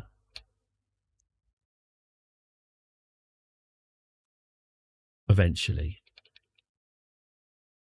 Unless we're in one of those orbits where we're doomed to be forever apart. I might have accidentally set up one of those orbits where we're guaranteed to never, ever actually meet. Let's hope I've not done that. Now this is getting a bit more likely. Okay. I see. So we're quite close at this point, aren't we? Yeah.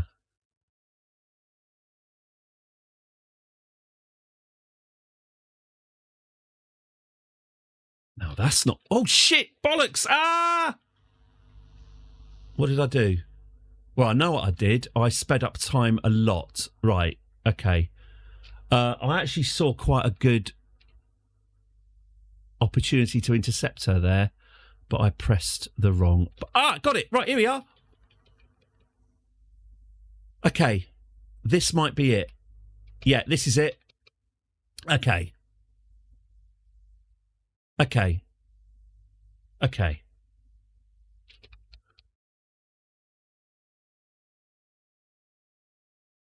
Okay, I might be able to intercept her here. So if I set up a maneuver node, 4 seconds. No. 4 minutes. Yeah, that's more like it. Cannot add a maneuver. Oh, yes, we don't have control locked. Oh, what? You're telling me I've got no crew control.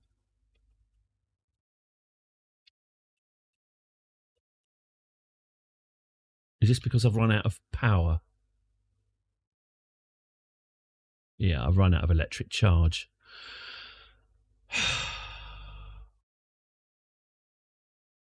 Oh, okay. I'm cheating. I told you this might happen. I warned you that I am a cheat, and we're going to do that. Infinite electricity. There we go. Oh, look, we've got power.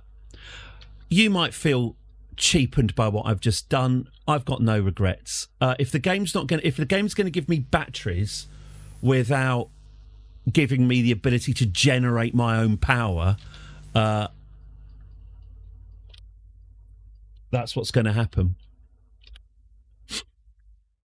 You've asked me to do it, so I do it. Okay, so that is that.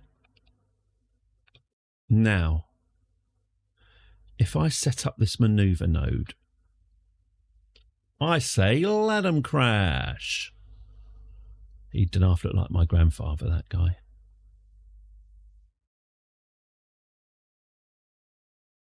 Is there a way of us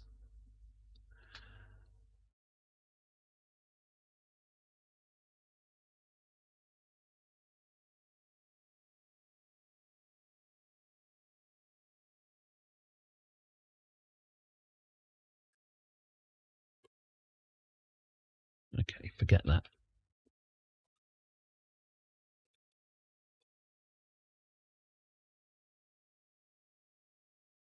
Okay. Good. Okay, I think this is it. I think this is it. If we get all the way to this node here, here we go. We are going to catch up with her here, where these two orange arrows are. That is our closest point in the orbit. So let's add a new maneuver node, and let's try and get these two orange arrows to intersect. So here's where we're intercepting her.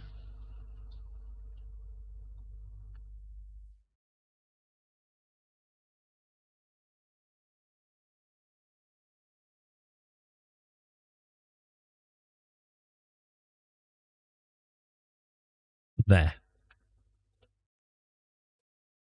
Right at the periapsis. Okay, that's going to be interesting. Are we going to try and join up while we're in the atmosphere? I would not recommend that. Our separation at this point will be 1 kilometre. We'll be 1 kilometre separated from her at the very point at which we are in the atmosphere. That's going to be interesting. Okay, right. Well, we are now ready for an extraordinarily dangerous and ill-advised interception. So let's go for it, shall we? 20 seconds. Let's get our nose aligned. 19 seconds. Okay. 17, 16. So we just need to do a very tiny 14 metre per second burn. 8, 7, 6, 5, 4, 3, 2, 1. Okay. 9, 8, 7, 6, 5, 4, 3, 2, 1. Cut the engines. Okay. How are we doing? We are now due to intersect 2.4 kilometres away from her in the atmosphere. Okay.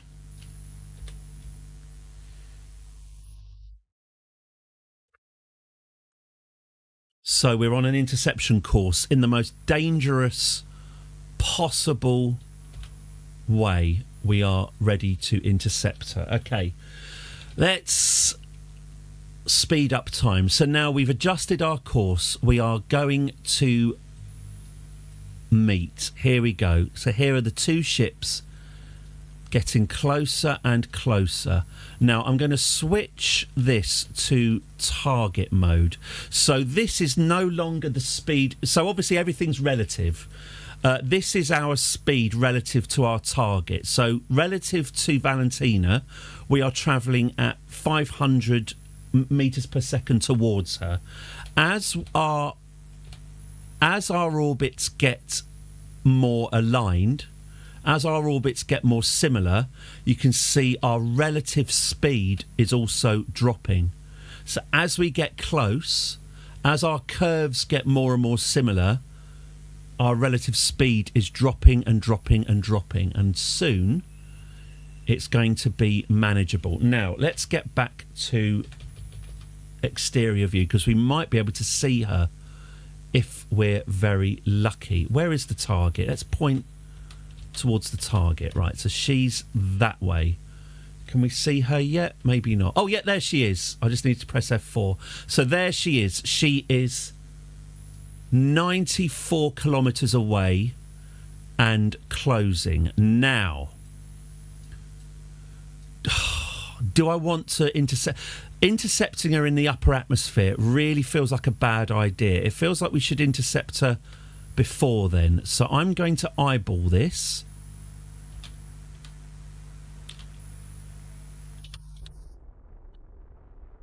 I do have a bit of fuel and I'm burning it now. So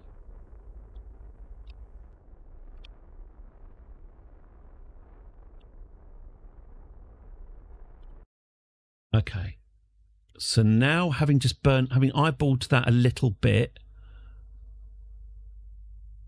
that's not too bad. Okay. It would really help if I had a stability module, but sadly we don't. Okay. So she's now 76 kilometres away.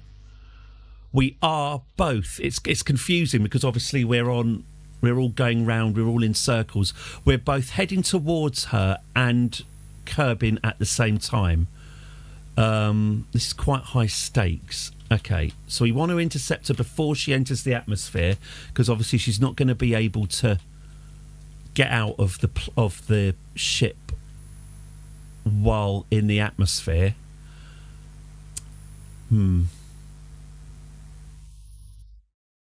Okay. Oh, rendezvous. I do have this. Here we go. Right. Time to relative. Okay, so we've got relative inclination, transfer phase angle, distance, 61k. What's our relative velocity? Oh, our relative velocity is 278. Okay, so that is actually coming down. All right.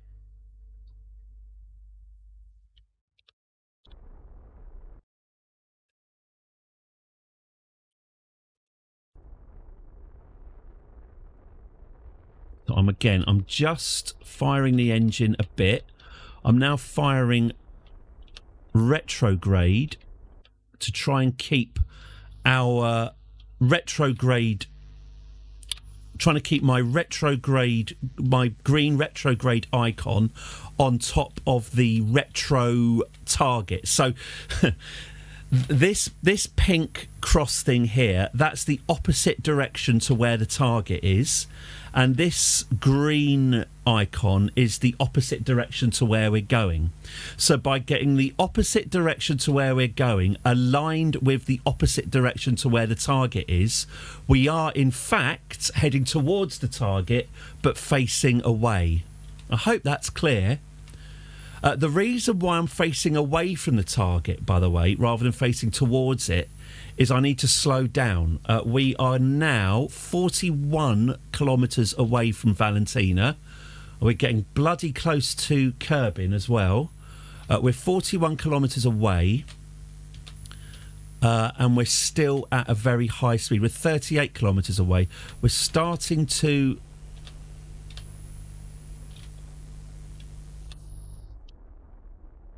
We're starting to lose our angle a little bit. There we go. 35 kilometres and counting. Okay. So we're travelling... What's our orbit looking like?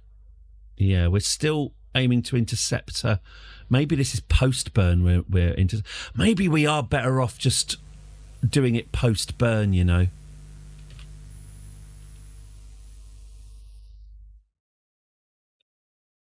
Oh, my God, streeting. I mean, you know, talk about careful what you wish for. Fucking hell. My only hope is that streeting is as unpopular with everyone else as he appears to be with everyone else.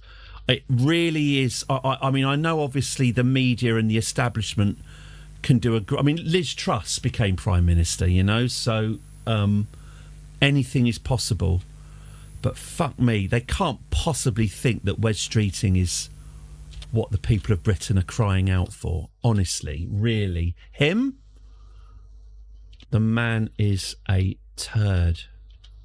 Sorry, keeping it light on Thursday afternoon. All right, how are we doing? Valentina, 23 kilometres away from Valentina.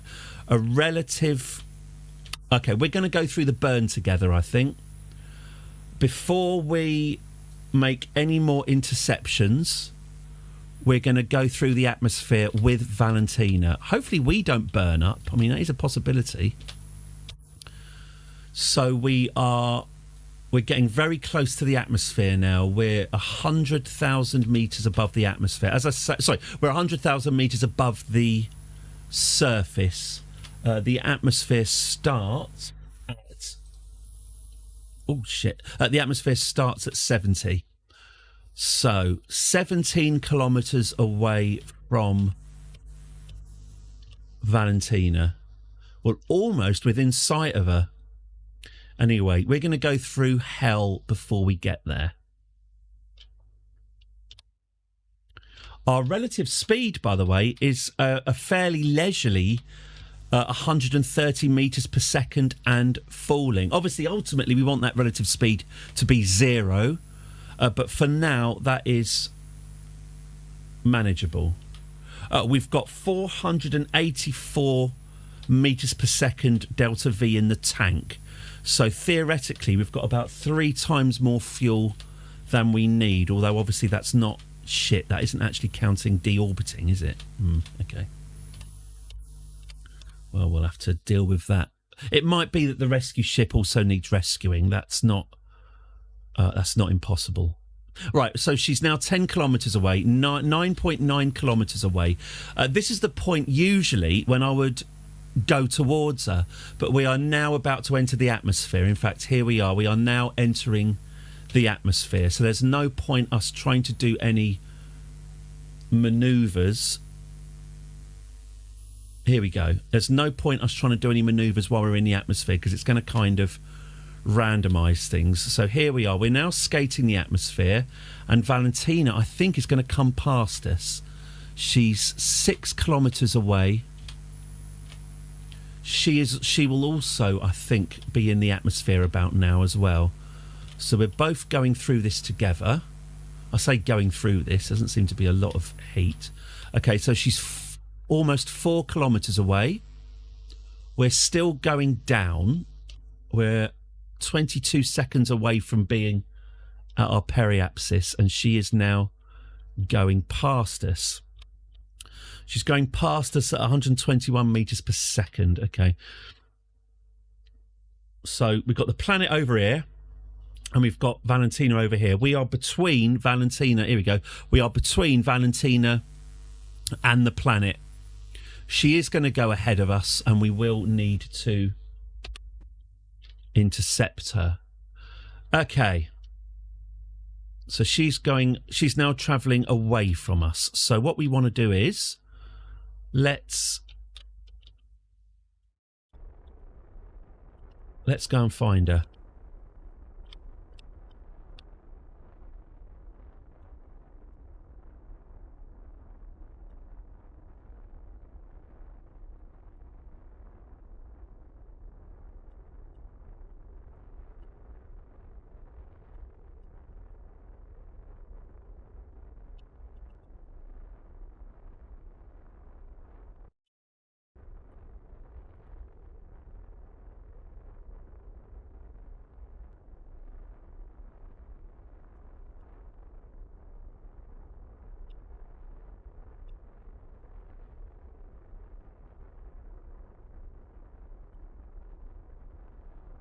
How are we doing for fuel? We're doing all right.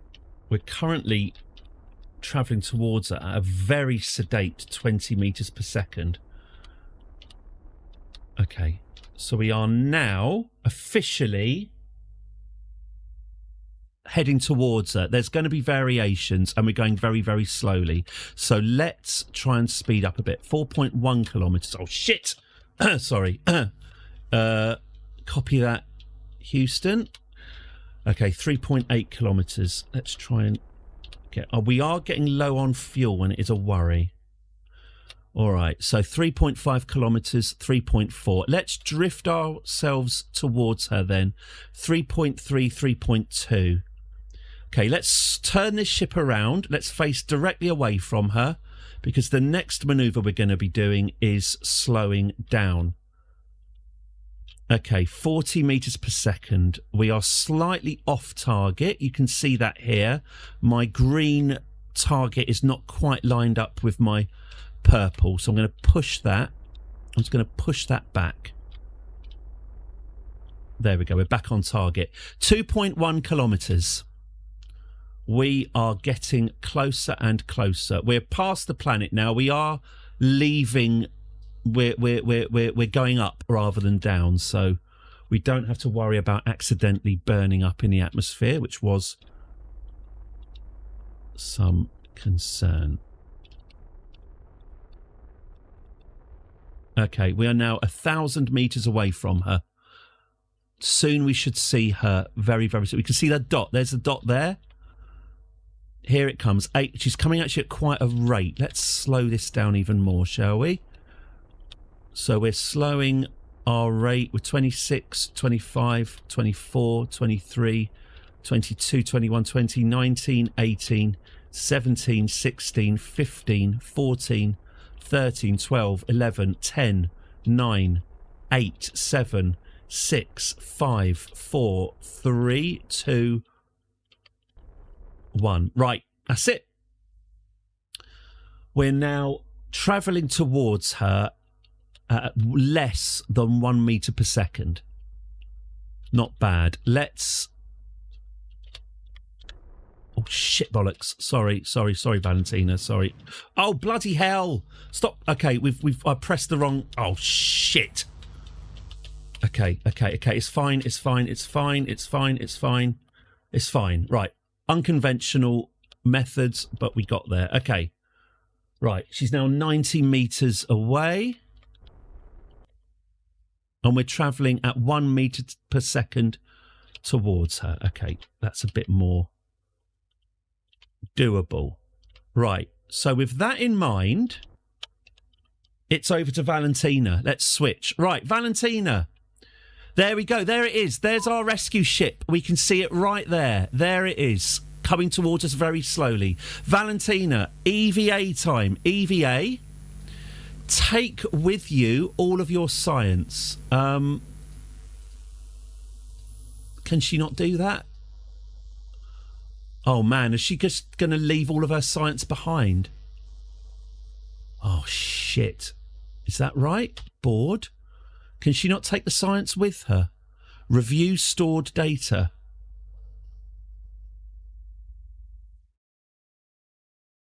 Okay. But can you...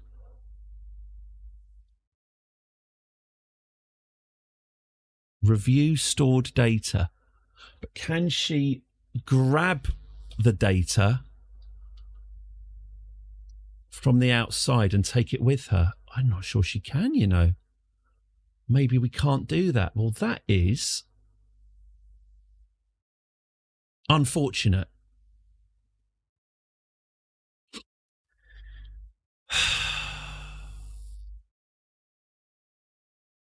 There is another thing we could do.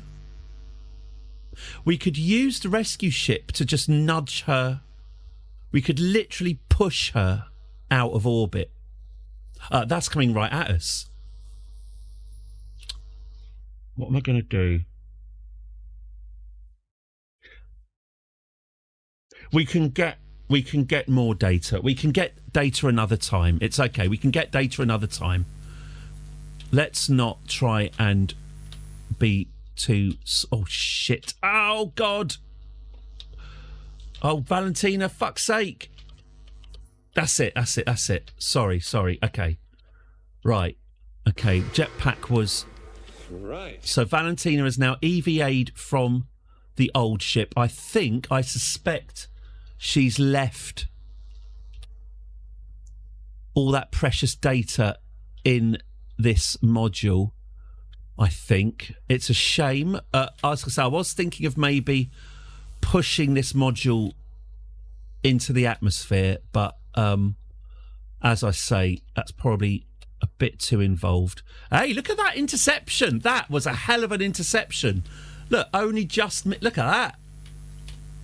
That is how you intercept. That's how you link one ship to another in low Kerbin orbit. That's not easy, by the way. That's not easy. I'm quite pleased with myself. Okay, now Valentina, can you get into this spaceship? Where's the door? Good question. Where is the door?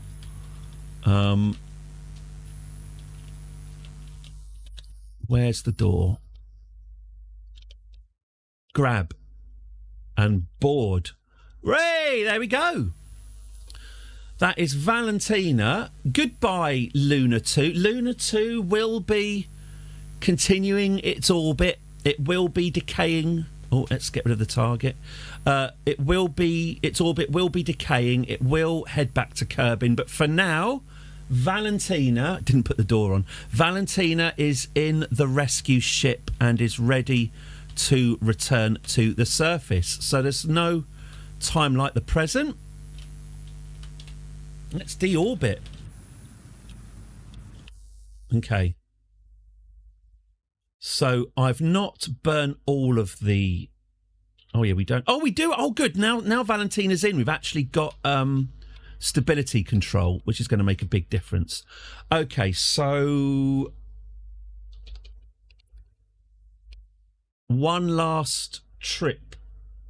Honestly, Spaceman, she's not out of the woods yet. I'm a bit concerned about her entry angle. Pardon.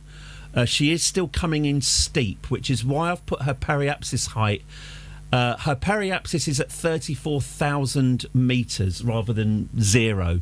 So if atmospheric drag wasn't a thing, her lowest point would be 34,000 metres, and then she'll start rising again. I've done it that high because I want the atmosphere to...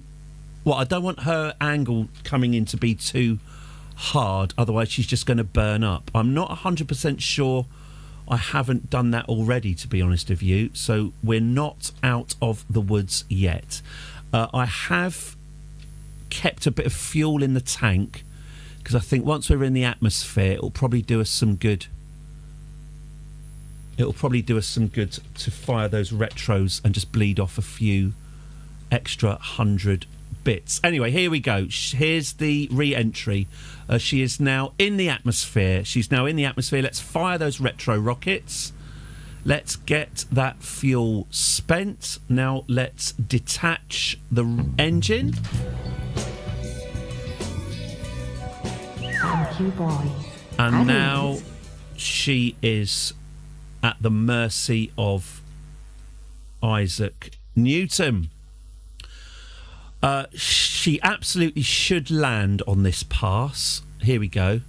Whether or not she'll survive, I honestly don't know. So let's find out. She looks happy to be coming home anyway. She might not have any scientific data with her. In fact, the mission was a bust, but obviously Apollo 13 and all that, we're just pleased to have her, especially Jeb, who has come back from the dead, apparently. Okay, so 44, 43. Our periapsis height is going down. It was 35, it's now 26. That will eventually reach 0. Something's heating up. I hope it's the communication antenna and not the heat shield. I'm trying to keep her orientated as retrograde as possible, so I'm trying to keep the heat shield pointing in the direction of travel, so the heat shield takes the punishment. Our periapsis is now officially at ground level, so one way or another she is absolutely going to impact the ground. At what speed and at what temperature remains to be seen. Our orbital, in fact, let's get our surface speed. So we want our surface speed is coming down quite nicely. So to deploy the parachute, this needs to be around about 600. I think we're going to be all right. I don't want to untense the situation. Hang on, let's get her facing retro. We don't want her burning up at this point. It feels like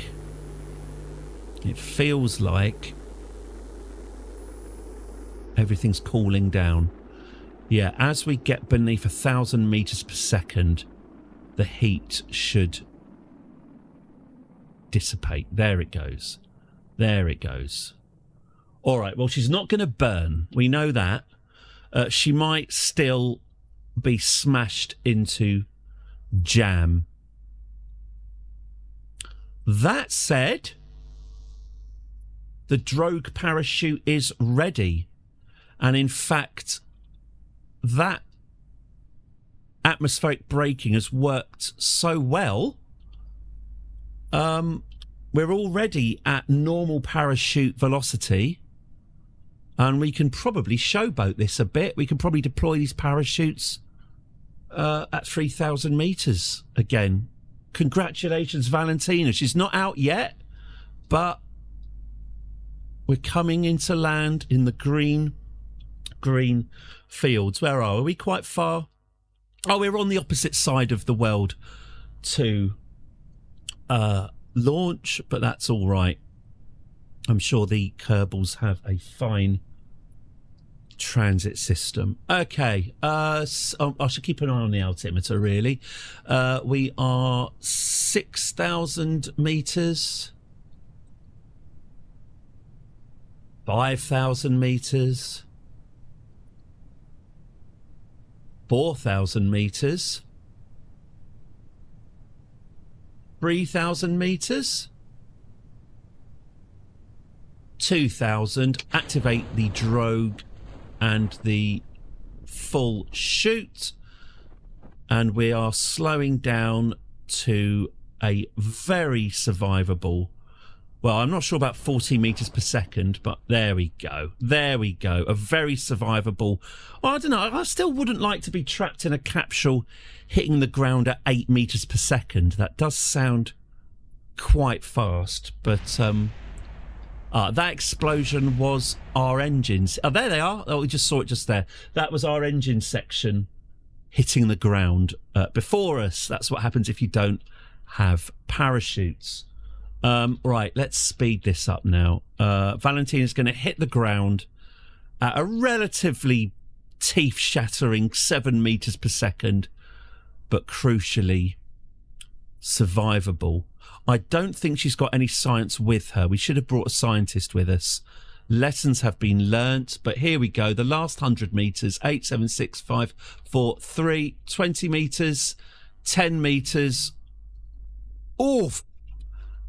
Oh, I bet that hurt. I bet that hurt. But oh, there we go. Whee! It's still got a bit of go in it. Whee! Yeah, she's doing some ill-advised celebratory donuts. Very good, Valentina. Are you actually able to leave? Has this landed? Yeah, this has landed.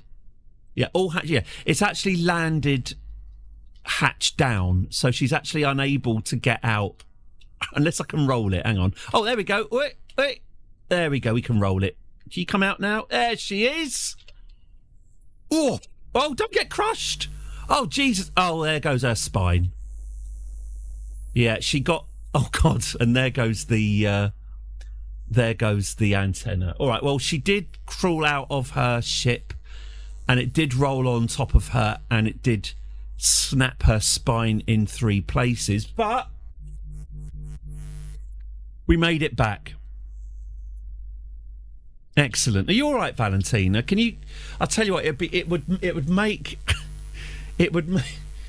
make the rescue process a bit easier if you could just pull your, just kind of align your spine enough to get back into the ship, and then it'll be a kind of a 1-click thing rather than a 2-click thing. Yeah, I know it hurts. There you go. It's all right. We'll get you rescued. Any landing you can crawl away from. Yeah.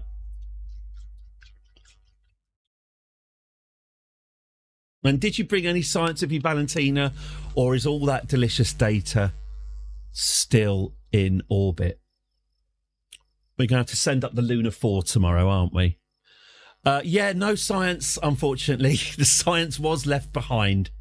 But she's alive, and that's all that matters. And so is, incidentally, Jebediah Kerman, previously missing, now not missing.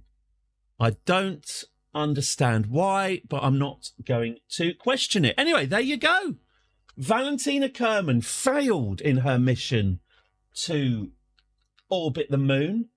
She got a lot of very juicy data and then failed to bring it back to the surface. We've gained practically nothing from that, but what an exciting rescue mission, and quite a tasty bit of spaceship interception in a low orbit as well. So there we go. We will have docking ports. We will be doing some proper docking. Docking ports have not quite been invented yet. So that's still something to look forward to. So yeah, I'll be back tomorrow. Tomorrow, let's get Valentina back up there. Let's get her in the new and improved Luna 4 with the ability to actually time to face Kerbal Parliament and explain this mess. It's an inexact science. Now we've actually got the technology to calculate things in advance rather than looking out the window and going, I reckon, bit more. Now we've got computers, we should be able to orbit that moon nicely. Brilliant. Thank you very much. We got to work on the patter a bit. I need to work out how to space patter this a little bit, but that's going quite well, I think. Thank you very, very much for watching as well. Very, very enjoyable. Unfortunately, it's a lovely day out there, so I'm going to have to do some gardening. I've eaten into my lunch as well by doing this. We're going to have to go straight out there. But thank you very, very much for joining me. I'm back again. Same time tomorrow, 10 till 2 tomorrow. I really am jonesing for Noel Edmonds. So raining here. Oh, that's something to look forward to then. Oh, I really do have to do it today because that means it'll be raining tomorrow. Yeah, I'm jonesing for Noel. So be warned, if you do want to watch Kerbal Space Program and not Deal or No Deal with Noel Edmonds, do come here on time. I'll try and get started as quickly as possible. But as I say, from 1 o'clock tomorrow, even if I've got 101 followers watching, that's probably a lie, but I would still like to watch Noel because I actively want to. Good. Right, we're back tomorrow, 10 o'clock. Make sure you have yourselves a lovely, lovely afternoon. And please do follow if you haven't already. Even better, subscribe, possibly with Amazon Prime. Quite spitty, quite unpleasant, sorry. But if not, just join me tomorrow and it'll be lovely, lovely to see you. Brilliant. Yeah, lovely. See you all later. See you later, YouTube, as well. See you later, everyone. I will be back in 18 hours and I look forward to seeing you there. Have a lovely afternoon, everyone, and take care. JCBP, take care. See you later. Bye-bye. Bye. Bye. Bye. No, you hang up. No, you hang up.